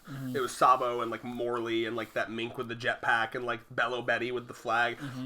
They went in and fought Fujitora and Green Bull. You remember? They fought them at the Reverie, and then they got Kuma back. Yeah. So we knew for a while, like they succeeded, they got Kuma back. So King Lightning was like, these admirals are bitches. And then when we saw the admirals, they were banged up. They had like some bandages and shit. So he was like, bruh. All it took, it was just Sabo and a few good men. Not an army, just Sabo and a few good men. It's really funny because it's just like, I remember we had people complain about that in Wano when like the new admiral came in. Green Bull came in. And then he got fucked over by now that is a deserved lean bull, okay? That's a deserved lean bull. But it's just like, it's Oda's fault, bro. Oda doesn't make them formidable. Like, does he? I'm okay. Let's be honest here, right? Like, Akainu punched Ace to the chest, right? Like, Kizaru, like, does his own little thing, right? Like, a coach, like, the only, like, formidable one, like to me personally is a Koji. Like I think Kizaru is terrifying. First introduction, bro, freezes half fucking water of the ocean. Another island. Fair enough. I think you are forgetting how fucking terrifying Kizaru is in Saba Odi Archipelago. Well, I know, because, he got... Dude. Because he... Do you remember when he was soloing the worst generation, right? And he knocked over, just as a background thing, he killed a dude, and, like, the light went through him, and he knocked down that huge fucking tree. Do you remember that? Yeah. Like the huge fucking tree in the background, and he's like, oops. and he rode in on a cannonball. Do you remember that? He just fucking dude, I don't care what anyone says. I think Kizaru is going to be one of the more formidable ones, because, again, he is light speed. You cannot... Some people want to say, is he? It's like, his power is fucking light. And now... Is Oda gonna do light speed correctly? Probably not, because no one ever does, right? How can they dodge it? How can they see it? I don't think you're supposed. I think people take that shit too much when it comes you have to be realistic. Like, bro, it's a fucking fictional series. Like, who cares? Here's the cope that I'm always gonna have with light speed making sense is observation haki. The only way you can fight Kizaru is with really good observation haki. You got to have Katakuri level observation haki, I think, to fight Kizaru. So what I was gonna say, though, with Kizaru, if he really goes serious, he's gonna be a hard guy to beat. Okay, for example, if because he's supposed to fight Sanji technically, right? That was the only reason people think that is because there's an opening where it happens. But in that opening, and they both fight with kicks too. So. Yeah, I mean the vibes would be cool, but like who knows if it'll actually happen? Hopefully they'll clash. It'd be cool because it means that it'll at least give Sanji a bone, right? Because okay, well Sanji, I'd like it because I think given his mid-ass Wano fight. Honestly, I'd be so okay with it if there was just like it was confirmed that Sanji's the fastest of everyone in the crew. Like that would be cool as fuck. You know what I mean? Like he's the only one who's fast enough to fucking fight Kizaru. So it'd be like okay, boom. You know what I mean? Like give Sanji something. You know? I think he is. There was an SBS about this. It's just like, bro, like, come on. Do you not remember this SBS? Because it was like a foot race, right? Yep. It was like who was fast. It was either One Piece or it was either Sanji or Brook. Because Brook is like really light and he does that. But yeah. Let's see here. Sorry, it's gotta load. All right. You fucker. I'm just looking around your... Oh, isn't it great? I got so much good shit. I was looking at the Hanako shit. Don't you love him? Oh, yeah. So why you look that up? Did you see my bracelets? Oh, yeah. Oh, from Hanako? Yeah. I got that at Hot Topic. Oh, shit. Okay. Hold on now. Let's see here. All right, so... Yep. Brook is the only one faster, but this is just for a foot race, right? That doesn't, like reaction speed and shit like that. Frankie, the fucking slowest, bro. Kung. This is so fucking... What was I gonna say though? So we have him being almost the fastest for a foot race, and also he does have the best observation in the crew. That's confirmed. Remember, that's his specialty. Yeah. Because the three that have it, okay, because we already know what we only know 4 people in the Straw Hat crew that have observation. Don't you mean 5? Nami. That anger conquers hockey. You remember that part, huh? Where Jinbei's like, holy shit, it's the conqueror. Listen, we stand Nami. Wami, bro. Wami right there. Wamu from JoJo's. She beat a Yonko, bro. She beat a Yonko. Oh, yeah, that's true. It was right the second he became a Yonko. New Yonko. Nami solos confirmed, bro. Remember our old Tama jokes? Fire. I miss them. Yeah. I gotta stop eating. Peanut brittle is going away, bro, because it gets in my teeth and I can't talk. There it goes. Bro, that's aggressive. It's aggressive. You guys didn't see him throw that shit halfway across the room. It hit Lancer. It hit Lancer from Deltarune. Your neighbor's probably like, what the fuck are they doing up there? Oh, I'm fucking a black man is what I'm doing. Oh, hell yeah, baby. They'll be scared. Oh, yeah. Who let that man? They just fucking knock on the door. I open it naked as fuck. Or like, you got a problem? You intimidate them with your large fucking bestial cock. You got a problem? You're like, no, sir. I want you to open the door and like turn to them in a way that your like penis like slightly like raises their knee.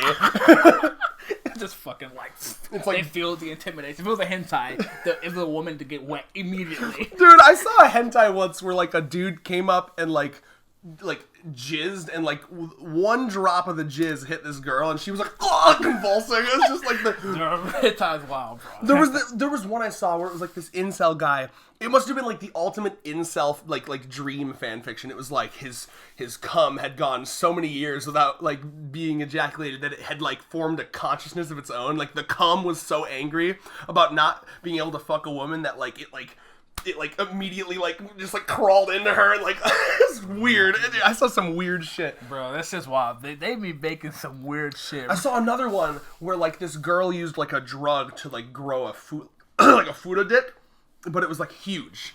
And then like it played out like a normal hentai until the very end where she came in her, but then the sperm was huge too. Like the actual sperm cells. So like there's these like wiggling like worms coming out of her. There's some gross shit, bro.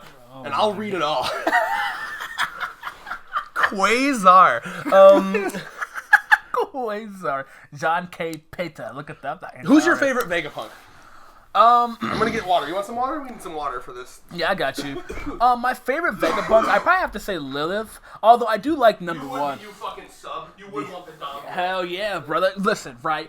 Being a Dom fucking sucks, okay? But it's fun once in a while, sure, right? But being a sub is this is the best way to go. So if you're a male, if you're a man, don't let society tell you you can't be a sub, okay? You do not have to be a dom and be a male, okay? It's okay to be submissive, okay? I think the based approach is to be a switch, personally. It's not a crime to be submissive to your partner, okay? Like especially as a male. Don't let them think you're less masculine because you prefer to be submissive instead of dominant, okay? That's no. No. But anyways, right. I love Lilith. Alright, water is coming in. I love all their designs though. It's very far away from my computer, so put it like all the way over there. Unless you're ready to buy me a new laptop. So I just love the fact that Bonnie's still trying to kill Vegapunk. Oh yeah. Just like you turned my dad into a fucking robot. Fair enough. I will say too. Okay, I wanted to go off on York. She's not my favorite, but she actually is one of my favorites, even though she does like nothing. And there's something so funny to me about the idea of like her just existing to fulfill the physical needs, right? Also, I just love the idea, that concept, and the fact, and like I'll be honest, something weirdly hot about it. Because here's my thoughts, okay? Hentai artists, hear me out. I may have said this in the last chunk, okay?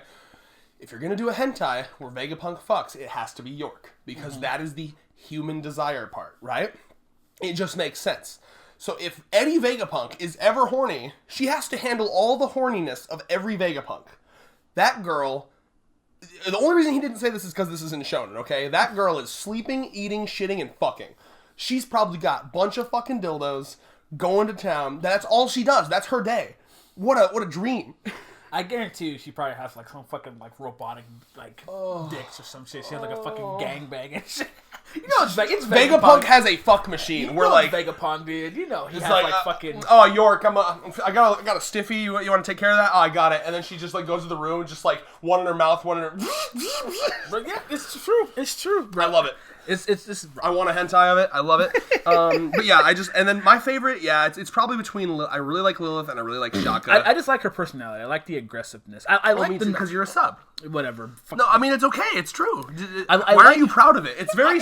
It's so in your nature as a sub to not be proud of it. You have to be a sub, and you have to be very like. I'm very proud. I openly admit that I'm a sub to everybody. I'm proud. And I'm a masochist too. Wink, wink. Anyway, there's a lot. Okay, so it's Kuma, the celestial invincible slave, right? So it's just like. So the question was Kuma so we don't know if he actually climbed it yet. He's looking up. That's all we see. Okay. So we don't know if he's going to if he's trying to go to Marijois, because that's where that's where the celestial dragons live. That's where the reverie happened. We don't know if he's trying to go there or if he's trying to go to Egghead. So do you or think, somewhere else. So do you think he's probably like retrieving something from Marijois to give to Vegapunk? You think that's possible? Because I mean, like maybe because I mean it's just like because as soon as like Egghead got attacked, he hit the alarm button, and Kuma's like, okay, I gotta go, right? I don't think that he was the guy that he was calling. Like, remember, there's like a secret guy that he's calling. Mm-hmm. I don't think that's Kuma, because no, I know, but because that he was already moving before that happened. Yeah, but like once the alarm that Egghead was getting attacked, that's when Kuma went online and started fucking. I mean, so the initial thought was, oh, he knows his daughter is there. Because remember, Bonnie is his daughter. Mm-hmm. So, like, that was the assumption. So, like, really, I think that Oda is doing this pretty cleverly, where the fact that he lands here, it's a little bit of a red herring. We don't know if he's going to Marijois or Egghead, because it could very well be... We don't even know why he's traveling to begin with. All we know is that like he's there to protect Vegapunk. We don't know. We don't even know. Yeah, you know what I mean. But I would assume my theory is like Vegapunk was like, okay, because if you're a scientist and like, okay, eventually, because Vegapunk said himself, he knew eventually the government was going to get rid of him because he knows too much, right? He was just stretching out all that fucking funding. So in my head, I'm just like, okay, if I'm building all these weaponry for the government, all these robots and shit, right, and I know eventually they're going to kill me, let me add like a little like safe haven thing where like if they do try to kill me, like I'll have these robots turn to my side or like they like set like a program, put it in the program that they're not allowed to harm me or some shit. That'd be the smart thing, right? That would be, I think, more related to the Seraphim than Kuma, because the Seraphim are way more powerful than Kuma. You know that, right? Yeah. Like the Seraphim, you understand how powerful the Seraphim are? Jinbei's reaction to his own Seraphim is really funny. Yeah, was that this chapter or last chapter? It was last chapter. Well, I don't know if it was this chapter where he was talking about how the Seraphim are. It might have been last chapter. There's a chapter where he says these Seraphim are going to be the most powerful. Like when they fully evolve, they might be the most powerful things on the sea. You remember that? Yeah. These things are. You remember they're babies right now. Like they're like infants. They're going to grow, and they're already the size of their adult size. So they might be like double the size. Like they're going to be huge, and they're going to be absurd. An infant Boa Hancock Seraphim made Blackbeard sweat. You remember? He was sweating. He was like, what the fuck? I love that shit. So, I mean... hold on, I'm plugging my laptop. I don't know. I do think... Because we saw the command hierarchy of the Seraphim a couple chapters ago. And I think Vegapunk was... The only one above Vegapunk was the Five Elders. And that was probably like an order from the Five Elders. Yeah. Like, if you're building this, you gotta put us above everybody. It's smart. It's smart. It makes sense. Yeah. Right? So, my assumption is... If Vegapunk, I think it would have to, I'm guessing it would have to be Vegapunk himself. Well, maybe. I don't know. So, like, if any of these bodies go down there, could they be like, follow my order now? Or does it have to be the main Vegapunk? I think it might have to be the main. That would Vegapunk. seem like a smarter, yeah. Like the main one. Because, I mean, they're all him, but, like, they all have their each personality. So, Lilith can be an asshole and just be like, oh, shit, Seraphim do some dumb shit from, like, to this island, you know what I mean? So it's just like, it would make sense for Vegapunk to be like, okay. But then again, this is the same guy who's just like, I want to have like a huge brain network, and everyone shares the same brain. It's just like, yeah. It's like, yo, that's wild, bro. I just love Jinbei being like, I think that would be a terrible idea. And he's like, well, science, you gotta keep progressing. That would be an awful idea. Awful idea. Now, it's another thing we need to talk about that I'm glad we didn't forget about this. There may be like a traitor in the midst, because remember, someone opened up the dome. The dome, yeah. So you think it could be one of Vegapunk's? So yeah, there's a couple theories, right? So because it happens, he calls this guy to help him. Okay, hold on a second. Tell me who you think you are, then come to decide. He'd be driven out of his home, taken the government. So one of the theories, I think the maybe potential like red herring theory, is that it was the guy that he called for help. Like, oh shit, maybe this guy, because he says, I've been waiting for this order. I've been waiting. Like, he doesn't say it like, of course I'll help. He's like, yes, I've been waiting for this order. So like some people think maybe it's the guy he called to help is actually like he's been waiting for this moment to like open the gates for the government. Mm-hmm. The other theory I'm hearing is that it's because it happens a couple pages later after this time skip. The other theory I'm hearing is that maybe it's one of the Vegapunks, right? And what would be the obvious one to do it? Lilith, yeah. Right? But if that's too obvious, some people, I heard a theory. Now this is Joy Boy, and Joy Boy's whole thing is he's like the Alex Jones of One Piece. Okay, like he brings, and like he's got good ass theories. They almost never come true, but he's got good ass theories. He had a theory where what if it's actually Shaka the Good? And the rationale would be, he thinks he's the best version of Vegapunk, and only he should be the one. Like you should just take me, and the rest of them are, because like, you know, he's at odds with Lilith. So maybe I think there was more details I'm probably forgetting, but like, what if Shaka is like, he truly believes that like, no, it should be me to go, and so we need to cut this dead weight. I think that'd be, and like in his own little twisted way, because I'm the only good one or something like that. So like, there's a lot of things that could be, but we do have to keep in mind that like, something happened, because like that Frontier Dome, remember, like Kaku tried to go up there, it was like laser. They were pretty safe up here, and now it's a problem because someone turned that shit off. Now the third potential option that I know your ass forgot about because you were stupid. Whoa! Sorry, that was me. Whoa! That was aggressive. I'm sorry. Whoa. That was hyper aggressive. Pre-time skip red coming back. No, I'm just kidding. I know. I'm just messing with you. Bro. Stretch mark having ass. Yeah, did you used to be that fat, man? Yeah, bro. I mean, I wouldn't say I used to be fat, but no diss. I'm just like. It looks cool, man. It looks because I worked out a lot, so you know, I mean, I hope you're not like I'm self-conscious. I was just trying to be funny. I love my stretch marks are wow. You know what it looks like? It looks like you got like struck by lightning or something. Lightning, yeah. I know these don't go. Love the Majin tattoo. I want to grow it out more. Hell yeah. But anyway, Caribou is on the island. Right. No, that makes sense. No, that makes Remember, sense. and the last time we saw him, he was like, it was Brook and Zoro stayed on the ship. Caribou was like, okay, guys, hey, what's up? I know because remember, they were taking him off of Wano. The deal was, because, I don't know if you remember, he helped Luffy. He had, like, 3 months of food in his, like, swamp body. Mm-hmm. When Luffy got beat by Kaido the first time, Luffy's like, well, I need food. Caribou's like, well, I got a bunch of food. I'll give you the food if you beat Kaido and take me off this island safely. And they're like, got it. All right. So the deal with Caribou was, we hate you, but we'll take you, whatever the next island we go to is, we'll drop you off there and we're never going to see you again. Just so happens it's Egghead. In that last chapter we saw him, Caribou's like, hey guys, he comes up to Zoro and Brook and he's like, hey guys, I know we promised on like the next island, but like, can it not be this one? And they're like, nah dude, fuck you, that was the deal. Get off our ship. So yeah, my only issue with it being Caribou is I feel like Caribou shouldn't be smart enough to know how to get in there and like deactivate like Vegapunk's machinery. To be fair, that he's been lucky for a long time now. Some people think it might have been a mistake. Like he's just like how do I get out of here? Is there like an escape pod? Because I mean, like he's been extremely lucky. Like he knows about all the fucking ancient weapons. He's been to like 3 different islands basically and survived all of them, bro. Like dude, when the time skip first started and Caribou was like there pre-Fishman Island, I did not expect him to be this important. You understand? You know the knowledge he has, and you remember too. He said when he learned about where Pluton was, under the fucking Wano, which is crazy, by the way. I love that. That's where Crocodile was a little off. But although Robin said the poneglyph that Crocodile had her read actually did say it. Remember, she just lied to him during Alabasta. She was like, no, it doesn't say it. I don't know. And he's like, I love it too. I don't know if you remember. He knew too. And he was like, oh, so you're lying. No, because at first he's like, really, that's all it says? And she's like, yeah, that's all it says. And he's like, well, then I guess my use for you is over. And he's like, I can't believe you'd betray me like this. But anyway, I forgot. I ADHD. What was I talking about? Caribou. Yes. So Caribou. Pluton. He now knows that Shirahoshi is Poseidon, and where Pluton is. And potentially, for all we know, maybe he knows about the third one too, Uranus.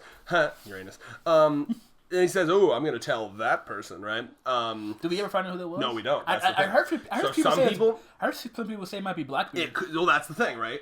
It's definitely because Big Mom and Kaido are kind of done in the story, so it's probably. I mean, they really are. He has no faith. Kaido and Big Mom are gone. They got knocked down through the fucking volcano. They might have a. They're not dead. They're not dead. It's Oda, okay? This ain't Togashi. It's not Fujimoto. It's Oda, okay? I guarantee you. Everything about how that arc went was so disappointing. I'm starting to believe. I guarantee you. Kaido. I guarantee you, Kaido's just like the final arc. Kaido's just gonna come in dragon form and help Luffy. Someone finally beat me. Straw Hat, I'll help you. And Big Mom just comes in and helps anyway. Maybe, I don't know. Either way, they're done as like main antagonists, though, right? There's never going to be another arc where it's like they're the ones we got to beat, right? So careful, man. That's close. Big Mom got 2. True. Yeah. So I think the 2 options. No, there's 3 options really. It could be Big Blackbeard. It could be Cross Guild, like Buggy and Crocodile and Mihawk, because they're kind of. I wouldn't be surprised if they put their hat in the running. Crocodile has said he wanted to be king of the pirates at one point. Remember? I think so, right? Because that was when he had his like beef with Whitebeard, and then it could be Shanks. You know what I mean? Like because I'll be honest, I know Shanks is being built up to be this good guy, but that seems a little too obvious to me. I don't think he's gonna be evil, but I think that there's gonna be more to him than we think. Because I know One Piece. Was One Piece? You need to watch film. Was that canon? That was the most canon movie there's ever been because Oda was the most involved in writing that one out of any of them. There are bits of it that are just like most of the movies. There are bits that are canon and bits that aren't. I think the character stuff with Shanks is canon, and there's a bunch of like hints as to like how his crew fights in that. You need to fucking watch that. You are a fake One Piece fan. Fake One Piece fan. It was in theaters for like 2 weeks, bro. I don't know why you didn't. Bro, I didn't even listen. Right? Because when was it in theaters? Early November. I was fucking on that shit, bro. I pre-ordered my ticket 30 days in advance Because I'm a real One Piece fan. Oh, well, shit. I don't know what I was doing in November. You weren't doing shit. You were fucking getting your dick wet. Listen, right. Last year was not the very best year for me. So fake One Piece fan. Fake One Piece, whatever. I'm all caught up on One Piece, bitch. You can suck my dick with that. Look at this hater over this. It's just... Because I want to talk to you about Film Red, but I can't, bro. There's so much important shit. Listen. Like, literally, dude, you get to see... so much. Okay, like one of the things we find out is that Usopp's fucking dad has that Katakuri future sight shit. Like Katakuri shows up in this movie, and Shanks is like, "Oh, dude, we got a guy that can do that too." And then it's like Usopp's fucking dad. So like, there's a lot of things we're learning. Like, there was a guy that like shot a fucking mouth laser. Like literally, like there's a guy on Shanks' crew that like has a fucking mouth laser. There's so much going on. There's one guy who it's like a pair of two guys. No, I think it's like a guy who like rolls up into a ball and like another guy hits him around like a baseball. I'll watch it. I'll watch it. And then you get to see Shanks like one shot Kizaru, bro. Like Kizaru comes in and Shanks is like Shanks flies, bro. He goes whoa, and he's just a bitch. I just want to mention the fact that Red can't call me a fake One Piece fan until he admits that Zoro is Luffy's best friend. Just saying. Real One Piece fans know it's Usopp. Real One Piece fans know it's Zoro, and Usopp is best friends with Chopper. Moving on. Anyways. Please. When was the last time you saw Usopp with Chopper? Best friends with Nami, bro. Usopp is getting his dick wet. Can we confirm that? I mean, to Kuina, yeah, but I don't know about to Nami. You don't think? Listen, man. He ain't officially in a relationship with Kuina. There's a reason why Usopp wasn't like, we're girlfriend boyfriend now. If he didn't do that so he can fuck without I'll wait cheating. For you, and you know Queen will wait for this motherfucker too. Yeah. No, like he's that hymen is intact. She's waiting. She's a virgin waiting while Usopp is getting his dick Usopp is plowing Nami and Robin on the reg. He plowing giants. Let's be honest here, right? Plowing giants? Yes. He's gonna crawl in there. Bro, because I saw on Reddit there was a joke about how like Big Mom like fucked a Totoro fairy, bro. It was just like, bro. You mean a Totonata? Yeah, remember she has fucked. She tries to fuck all the different races. So listen, right? I'm just saying, Oda has made it very clear. The whole body. Oda has made it very clear that it doesn't matter what race you are or what species, you can get your dick wet. You can get your dick wet. So Usopp could fuck a giant. I'm so proud of my boy Usopp. He's gonna come home and she's gonna be 3 years moist. She's gonna be like, I've been fucking waiting, bro. We're about to like lock the door for a week, bro. Bro, he's gonna be prepared, right? Because if you have giant pussy, bro, you prepare for anything. He's gonna destroy her. You have to prepare for anything. She's like the weak and frail and shit. He's gonna kill her, bro. If he's got all that training. Imagine being like a fucking pimp in like the One Piece verse. You're fucking all different races and shit, bro. You're gonna be a master sex god, bro. You know how to satisfy giants, tonadas, fucking long arm niggas, bro. Fucking the long leg niggas, bro. Like you're fucking every race, bro. You know every fucking sex move in the book. How to fucking maneuver, bro. I'm not gonna lie. And if you have a devil fruit, fire. Very, very true. I'm trying to find. There's a TikTok audio that I find very funny where it's like Big Mom and Kaido fucking. Like, have you? No, that's not it. God damn it. You know what I'm talking about? Have I said? Oh, it's so funny. You because remember all the jokes we used to make about Big Mom and Kaido fucking? It was so funny. Yes. Okay, you ready? I think this is it.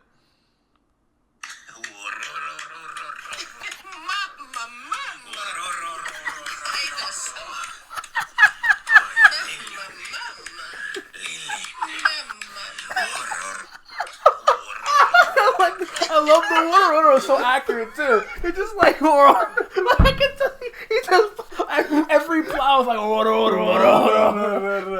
and then like Big Mom, it's such like casual sex, like Kaido-sama, and he's like Lilin. She's just like mom while she's getting plowed.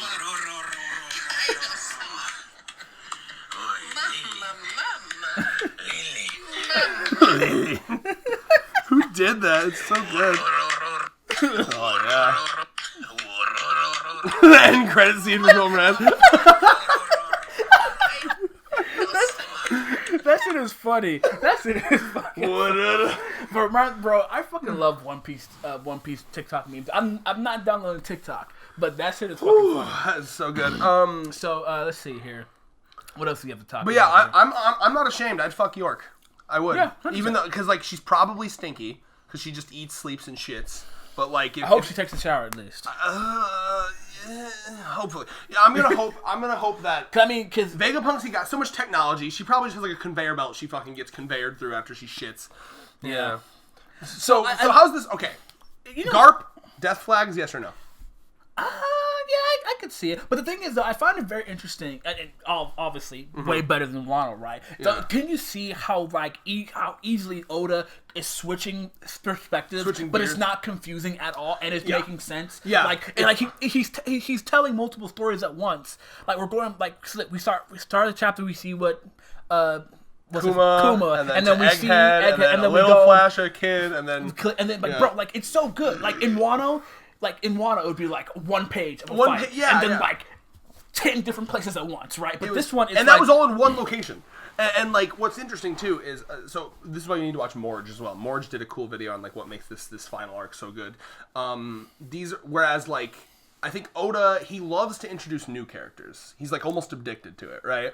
And like so there was a lot of unnecessary like speed and Hold'em and fucking I don't know, that guy that was half a chicken and like you know and it's funny, but like you can tell with this final arc now that it's the final arc, we are dealing with characters that every character we're going to deal with are characters that have been set up over the 25 years of the series.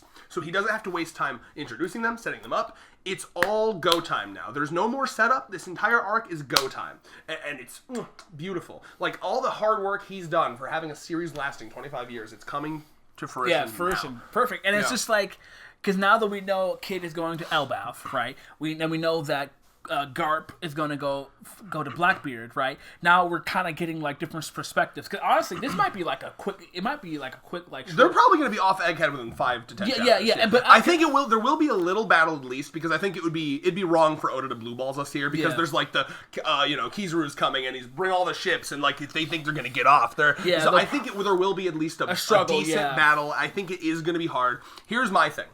I think Oda has done something truly genius with the Vegapunks, because you have a character, you literally set them up for 20 years, right? Like Vegapunk was mentioned by name at the end of Water 7, at the end of Enies Lobby.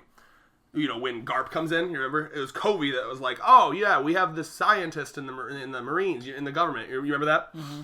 But even before that, even before Vegapunk was mentioned by name in Alabasta, when Usopp and Chopper are fighting the Mole Woman, they have a dog who is a gun.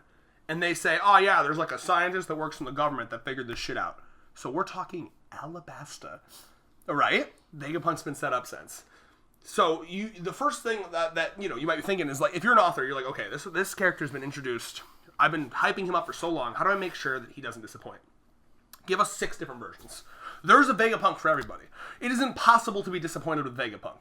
He has written this character so well, you can choose whichever one you like. You pick the Vegapunk. You know what I mean? Do you think they're all gonna die? No, that was my second thing I was gonna get to. Oh, sorry, my nose is so itchy. I slept at Andrews and they got like cat hair on their shit. And I'm like, oh my god. So, the second thing that makes this genius, Oda's usually not very good at killing characters. But this is kind of a weird little gray zone where I think if he can muster up the balls, he can do it. There's this moment where he's like, all right, I'm ready to go. Bring all 7 of us right now, or whatever. How many does he say? Because doesn't he say something like, we're all ready to go? You're gonna because one of them already got killed. Killed. She remember, I don't know if you remember a chapter or 2 ago, Jinbei and Chopper, they brought him up. Or they brought her up. Do you remember? Okay. They brought her fucked up body up, and then one of the, here, I'll show you. Do you remember this? Probably not. Come on, man. If I'm gonna review shit with you, you gotta semi-remember. It's a job now. First of all, we've done this channel for how many years? Who would have ever remember shit with names wise? Don't bullshit me. So we bring up God, dude, he fucked it. That's disgusting, bro. That's like some all the way through hentai shit, bro. Okay, so remember they have that. See that little tuft in the background? Yeah. It's because they've brought. That was I don't remember. Which one that was? That's the one she's based off of Astro Boy. The one she was violence, remember? She's like, no one can fuck shit up in Egghead other than me. Mm-hmm. Loved her. She was actually one of my favorites as well. Oh, she's based off Astro Boy? Yeah, that's my assumption. She looks a lot like Astro Boy. I don't remember what her stinking name is. I used to have these memorized, but it's... I love this. Is so cute, by the way. Yeah. Oh, I forgot. We need to talk about. Call up the fucking CPA or whatever. Chopper. Oh yeah. To be fair, that's not their fault. What do you mean? I mean, it's the ability. Plus, wait, no. Do you remember how this ability works? Yeah, no. The ability is you have to fall in love with them. But you know, it could be paternal love. Paternal. It could be them loving having because they're Marine people. They could have kids at home and then could run their daughter. Good cope. Listen, I'm making this as wholesome as possible. No, you're right though. It is funny. You're right though. So someone brought up on Twitter there was an SBS. Someone asked, "Hey, okay, with her power, what would happen if like Blackbeard had it?" Right? This is way before Blackbeard tried to steal it. Like, because they're like, "Okay, what if someone like Ugly has it?" Right? Like, how does this work? Like the girl from like the Ugly Fox girl from Blackbeard's crew. Like, what if she had it? Yeah, and they went into it. They said it would change to some different type of emotion. With Hancock, it's the turn to stone if you find her beautiful because that's what works best for her. If he said in this SBS, if Blackbeard had it, it would be if they feared him. Ooh. Yeah. So it does change. So the assumption here is you're probably right. It's probably changed to like a, do you find her cute? Like, aw, kawaii. Like you would hurt or you want to protect her. Yeah, protect status. Something like that, yeah. But anyway, so they bring, that's her. They bring her up, and then they get to the top, and there she is there. Yeah. And then they give her body to someone. It might be the, yeah. Oh no, must heal and repair. I think there's Atlas. bio. Yep, Atlas. I love Atlas. So there's workers are taking her away to heal and repair. And I like that wording because that does kind of confirm to me that she's both cybernetic and organic. There's a little bit of both in there. Okay. Because I think you have to be a little organic for the York thing to make sense. There's got to be organics in all of them. I think even the robot-looking ones have organics in them. Probably like, you know what I'm saying? Mm-hmm. No, yeah, you're right. Yeah, like I think they're all a bit organic to an extent. I think. Okay. Yeah. So that makes a lot of sense. So Lilith, or I'm sorry, Atlas. So they all could potentially, be killed. Because I think I think there's probably like a heart, a brain. Well, I guess they're all. No, but I think they do have their own brains, and then they upload that to the main brain. Because I mean that's a lot of people on their ship. You know what I mean? So I'm just that doesn't check out at all. Yeah, so I'm just kind of like they're not. I'm pretty sure like if the case may be like while they're running away, like Kizaru's coming, right? So if Kizaru's coming, then you already know there's gonna be some deaths. That's exactly what I was gonna say, right? So you're totally right because. One, we need there to be drama and stakes because they're setting this up to be like, oh, they ain't getting away, right? Kizaru's like, because this is at the level, what they're going through right now is the level. It's like similar to punching the Celestial Dragon, similar to burning the flag at Eni's lobby. This is huge. What they're because remember when Jinbei said this is going to be a huge incident. Like if you go through with what you're doing right now, Luffy, you're fighting Lucci, we're messing with Vegapunk. This is going to be considered a worldwide incident. Yeah, because Vegapunk, it'd be like if I'm trying to let me think of an example. Because he's a Yonko too. We can't forget that. He's a Yonko now. So anything he does is going to be a political move. Yeah, that's really fucking funny. Absolutely. This is like if Putin came in and stole one of our head NASA scientists, right? And this is and he's the least political character. That's so funny. I know. This fucking in his own series, right? And he's like anything he does is political now. So for real, imagine that for a second. Imagine like a top general from Russia or China sneaks in and steals like our top NASA guy or our top government guy, right? That's essentially what Luffy's doing right now. Yeah. Like from the world's perspective, how this will be reported. Even though Vegapunk, because they're not going to say we were going to kill Vegapunk, they're just going to report it as Luffy stole our head researcher. All this technology that helps us keep you safe. And, yeah. Especially the Yonko too. That's going to be a lot worse. You know what I mean? Like, why is a Yonko stealing like government officials and shit, right? Yeah, that's going to come off as like some hella terrorist shit. Because I mean, it makes sense. Because you can propaganda that into like, oh shit, are like the pirates officially like making a move on like the world government and like your safety and shit like that. So I mean, and let's be honest here, Luffy might be ruining it for all the other pirates. Let's be honest. Oh, absolutely. And this to the citizens would come off as a terrorist attack. Yeah, like, this is some straight up terrorist shit. Yeah. And like. I'm trying to think. Because people would probably look at Jesus Christ. I'm sorry, I'm stroking out. Words. Egghead as like a top NASA facility. Like the Kennedy Center or something. Like if someone fucking came in and like just destroyed one of the rockets or some shit. Like Area 51. Yeah. They're raiding Area 51, man. But yeah, so basically, I think that the implication, especially with like the way Kizaru was talking about it, is like this is the I think this them coming in, this is the government fully not fucking around. Like, they are at the point now where it's like, because in the past it's been like, oh, ooh, we got away, you know, it happens a lot.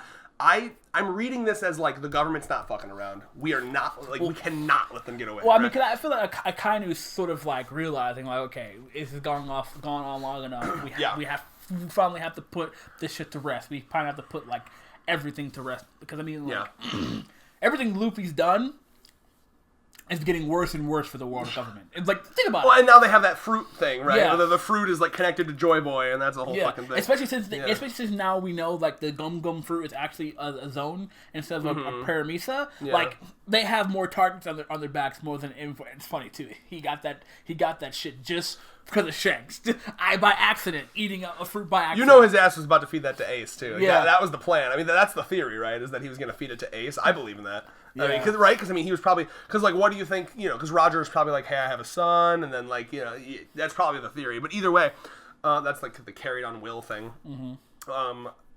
But yeah, I mean, like, everyone is here, right? We can make Lob Lucci jokes all we want, but like. Like, we're talking, like, the top villains from throughout the series. The villains that, like, the fandom love, right? Like, Kizaru, the CP9, like, all the ones that have really pushed the Straw Hats are here. And this is the moment where and yes, I do think the Straw Hats are going to win. This is not going to be a Sabaody, they're going to get killed thing. I think this is the moment where well, here's what's going to happen. There's a moment in, right after Luffy gets bopped to Hancock's island, the Kuja Island. He thinks to himself, he pictures the guy with the axe, remember that just got killed by, or almost killed by Rob Lucci. He pictures the guy with the axe, he pictures Kizaru and Kuma, and he's like, one day we're going to surpass all of them, right? We're gonna do that, right? I think this is the moment where we're going to see how, because I think in the story we haven't seen Luffy feel like a Yonko yet. Like, we know he is, but we need to see. But we see he doesn't get the respect yet, right? Like, some people are still like, nah. This is the moment where I think Luffy is going to prove himself as a Yonko. Get the respect. We're going to have the full force of the government, and they're going to get away.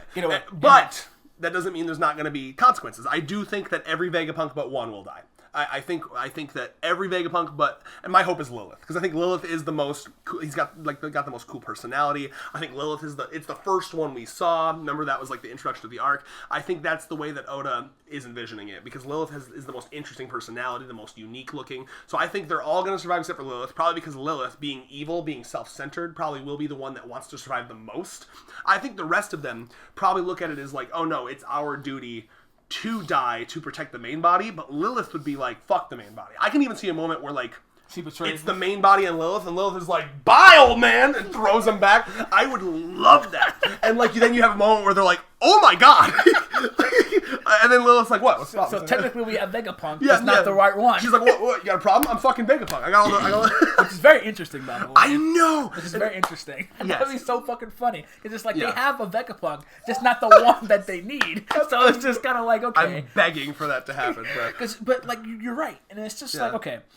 So we're at this point now where, because another thing is too, is I'm really hoping that we see like how much the world government has grown. I'm happy that we see, you know, Lob Lucci over here, you know, getting his awakened zone. You know, I want to see how strong Kaku has gotten. I want to see how strong Kizaru has gotten. Hasn't learned any moves, you know what I mean? Oh my god, shit like that, right? Because it's just like, it's cool to see how strong the Straw Hats have gotten. But we also have to remember, the crazy part, right? Because like, that's why I don't want to sleep on Rob Lucci too much, because he has gotten stronger. It's just that Luffy has gotten absurdly strong. Yeah, I have a feeling that if Luffy didn't have Gear 5th and we were looking at like a Dressrosa Luffy, I still think Luffy would win, but it would be like massively high diff. Yeah. I think Gear 4th Doflamingo Luffy beats awakened Rob Lucci, but like barely. Like, that's like a bare knuckle hard ass fight. To put it bluntly, I think awakened Rob Lucci beats Doflamingo. I do. Yeah. So just to give you an idea, I do think he's very, very strong. It's just Gear 5th is absurd. Yeah.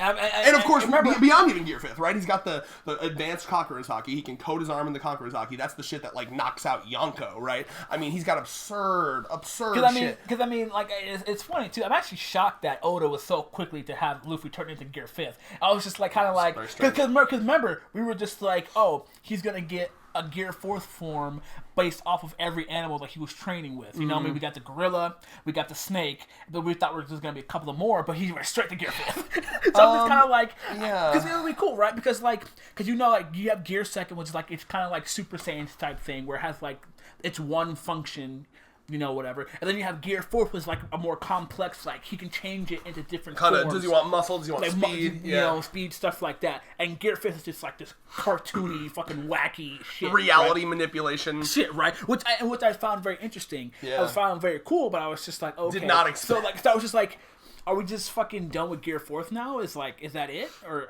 I'm glad you brought that up. So, when you leave, can I send you a couple One Piece videos to watch? Yeah. I want to send you. Morge has a lot of like thoughts on this. He did a video recently on like if the dynamic of Gear 5th will ruin the ability for the story to have serious battles, right? Because he was like, you know, because Luffy's always like laughing during the Gear 5th battles because that's what it does to him. So how will that play out when, like, say he's fighting Blackbeard? Is it going to ruin the vibes when he's like, and I thought he made such a good point. He was like, here's why Gear 5th doesn't ruin the series, right? If he got it earlier, it would have, but he got it at the perfect time where we're almost done. And there's only one battle left where he has to have a serious battle, and that's Blackbeard. And what can Blackbeard do? Your Devil Fruit's gone. Mm-hmm. I think the Blackbeard battle is going to play into... Remember what Kaido told him? He said, hey, Devil Fruits don't mean shit at the end of the day. It all comes down to hockey. You remember that? Mm-hmm. The Blackbeard battle is going to be hockey-based. It's going to be a bare-knuckle thing where I think the Devil Fruit is not going to come into play very much at all. I think when he's not being touched, he'll be able to do the stretchy stuff, but he's not going to have time to go into Gear 5th that much, I think, because anytime he does, I think Blackbeard will be like, and deactivate, you know what I mean? Exactly. And the thing is, too, like, Gear 5th fits with Luffy's personality. Luffy's always been Goofy. And, like, yes, but there's got to be moments where like, think about the ending of like, the original Rob Lucci, right? That battle wouldn't have been as fun if, like, Robin's about to go through the fucking gates, Robin's about to get fucked up, and, like, Usopp's like, and then he's over there like, gum UFO. It wouldn't have felt the same. You know what I mean? There are moments. Morge talks about this in this video. He says, like, yes, 90% of the time Luffy is silly and goofy, but the reason that the moments where he's serious are so great is because it's so rare. It's those rare moments where Luffy is like, okay, now I'm not fucking around. We wouldn't want that always. He's not Ichigo. Yeah. You know. Wait a minute. What's the comparison there? What do you mean? Because Ichigo loses his personality post first arc. I'm about to say, I was like, wait, Ichigo's like fully. Yeah, remember? Because like post first arc, he's he's super serious now. Yeah. Right. Sorry, I misunderstood what you're going for there, but no, I agree with you. Yeah. So like, of course we wouldn't want him to completely lose his goofiness, but we still need there to be moment like if he comes up against Blackbeard or Akainu who killed Ace, I wouldn't want him to be like it would be weird, you know? We've seen him serious in Gear 5th before, but it's just I like the fact that like it changes his personality a bit because I love that because I do too. Like we were talking about in the I guess technically the same video. I might split them up. Now I'm trying to think because like I'm wondering for algorithm. Maybe I'll have like the catch up and then I'll do the this week one and then I don't know. We'll see. Yeah, so because it's just like. You know, and that's the one reason, like, why I love Gear 5th so much, because, like, it fits Luffy's personality so much, like, the cartoony, like, Bugs Bunny, like, Mickey Mouse, Tom and Jerry.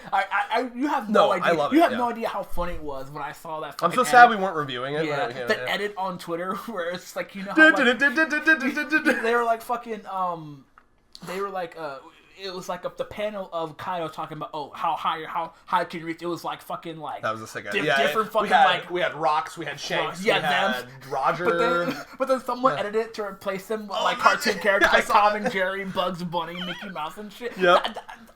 People were pissed about that, but I loved it. Well, I mean, that's so like my toxic trait is that I make very severe character judgments based on people's taste in fiction. If you don't like Gear 5th, you're a Nazi. Now, can you confirm? Can you confirm how many times you've been accurate in that statement? Okay, hear me out. How many Nazis have you talked to? Hear me out. If you showed Andrew Tate Gear 5th, he'd be like, that's some goofy shit. Children don't. Oh my god, Andrew Tate, man. That nigga's weird, dude. Oh, and now we know he, like, confirmed he fucking sex traffics and rapes and shit. But it's just crazy, too. But no. People with the fan, bro. His fans. No, I know. His fans are so weird, bro. They're like, bro, dude. I don't know. Do you realize how closely connected insecure men are to, like, fascism? It's like, it's a pipeline, right? Because, like, it's a man who's insecure. They lead to the incel, and then they lead to like women, and it's so hilarious to me. Like seeing people try to defend Andrew Tate so much because it's just like it's a self-report. It's a massive self-report. Like it's the dude doesn't hide the shit he says. Like, I know. There's a video of him saying like I think there's a classic video where he says something like the reason and of course he changed it to 18 so he didn't sound sus, but he's fucking like 16-year-olds. He says something like, and this guy's like almost 30, right? Or he says something like and quoting Andrew Tate here. Quote, I'll do like a silly voice. The reason I like 18-year-olds more than I like 26-year-olds is because they've been through less dick. I'm like, dude, that is like on its face a pedophilic statement. Like, it's very weird. Because it's so crazy because like Moist Critical said it the best. Yeah. He was just like saying like Andrew Tate is a type because he's smart. At the end of the day, I love Moist. Smart. Moist Critical. Real quick, I just want to praise him. He does such a good job. He puts out such a good energy into the world because he himself. I'm trying to think how to word this. I think some young men have a hard time going to the left politically because they perceive the left as like the SJWs, the like we want to take away edgy jokes and we want to take away your big boobas from your anime, but that's not true at all. There's like some that are like that, but like Moist Critical is a perfect example of someone who's probably like center leaning left. Like he doesn't seem super political, but he's definitely leaning left, right? But he makes like fucked up jokes, but he's like a good person. Yeah. I think the world needs more people like that so that people don't think like, oh, you're a loser if you're on the left. You know what I mean? And the reason why I brought him up because he said the best about Andrew Tate. I don't fully remember what he said, but basically it was along the lines of the reason why Andrew Tate is as popular. Because like I said, Andrew Tate's smart. He's smart when it comes to his marketing. So he says outlandish shit, but then he combats it with shit that people can't disagree with. You know, like he'll say like some misogynistic shit, but then he'll slide in some self-help shit. Slide in like we should take care of men, stop suicide or some shit like that. Yeah. And then people are like, oh, see, he's a good guy, not noticing the fact that he just like said. Because most people only remember the last thing out of your mouth. Yeah. And it's crazy because like the dude, like literally every clip that I've seen from him has been cringy, has been shitty, but people are just like, oh, why are you guys mad at Andrew Tate for? He's just trying to help our young generation of boys with their masculinity. And I'm just like, bro, this is the same guy. Like, if you literally look him up, dude, like he's misogynistic. Like his views on like how to get rich and shit are just so bad, like awful. Like he gives the worst advice. Like he literally, like his advice only works if you're like literally already rich. Or close to it, or like if you have like. Did you see that clip? The other clip I saw of him was him talking about he's just an ass. He's a terrible person. He's talking about how if he has a woman in his life, he makes them. That was the wording he used. I make them make me 2 cups of coffee in the morning, but I only drink 1. Why? Because it's respect. It's like I want, and then like why? Don't ask why. Because if a fucking intruder comes in here, I'm gonna put down my life to protect you. So you got to make me another cup of coffee. It's like and it's so like we know he's shitty. Like anyone who with a brain knows that he's shitty, right? Also, mega small dick energy. Yeah, but his fan base like are so convinced, and this is and usually I'm not the type of person who believes that like. Celebrities should like take fault for like their fans is like doing wrongdoings and whatnot. Yeah. Like I genuinely don't believe that you should be that like you should blame like celebrities or people of like who are famous for the actions of other people. However, like he's giving direct advice. We talked about this before. Like people like Trump, like some politicians, like Andrew Tate, like these people legitimately give out these advice to people, and then these people actually do it. That's when I hold you accountable. Because you're not giving your opinion. You're literally telling people do this. This is how things should be done. There's a drag video. I think I've shown you. He does like politics videos. Mm-hmm. I need to show it to you. So I'll show it to you after the video. But he's got a lot. Like he does a song. It's like a song he has. It's a parody song where he's like making fun of like all my fans are doing all these murders, but it's not my fault. And he has this one line where he's like. I never thought that telling people to go out and kill groups of people would lead to people going and killing groups of people. Yeah, it's just true because people for some reason, I mean, it was obvious, right? But it's like people always want to find that thing to like follow and to like look up to, right? Mm. And so like Andrew Tate is that like new guy, you know what I mean? Because like thank God he got arrested. Yeah, because like we said, right? The dude says the most outlandish shit, but then he slides in some shit that you can't disagree with, right? Yeah. It's just like, oh, be a good person. Oh, like like don't hit. Be a good person, like but you know, make your woman make you know what I mean? But it's just like, bro, his takes on women are terrible.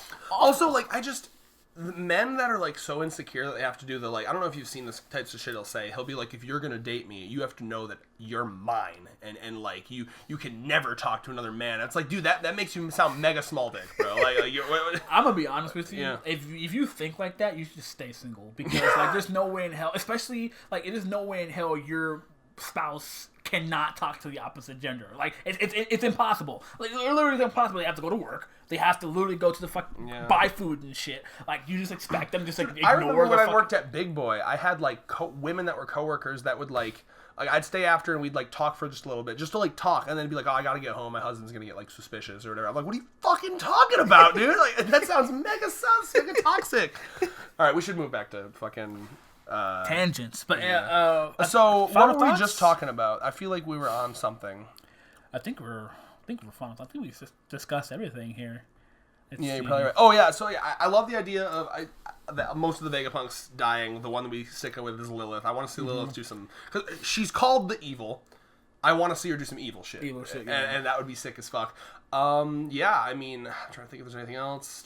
Final thoughts. I love that we ended this off with the Andrew Tate talk. Oh, I love it. What I'm expecting for next time is that will Garp die? Yeah, I don't know about that. I'm predicting. Well, real quick, Garp might know. He might have some intel that Blackbeard is not on the island right now because Blackbeard's fighting Law. I mean, I ain't gonna sleep on your boy Law. Your boy Law is a powerful guy. You know what I mean? So like, if anything's gonna distract Blackbeard for a bit, it's gonna be fighting Law. So you think he might have to rescue Law as well? You think Garp is rescuing Law? But you know what I mean, right? Because let's be honest here. Like, if Blackbeard actually does win that fight, Law's dying. Like 100%. He should. Like, because who knows?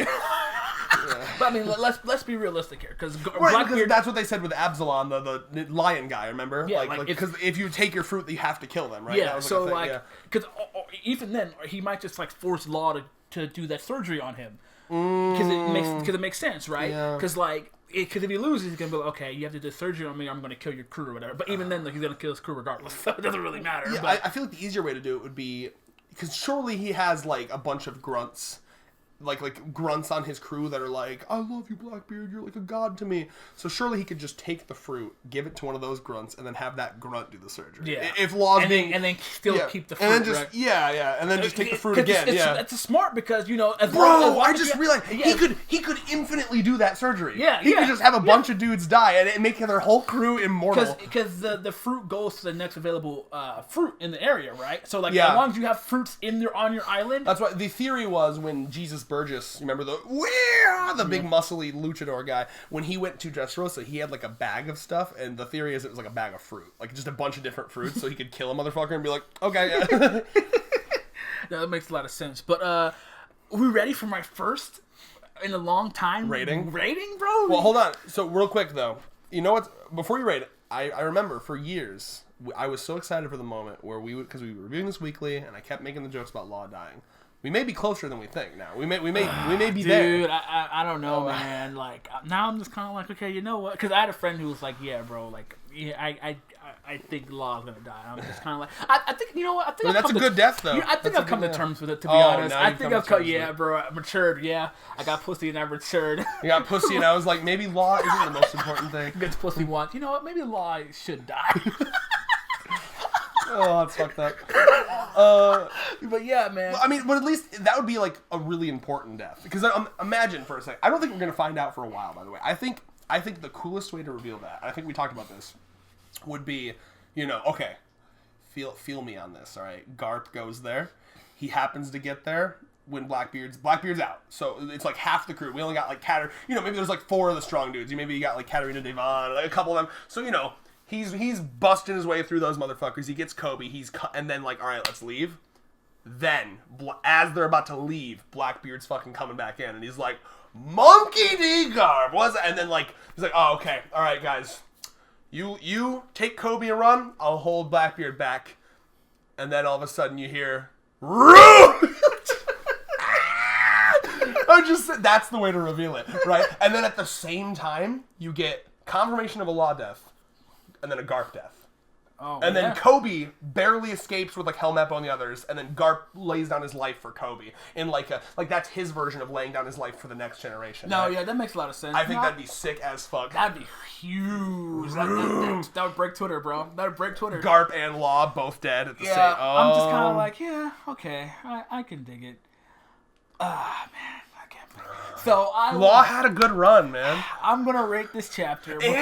And Oda, one last time, Oda knew before Law died we had to see Fem Law. We had to rule 34 on one. I mean, like, because the only thing I want to know is what's gonna what they're gonna do with his power, with his fruit, right? Like how they're gonna respect his fruit. Because I like the fact that they gave Sabo Ace's fruit because it was like a momentum. Well, right? I think Blackbeard will probably have it for a while, but like until do you think Blackbeard's gonna die in the series? I want him to. I think he has to. I don't think Luffy's gonna kill. I know you said the theory I've always wanted is Luffy his first kill because he has no choice. Luffy. I think it'd be stupid for Luffy to go through this whole series and never kill one person because like I feel like there's got to be if you're being honest with yourself, some people have to be killed. You know what I mean? Like because if you're saying anything else, you're making an argument for like not killing Hitler. You know what I mean? Like I agree. I am the type of person who thinks like me as a person, and you know this for as long as you know me, I've always been the type of person that I think that rehabilitation and second chances. And my thought process on that whole thing is that if we know for a fact that you cannot change, and that you are like literally if you've tried everything, if you can't be rehabilitated, then I think the last resort is you have to die because at that point then you're not changing. You're going to keep committing crimes. You're stuck in your mindset. That's the only like Batman and the Joker. They should just fucking kill Joker at this point. Yeah, because at that point it's just like okay, we've tried everything. We gave you multiple chances. You clearly haven't changed your ways or even don't want to. Yeah. You have to die for the greater good. So exactly. Like 90% plus of people. Kind of why Avatar: Last Airbender is kind of shitty. Haha, Aang, shitty protagonist. Anyway, I'm 50-50 on that. We'll tangent that. I'm okay with that. So, like, I would feel you in most circumstances. I think what makes that okay is it's not... I don't look at that as, like, the show teaching that lesson, because there are plenty of characters that die in that show, as far as I remember. Jet.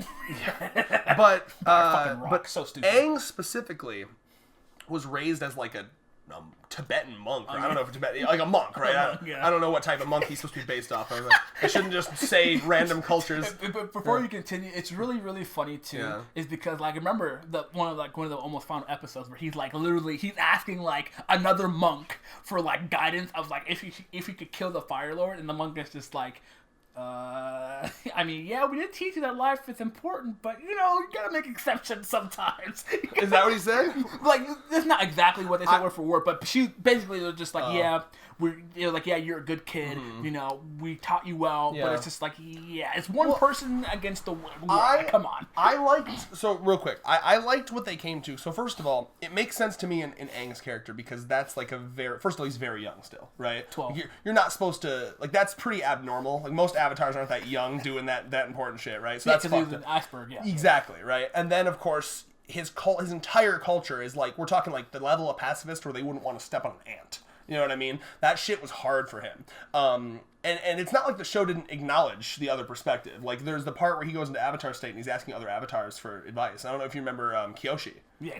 Oh, Kyoshi said kill them all. That's it. Kill them all. There's a Kyoshi novel, if you ever want to read it, that's written by the actual people that made the show. Oh, really? Where? Right there at the bottom. Not on the shelf, on the bottom. Right there. Yep. Oh, okay. Oh, shit.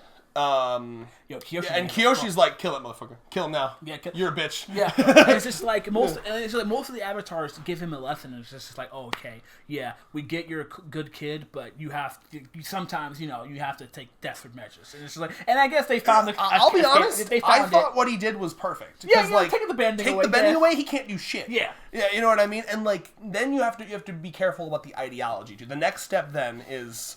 Make sure that the ideology can't spread, because obviously you cut off the head, someone else can take over. It's a fascism problem, right? It's fascist. I don't know. Maybe I'm overusing fascism, totalitarianism. You know what I mean? It's like a dictator thing. Yeah. And I know.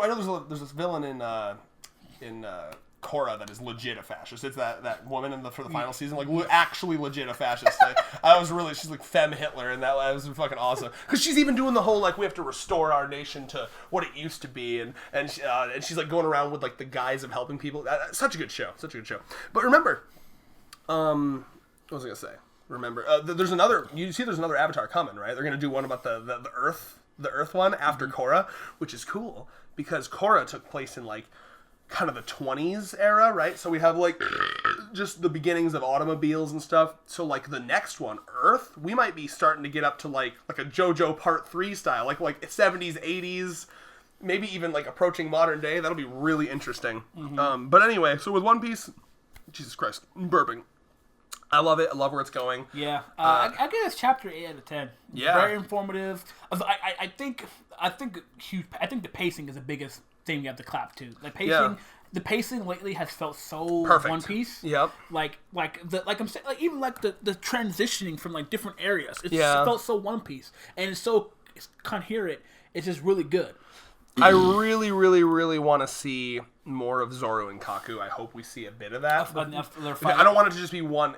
Listen, if this arc goes by without me seeing the giraffe form one more time, I want to see my boy. Remember, you think he's gonna I want the awakened giraffe. I love giraffes. I love giraffes. I love that shit. I love that in the dub too. Yeah. It's just like I love giraffes. Are amazing. I love giraffes. And then he has like a fucking like the cube giraffe form using his hands. Mega cope. Like a fucking. Imagine the 4-sword style, didn't he? Yeah. It was 4-sword because he counted his legs as swords. Yeah. Because he would do the Tempest kick and it would be like a slice. Dude, I'm just imagining awakened giraffe and he's got the fucking like black flames around his little giraffe neck. Oh my god! Please, Oda, I need it. Okay, but yeah, I don't know. I guess that's it. I think that's a piece. Wow. Yeah. Okay. Like I gotta go. You got one more thing. You can say more because I gotta click over. All right. Well, thanks guys for tuning in. Hour and 24. Yeah, dude. I guess we'll start. So weekly, right? We're gonna do this weekly now. Yeah. All right? Yeah. I'm holding him to it. He said it. He cannot escape now. And we're gonna try to add more manga. Cool. Yeah, maybe some more content. You know, some content. Back into form, boys. Diversify it a bit. Yeah. You'll see Red Thurman. You'll see Red Thurman. You'll see Red Vex, but never Thurman Vex. That's for you to edit out, not me. I edited shit out. And peace. One Piece. If you are only here for Chainsaw Man, get over it. It's One Piece time now. Yeah, go play One Piece Odyssey. Let's go. Cringe. Bad game. 0 to 10. Where's our One Piece fighters, bro? Anyways. That's all I want, dude. That's all I want. I need you to take Dragon Ball Z Budokai Tenkaichi 3 and just push One Piece characters into it, and there you go. No, fuck you. We're still talking about this. I want to be playing as Wanzai and have the ultimate move where I'm shooting sharp, uncooked ramen noodles out of my nose and I'm rotating the analog stick, burning the inside of my palm as I shoot sharp, uncooked, snotty ramen noodles at fucking Marine Soldier number 3. That's what I want. You remember that fucking game? The Frieza Soldier number 1 and 2 were characters, bro. It was top tier. And the final move, you know what the ultimate was? Do you remember what the ultimate move for Frieza Soldier was? Mm-hmm. Do you or not? Yeah, it had a desperate fucking rush attack and shit. It's so funny. No, you forgot. You don't know. I didn't believe you. I'm sorry. That was really aggressive, but I really didn't believe you that you did. No, he says his final attack is to pretend that or to fool you that Frieza is right behind you. He's like, look, it's Frieza. We're talking about Q. I thought you were talking about the actual character who's Frieza Soldier named 1. I could have sworn it was. Is it not? I don't know. What's one of the Frieza soldiers? Yeah, well, no, but you're talking about Q. Q was hyped up to be Vegeta's rival, and then Vegeta one-shots him. Damn, this man actually, he legit knows more than me. I'm sorry. Fuck. Jesus. Bro, Dragon Ball is my guilty pleasure series. I will always love it, even if it's shit. I didn't know you had game like that. I'm sorry. Yeah, no, but it's I like playing with him against Frieza and then saying, look, Frieza, and then Frieza falls for it. It's very funny. One Piece. That's so funny. Yes. technically this is in context because One Piece and Dragon Ball have crossovers all the time. Sure. So all right, we're gonna jump right. Yeah, good. I don't even know what you'd call that. Good justification. All right, to One Piece. We're gonna jump right to what I want to talk about.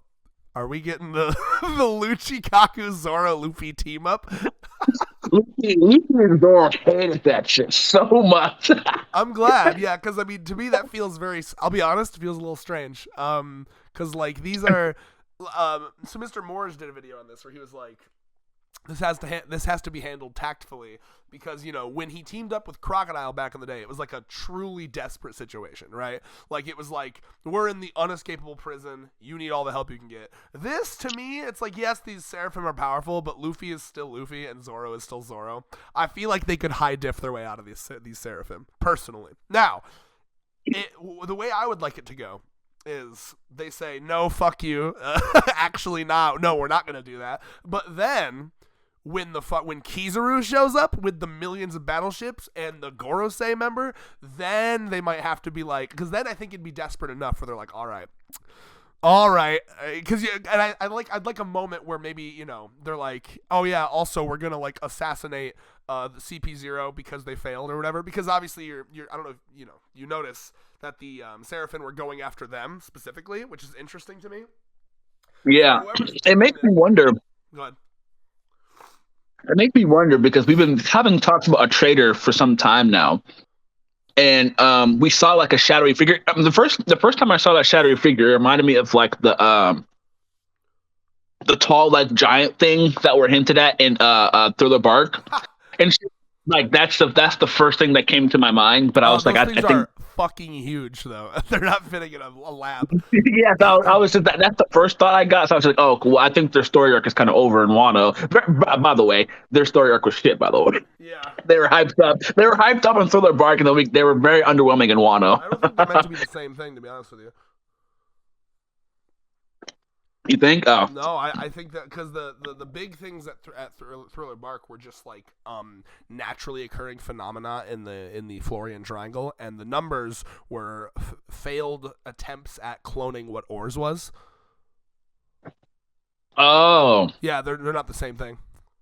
Oh, okay. Well, where did I read that they were the same thing then? Who the fuck? I don't know. Either way.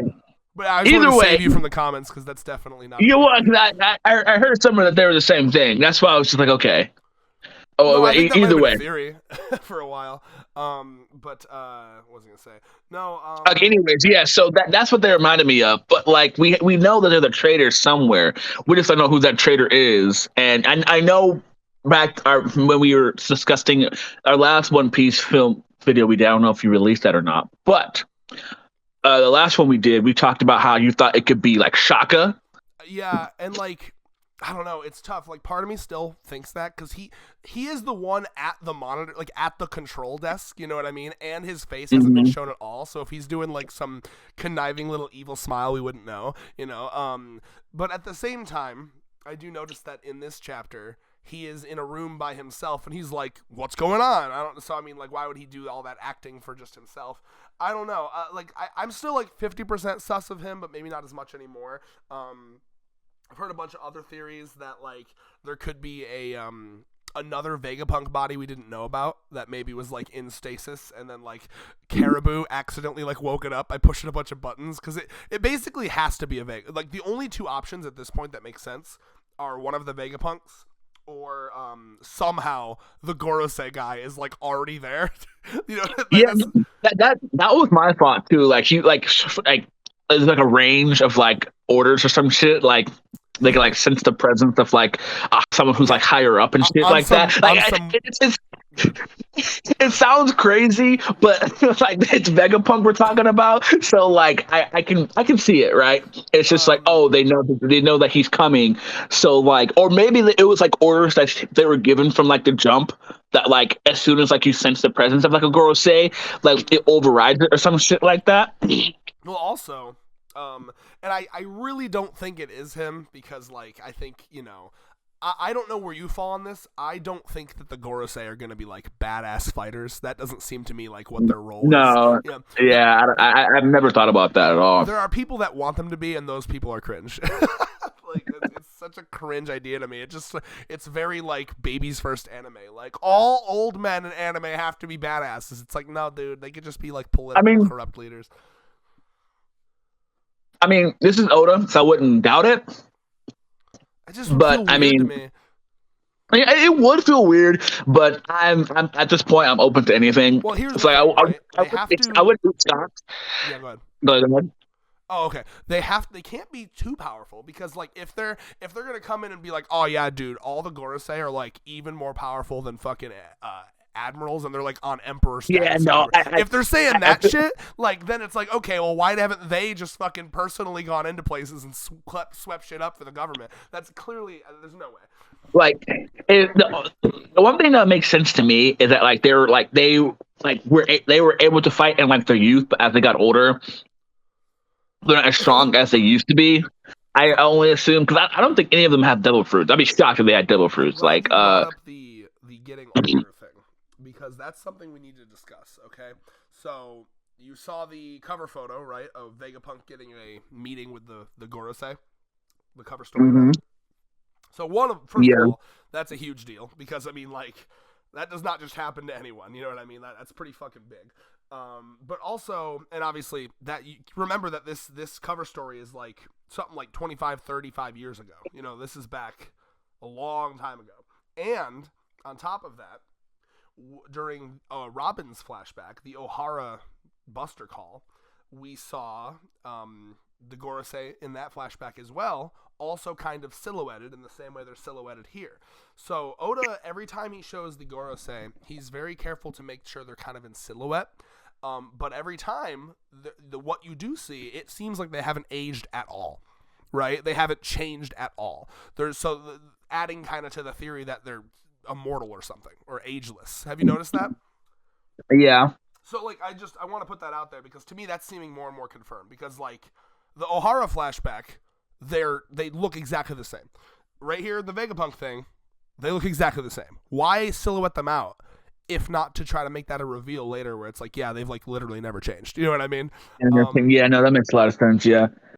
So them as well as like Eam might be like on some fucking lived since the Void Century shit. I don't know.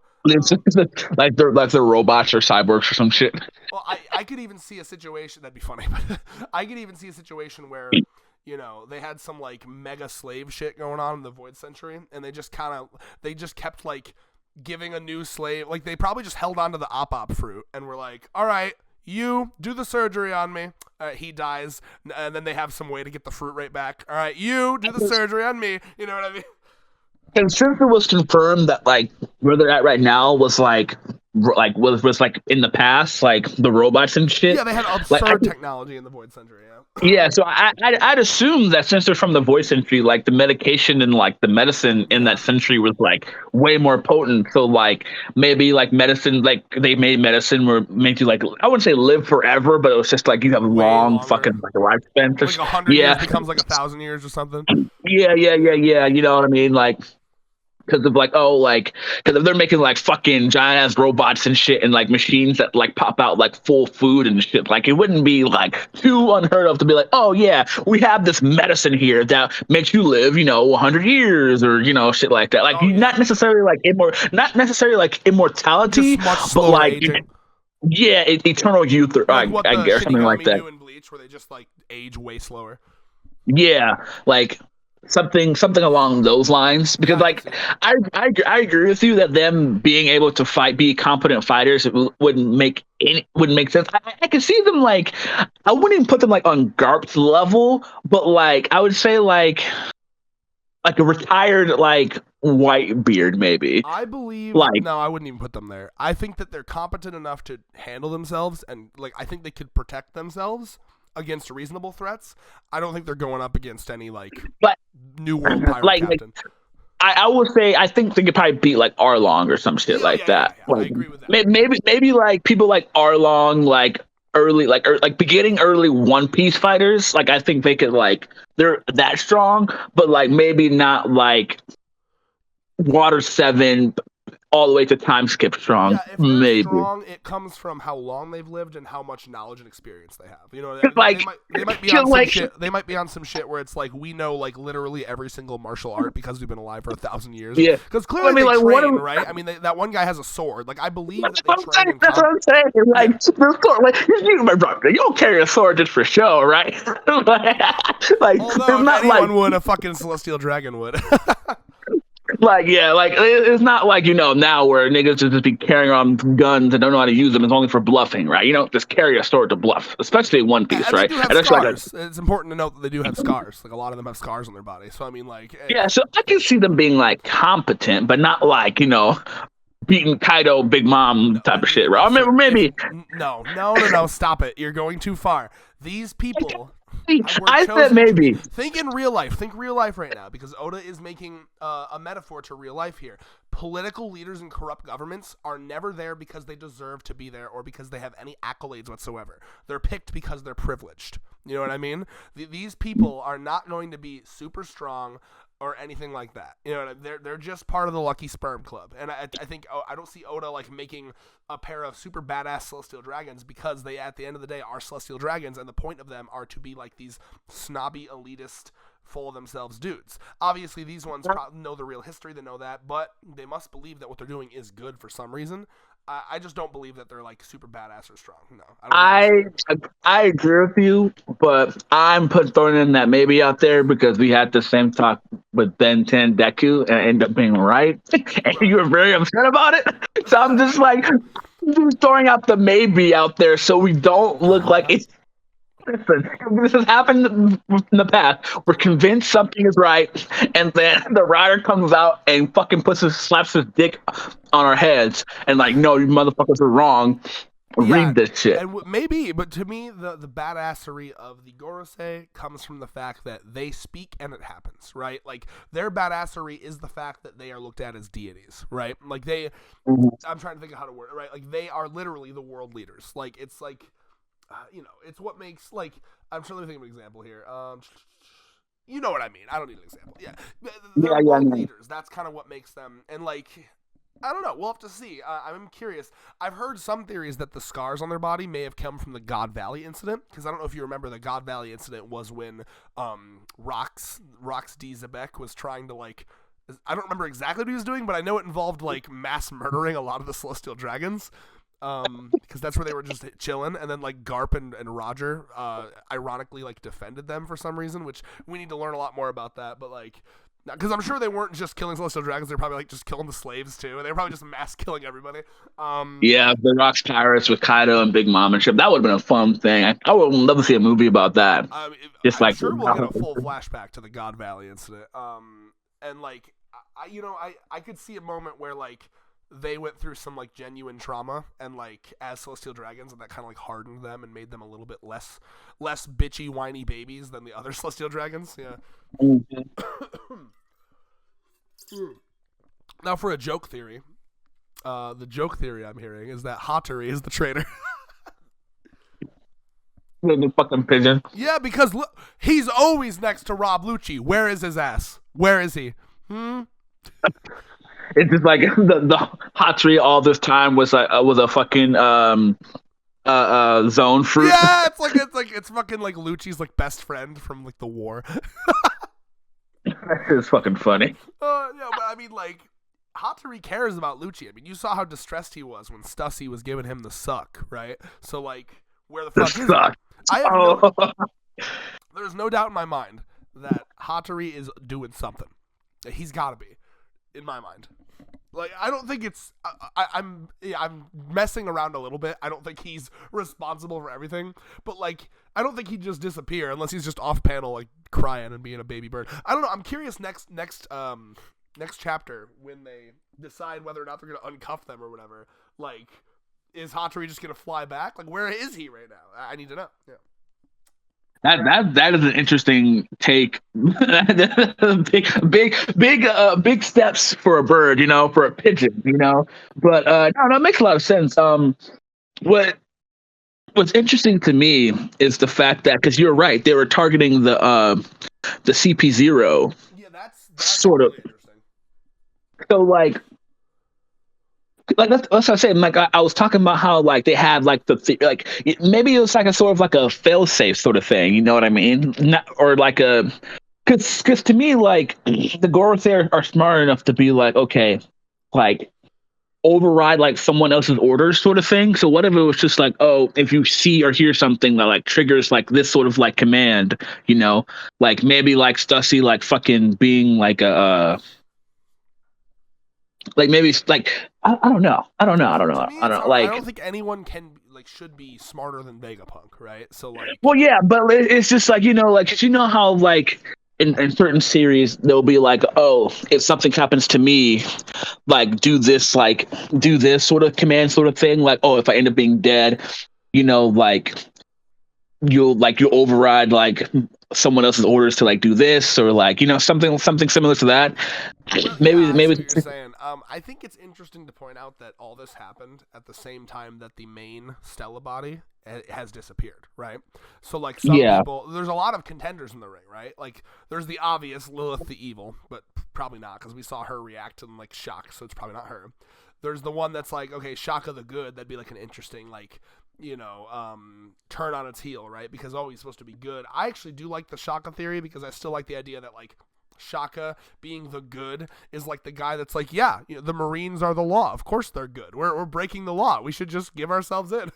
I love that. No, that makes sense. Yeah. I like that interpretation that Shaka would be like, because remember, Shaka was very like iffy about pirates when they first came in. Like, I know how to deal with pirates, right? He like magnetized them to the floor.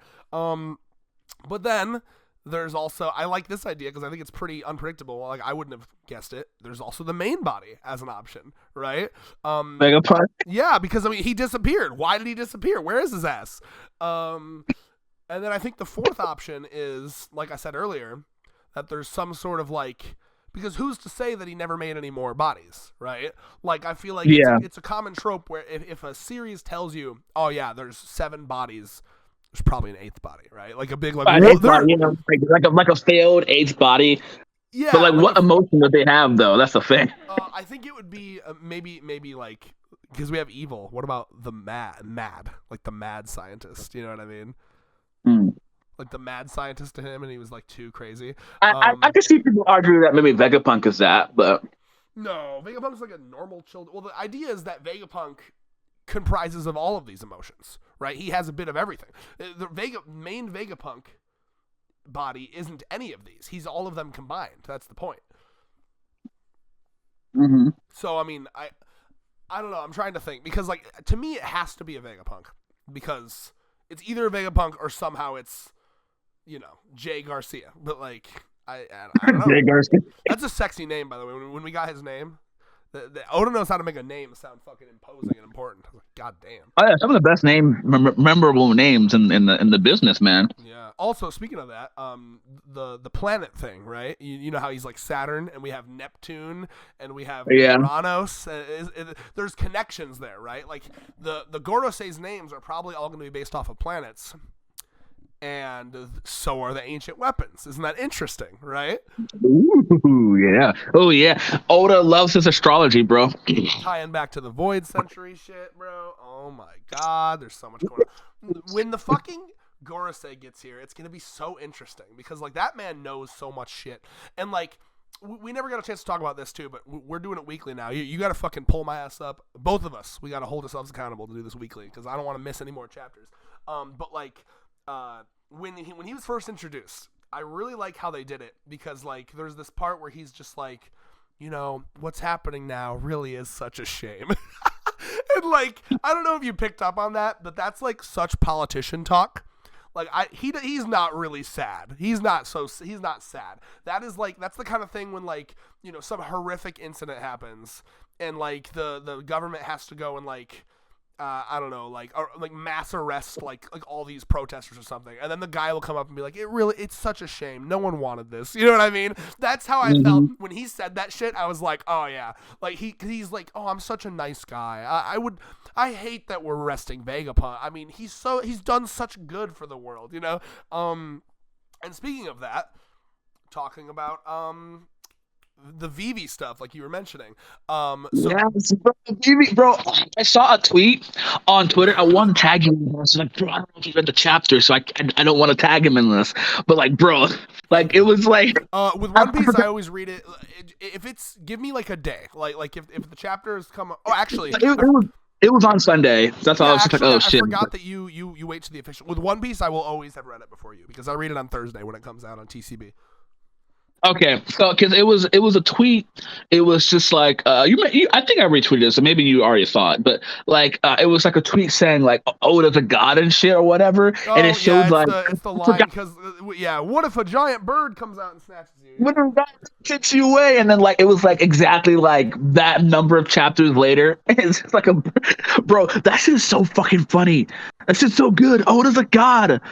Oda is he has the roadmap planted out of like where he's gonna have his characters. It's like literally. So, imagine you're writing a story and okay, well, like 6 years later, like in real time, I'm gonna have Big News Morgans have her. So, and that's in my head now, but I can't do it for years. I'm gonna put a little funny line in there. You know, you totally would. So I love the fact that Warple and Vivi are here. Warple. He's trying so. Bro, what the fuck is he here for? Like, is he on the run too? I've never heard anyone say his name like that. That was the weirdest shit I've ever heard in my life. Warple. Fucking. Wow, your fucking house deserves to be Buster called after that. Yeah, I'm moving from here, so by all means, Buster call this a shitty apartment. But yeah, no, it's really funny. And speaking of foreshadowing, did you see the Wapple stuff was foreshadowed too? Just the last chapter with Big News Morgans, they got a call and it was like, King Wapple has some information to give you. Yeah, so I mean, I knew that. But we don't know what the information was. I guess it has to be. He was just giving him dirt on the Reverie stuff, right? I mean, because if you're a king at the Reverie and like Wapple's the most corrupt king, and Big News Morgans is paying him a pretty penny for that info. Because it makes sense, right? So like, so now that we know where Vivi is, that makes sense because Sabo may or may not be dead, right? And then probably Vivi not knowing Oda, but yeah. I heard a fucking cool theory that I want to give you, that I want to let you know, by the way. Whenever you're done, say what you're saying. But yeah, go ahead. But so first of all, obviously, like, Vivi, best girl, 100%, right? So, but it's just like, why is she looking good in this outfit, by the way? Yeah, that's what I was gonna say, bro. She's looking fine as fucking here, right? Yeah. But it's just like, okay. I'm the same so as that like, girl in the back. Never washing that again, bro. I'm gonna fucking sniff it while I'm jerking off. That's wild. So like, hey. First of all, you need to fucking laugh, otherwise I look like a weirdo. I did laugh. Laugh harder, motherfucker. Suck my dick, dude. So to me, it feels like Big News Morgan wouldn't just take in Vivi and Wapple without some sort of like deal or like a condition, right? Yeah. Because like now I want to know, like, because they're on their way to the island, right? So hashtag Vivi. Where are they going? Well, it says they're going to the. It says they're going to Egghead, aren't they? Because it said like the world government is currently undertaking an assassination of the great Dr. Vegapunk. They're gonna kill the world good as mine, and then they talk about how Luffy's there. So I'm just like, it does not say they're going to there at all. I assume they're going to Egghead. I assume. That'd be cool. Because I have no idea, but I don't see why he wouldn't be on his way there, seeing how everything's going down. He got a tip from there, and Luffy's gonna be there. Yeah, so the theory I heard was that he could maybe be like want to like park his fucking base up in the sky and just kind of like report on what's going on. So maybe Vivi will be like, all right, you know what? I'm so far away from Alabasta. I guess I'll just join up with the Straw Hats. Rejoin the crew. That's why we don't have fucking what's his name? I'm sorry. Carrot or Yamato. Yeah. Yamato. That's why we have Yamato. No, fuck it. Carrot is a carrot. Bro, bro, by the way, I just want to mention to all the viewers out there, I love Red's roast of Carrot's character. She's like going against everything Carrot stands for. Her whole goal is leaving the elephant and being free, but Oda made her the leader of the whole fucking thing. Bro, the end of Wano, like the end of Wano to what we're getting right now feels like different authors, man. It's fucking wild. Like I just feels like he was like that arc went on too long, and he was like, I gotta fucking wrap this up. Character just got retconned in one arc. That shit's fucking funny. But anyway, yeah, Yamato. You notice no one fucking talks about Yamato anymore, by the way, right? It's because Oda didn't do shit with that motherfucker's character. God. Yamato, Vivi crawls so Yamato could walk, but now Vivi's walking again, so Yamato's crawling. Run over the corpse. No, I'm Vivi's excited. back, baby. Let's go. I love Vivi. But here's the thing. Is Kadu there? Is her duck there? Because what is Vivi without Kadu? True. I'm hoping Kadu's back there somewhere, bro. And Vivi's never been much of a fighter, though. Huh? She's never been like. Well, the hope is that she's been training, like in her spare time. You know what I mean?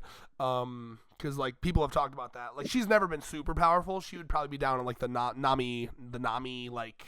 I almost trio. Yes. I was gonna say Nami Usopp, but honestly, Usopp's kind of elevated himself. So if she rejoins the crew, right? Oh, she's upgrade my boy Chopper. No, upgrade my boy Chopper. Bring Chopper up to the top 8, bro. Bring him up there. Like the new back week in Water trio, 7, like he was meant to be. Bro, I can ramp up this for fucking hours, okay? Yeah, that's why I'm bringing it up. You the fucking walk to Frankie house. You love it. Put fucking respect on Chopper's name, okay? Whenever something's going down, whenever something serious going down, who is next to the fucking monster trio? Who is next to the fucking monster trio? Not Jinbei, not Frankie, not Robin. Fucking Chopper. Chopper did that badass walk to Frankie's house. He was with the big boys, okay? He was with them, okay? Fuck what you heard, okay? Who's the one that went fucking Monster Point and fucking flinged that fucking Water 7 nigga all the way back to the fucking start of Marineford. Fucking word, by the way. Chopper. Put some respect on my boy on the reindeer boy, okay? Put some motherfucking respect on my nigga Chopper, okay? New week trio, Vivi, Usopp, Nami. Fucking Chopper gets promoted. While we're talking about the week trio, though, I am so proud of my boy Usopp for just being covered in bitches 24/7. He really does get it. Think about it. If that's the new week trio, Usopp's going to be hanging with the girls because I've been talking to Allie about this. You know, Nami hangs out with Usopp because he's like the only fucking, like, you know, Zoro's chill, but he's like stupid and like, and as Allie put it, probably smells really bad. Like Usopp is the only man who's not going to A, hit on you relentlessly, B, ask for your panties relentlessly, C, stink. Usopp's like a normal man who bathes. That's why the fucking women hang out with him. It's so funny too because he's a loving idiot. So you know, I love it so much. And like, you remember in Wano when he was in the tank with all the bitches? God, I love. Hell yeah, bro! So proud of him, bro. Hell yeah, bro. I mean, it is just proof. Like Sanji needs to pay attention and realize if you just act like a normal human being, you get laid so much. Sanji is so attractive, but he fucking pushes everyone away by being a freak. Oh, speaking of that, that's a good segue to him with Stussy in this chapter, which is really funny. I was waiting for that interaction because remember Stussy, one of her alter ego things, one of her like covers was the Queen of the Pleasure Corner. Remember, like so she ran like a massive brothel network essentially. That was like her black market thing, Pleasure Corner. You know what the fuck that is. So like I already knew Stussy's gonna be great at dealing with Sanji because she probably deals with men like that constantly. So you can see how she's like, "Oh, you're so silly. Just keep looking for Vegapunk." I love the way she handled that. Not thrown off, not weirded out. Just like, "Okay, whatever you say, silly man." That's just fucking funny. I have to say, man, I think the best part about this arc so far is the pacing. Like, it feels like it's going slow to me, but at the same time, we're moving at a good pace as well. Like, it feels like Oda's actually taking his time. I think we said that multiple times. Like, one of the biggest issues with Wano is the pacing. The pacing here, and pacing is probably one of the best things about One Piece. because there's certain series that its pacing kind of ruins the series. Like for me, one of the biggest ones is Dr. Stone. As much as I love it, I think. I think one of the biggest issues is more so specifically like the last two arcs of the series was its pacing. It felt like the what's his name was going too fast towards the end, especially like when he was like reviving humanity. It felt like it was too easy. Like there's no way in hell like grown ass adults would like literally listen to like teenagers. Yeah. You know what I mean? So I felt like there should be more conflict there. He should have taken the time to like show the struggle. That could have been its own arc. The struggles of reviving society. Yeah. Yeah, because another thing, that was a big plot point of Dr. Stone too, was like, reviving adults and shit, stuff like that. Yeah, that was Tsukasa's deal. Like, fuck them motherfuckers. Yeah. So yeah, so that other than that, it was a good series, of course, but pacing, right? So like, and of course, the infamous Promised Neverland. Even Black Clover sometimes suffers with too fast pacing, and same with My Hero. I mean, like so One Piece is known as one of the best, more better paced series. So it's just like going from like Wano to like this, like the pacing's like it's almost like refreshing to see, because it feels like. I don't know if you can feel me on this, but it doesn't feel like, damn, like we're still in this arc. You know what I mean? Recently here is with the first time I got that feeling was like within the last chapter or two, because I didn't expect them. I thought that they were gonna pick up Vegapunk and like dip, and then like the dipping was gonna lead into like the big battle like with Kizaru and stuff. But like we're actually pausing here. Hold on, I'm getting over a sickness. Sorry. We're actually pausing here to do this weird little like death game whodunit mystery thing. I did not expect that at all. Yeah, and it's just like, and Wano was a pretty long arc, of course. So like, but it's just like, even though that arc was long, it's like the pacing was just so bad that it quadruple the characters.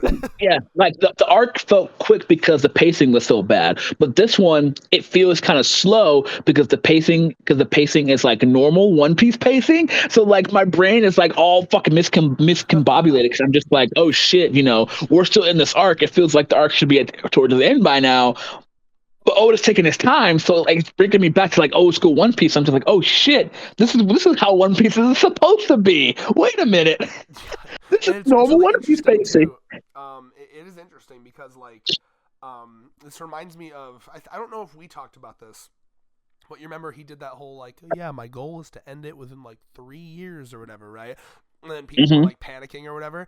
And then at Jump Festa, like this most recent Jump Festa, he came out and he was like it was really nice of him to do this. Actually, I'm happy he did it, but because he basically, I think he heard all the concerns of people. Like, well, you're not gonna rush it, right? You can't rush the ending of One Piece, this series that's going on for like 30 years. And so he came out and he was like, 3 years is a benchmark. You know me. It'll fail. Don't worry. I'm going to take my time with it. Like, it's not going to end as, the exact wording he used was, it's not going to end as quickly as you think. So don't panic. Just read and enjoy, right? And, like, when I see this, the fact that he's stopping, because he could have easily, like, moved on from, like, all right, we got the Vegapunks, now we're leaving, right?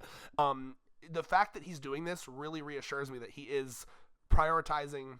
I think the rationale he's making in his head is, like, as much as I do want to get done and retire, I do not want to fail my story that I put so much effort into. I think he knows more than any of us that like to rush now at the end would be the worst possible thing for this story. So yeah, and I can see. I think good. Good. Oh, okay. Sorry, I didn't mean to interrupt you there. I can see because honestly speaking too, like Oda, we have to understand too that Oda is like, I think he's like from like 2 or 3 generations of like the manga industry, right? Like he's seen so many famous mangaka come and go in the magazine for about like 30 years, you know what I mean? So it's just like, and I think to me, if you're an employee of like one of the biggest like comic companies of all time, right? Like one of the most successful ones, one of the most successful magazines in your country, right? And like you've been friends with and you've seen like multitudes of like new upcoming mangaka who's like put their like foot in the water and like made their stay, like Hirokoshi or Tabata or people like that, or like even with like longtime vets like Kubo and like fucking what's that nigga's name? The Naruto creator Kishimoto and like people like that. Keep right? his name out your mouth because we don't remember it anymore.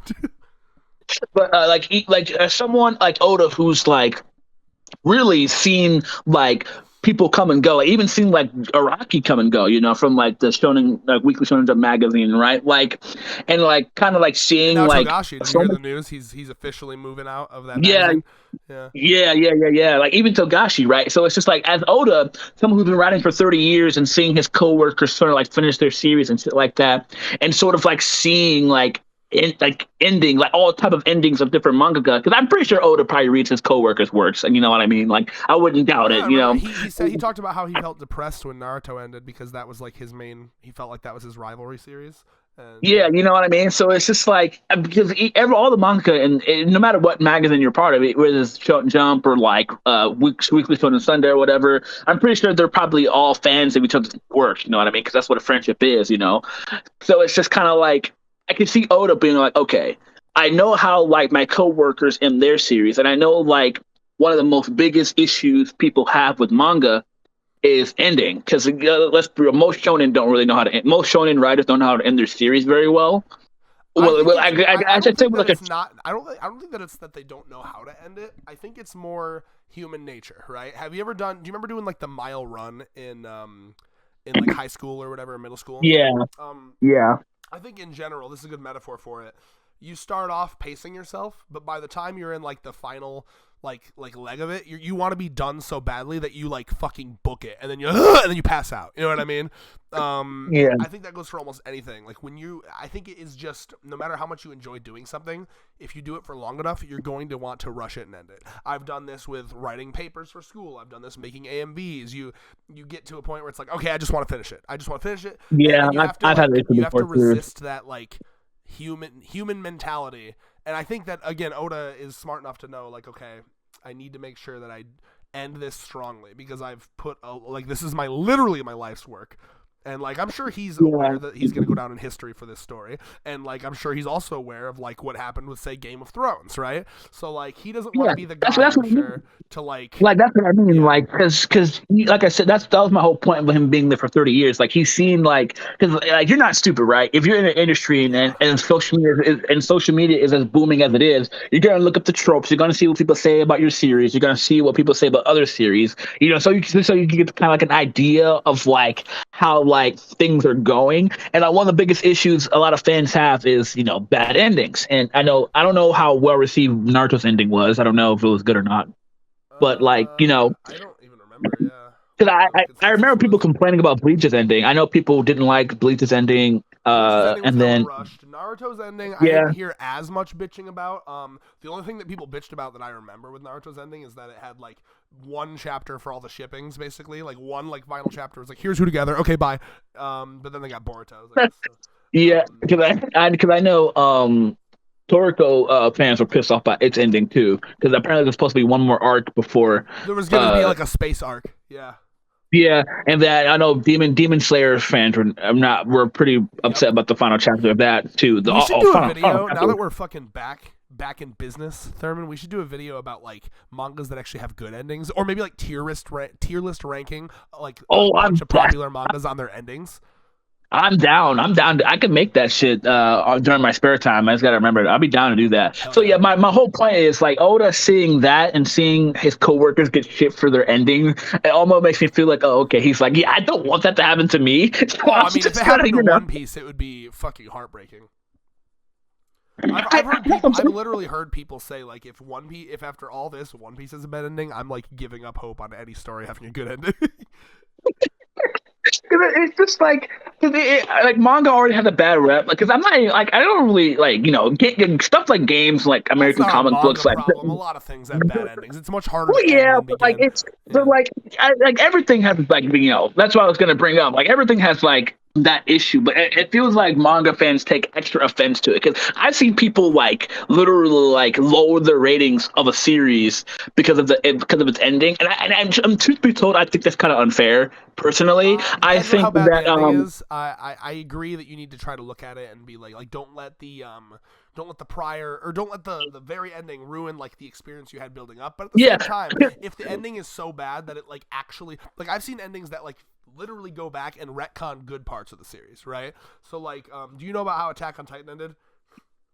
Oh yeah, I've heard. Eren was responsible for everything basically, and like Eren like let I don't remember exactly, but like it was like it really did ruin Eren's character because it was like, oh, Eren actually did all the stuff because he so you did finish Attack on Titan? Yeah, a while ago, like half a year ago. Actually, I know you said you were taking a break from the manga, but from the Attack on Titan manga. Yeah. I never read the manga. I was watching the anime, and then I watched the anime up to where it was, and then I just read there was only like 20 chapters left, and then I read the 20 chapters that were left, and then I finished it. Oh, I know you had manga vibes for it. I thought you said you were reading. I started reading it years ago, and then I stopped for years, and then I binged through the anime. Oh yeah, so it's just like I know Seven Deadly Sins is another one where people were just like the ending was so bad. Like I just like, and I agree with you. Like if the ending like. Yeah, if the ending kind of like retcons everything that we had so far, like because I've had some manga where the ending was just shit, but it doesn't really like one of the biggest ones is Hitman Reborn. Hitman Reborn has one of the worst endings of a manga ever, but the ending doesn't really like. The ending doesn't satisfy you, but it doesn't take away from the experience because the manga itself is still fucking fire. Still a 10 out of 10. Well, I guess an 8 out of 10. Probably, yeah, most likely. But like, the ending just doesn't really resolve anything. You know what I mean? And I think that's what are you talking about. Hitman Reborn. Oh, okay, thank you. Yeah, so like that is an example of a series where like it's not like terrible, like the ending doesn't ruin the whole series because the series is still fire. It just doesn't leave you with something satisfying because nothing gets resolved. You know, like a big question is like like compared to like I guess Attack on Titan where like the ending like ruins the whole series because it like retcons a lot of shit or changes a lot of shit. Yeah. So like that's you can still like adopt the mentality to like try to not let it bother you, but yeah, it kind of leaves a sour taste in your mouth, you know. Yeah, so like, and that's the thing with One Piece. Like, I like depending on it. I honestly speaking, no matter how the series ends, I think I don't still appreciate the journey. Yeah, I don't think it would ruin the entire series. You know what I mean? Because it's just like if a series like because because I mean like the One Piece ever since the beginning has been leading up to the One Piece, right? But I do believe in Oda to do it right because this is the kind of thing he's been thinking about for so long. But I do think that if it's bad enough, it could make it because on rewatch you don't want to be like, oh wow, the One Piece ended up being like super boring, or you know what I mean? Which again, I highly doubt that'll happen. But like, yeah. Yeah. So nice little change it there. So do you want some kind of final thoughts? We're sitting at 45 minutes here. Oh shit! Hell yeah, brother. So honestly, bro, this is really good. I really want to know. Like why the Seraphim? Because like I love you brought up that point that they're destroying CP0. So that's like, strange. I'm just legitimately curious to see like who. Which does kind of make me think it is an evil like a Vegapunk, right? Because Vegapunk would want everyone like just basically like a Vegapunk that's just everyone get the fuck out of my lab, right? I don't know, but at the same time, I could see Oda doing some like absolutely crazy shit that we just like can't possibly predict. Like for example, so we know Caribou is swimming around here. Now, obviously, Caribou couldn't do any of this himself, but we do know that Caribou is working with someone that we don't know. Remember, in Wano, he was like, "Oh, I can't wait to tell that person about the ancient weapon." A lot of people were theorizing maybe he's working with Blackbeard. So, and what do we know about a certain member of Blackbeard's crew? You remember the tap dancing guy, the Lafitte, the guy that's like, you remember him? Yeah. So when Lafitte first showed up in the series, I don't know if you remember, his first thing he did was he somehow just made it up to Marie-Joie. You remember that? Like during the meeting? Do you remember that, or do you need me to give you a reminder? Yeah, I remember that. No, it's really funny. So, this was right after Crocodile was beaten, and they're like, "Shit, we need a new warlord." And then like Lafitte just shows up during the meeting. Mihawk is there, Kuma is there, Doflamingo is there. This is the crazy Oda foreshadowing. This is like literally like before. This is pre-Sky Island we're talking about here. And I mean, like the fact that he snuck up on all of them. All of them were surprised that he was there. Like, who the fuck are you? How'd you get here? Yeah, so that means he snuck past all of their observation hockey. And remember where Marijois is? It's on the top of the red line. And remember to back up that point, Lafitte is the one who opened the gates at Marineford to let in like Luffy and all the Impel Down guys into the war. And Blackbeard. Yeah. Because they were like, don't you remember they pulled up and they were like, why is the gate opening? And then that was revealed to be Lafitte because he has like angel wings or whatever, which is like probably some zone, right? So like, point being, just to finish my point here, if we want to say something crazy, because I could see Oda being the type of guy because Oda is he wants to not be predictable. I could even see it being Caribou, Contacts, Blackbeard crew. Oh, guess what? I'm an idiot. Guess who else? We have fucking Van Augur who has the teleportation fruit. Can he just teleport inside? If he wanted to, there's a lot of shit, right? So like, if Oda wanted to go crazy, it could be fucking Blackbeard's crew contacted by Caribou. If he really, really wanted to go crazy. Oh, and then in terms of like why the Seraphim would be like maybe because we know that the main Vegapunk body has disappeared. So maybe Caribou. Hold on. Maybe Caribou has like sucked him into his swamp body and like fucking like forced him like say it, motherfucker, or I'll choke you. Or maybe he took Bonnie hostage. Maybe he's like, I'll kill Bonnie if you don't fucking turn that. There's so many. There are a lot of options, right? Yeah. So it could be any. It was funny. Yeah. I'm just saying, if Blackbeard's here, that means he killed Law, and that means I'm dropping One Piece. So I don't think it'd be Blackbeard himself. I think it'd be his men. I think it'd be like a couple of his men. Like they're all underwater though, unless the fight ended already. You think all of his crew was on that ship? We already know that's not true. Some of his crew is at Beehive. Some of his crew is at his main island. Some of his crew is literally at Big Mom's territory because they got fucking pudding. So like they're I mean they're all spread out. They're not all on the one ship. That'd be retarded to put them all in one ship. I mean, this leave their home base completely unfucking guarded. They're not all there. Oh, I mean, Big Mom. Well, she's fucking Big stupid, Mom, isn't she? Big Mom was. I mean, to be fair, it's the same man who gave all his crewmates devil fruit and didn't realize, oh shit, none of my crewmates can swim. Let me just put this out there. We only saw like half of his crew there. The crew that we saw was like half or less. Shiryu wasn't there. Katarina Devon wasn't there. Like the people that are like stealth motherfuckers. Remember Katarina Devon? What can she do with her fox fruit, the 9-tailed fox fruit? She can do what Mr. 2 did and turn into look like anyone. We have Shiryu of the Rain with the invisibility fruit. We have Lafitte, the guy who was able to somehow fly up to Marijois. So he could send in his motherfucking stealth division, which none of them were shown to be there at the Law fight, is all I'm saying. Yeah, you're right. No, that makes a lot of sense. Tears of the Kingdom. Out there if Oda really wants to like go out of pocket with what fucking happened. You know? Yeah, man. But I have to give these 2 chapters ready for my rating. Are you ready for this, bro? Oh God.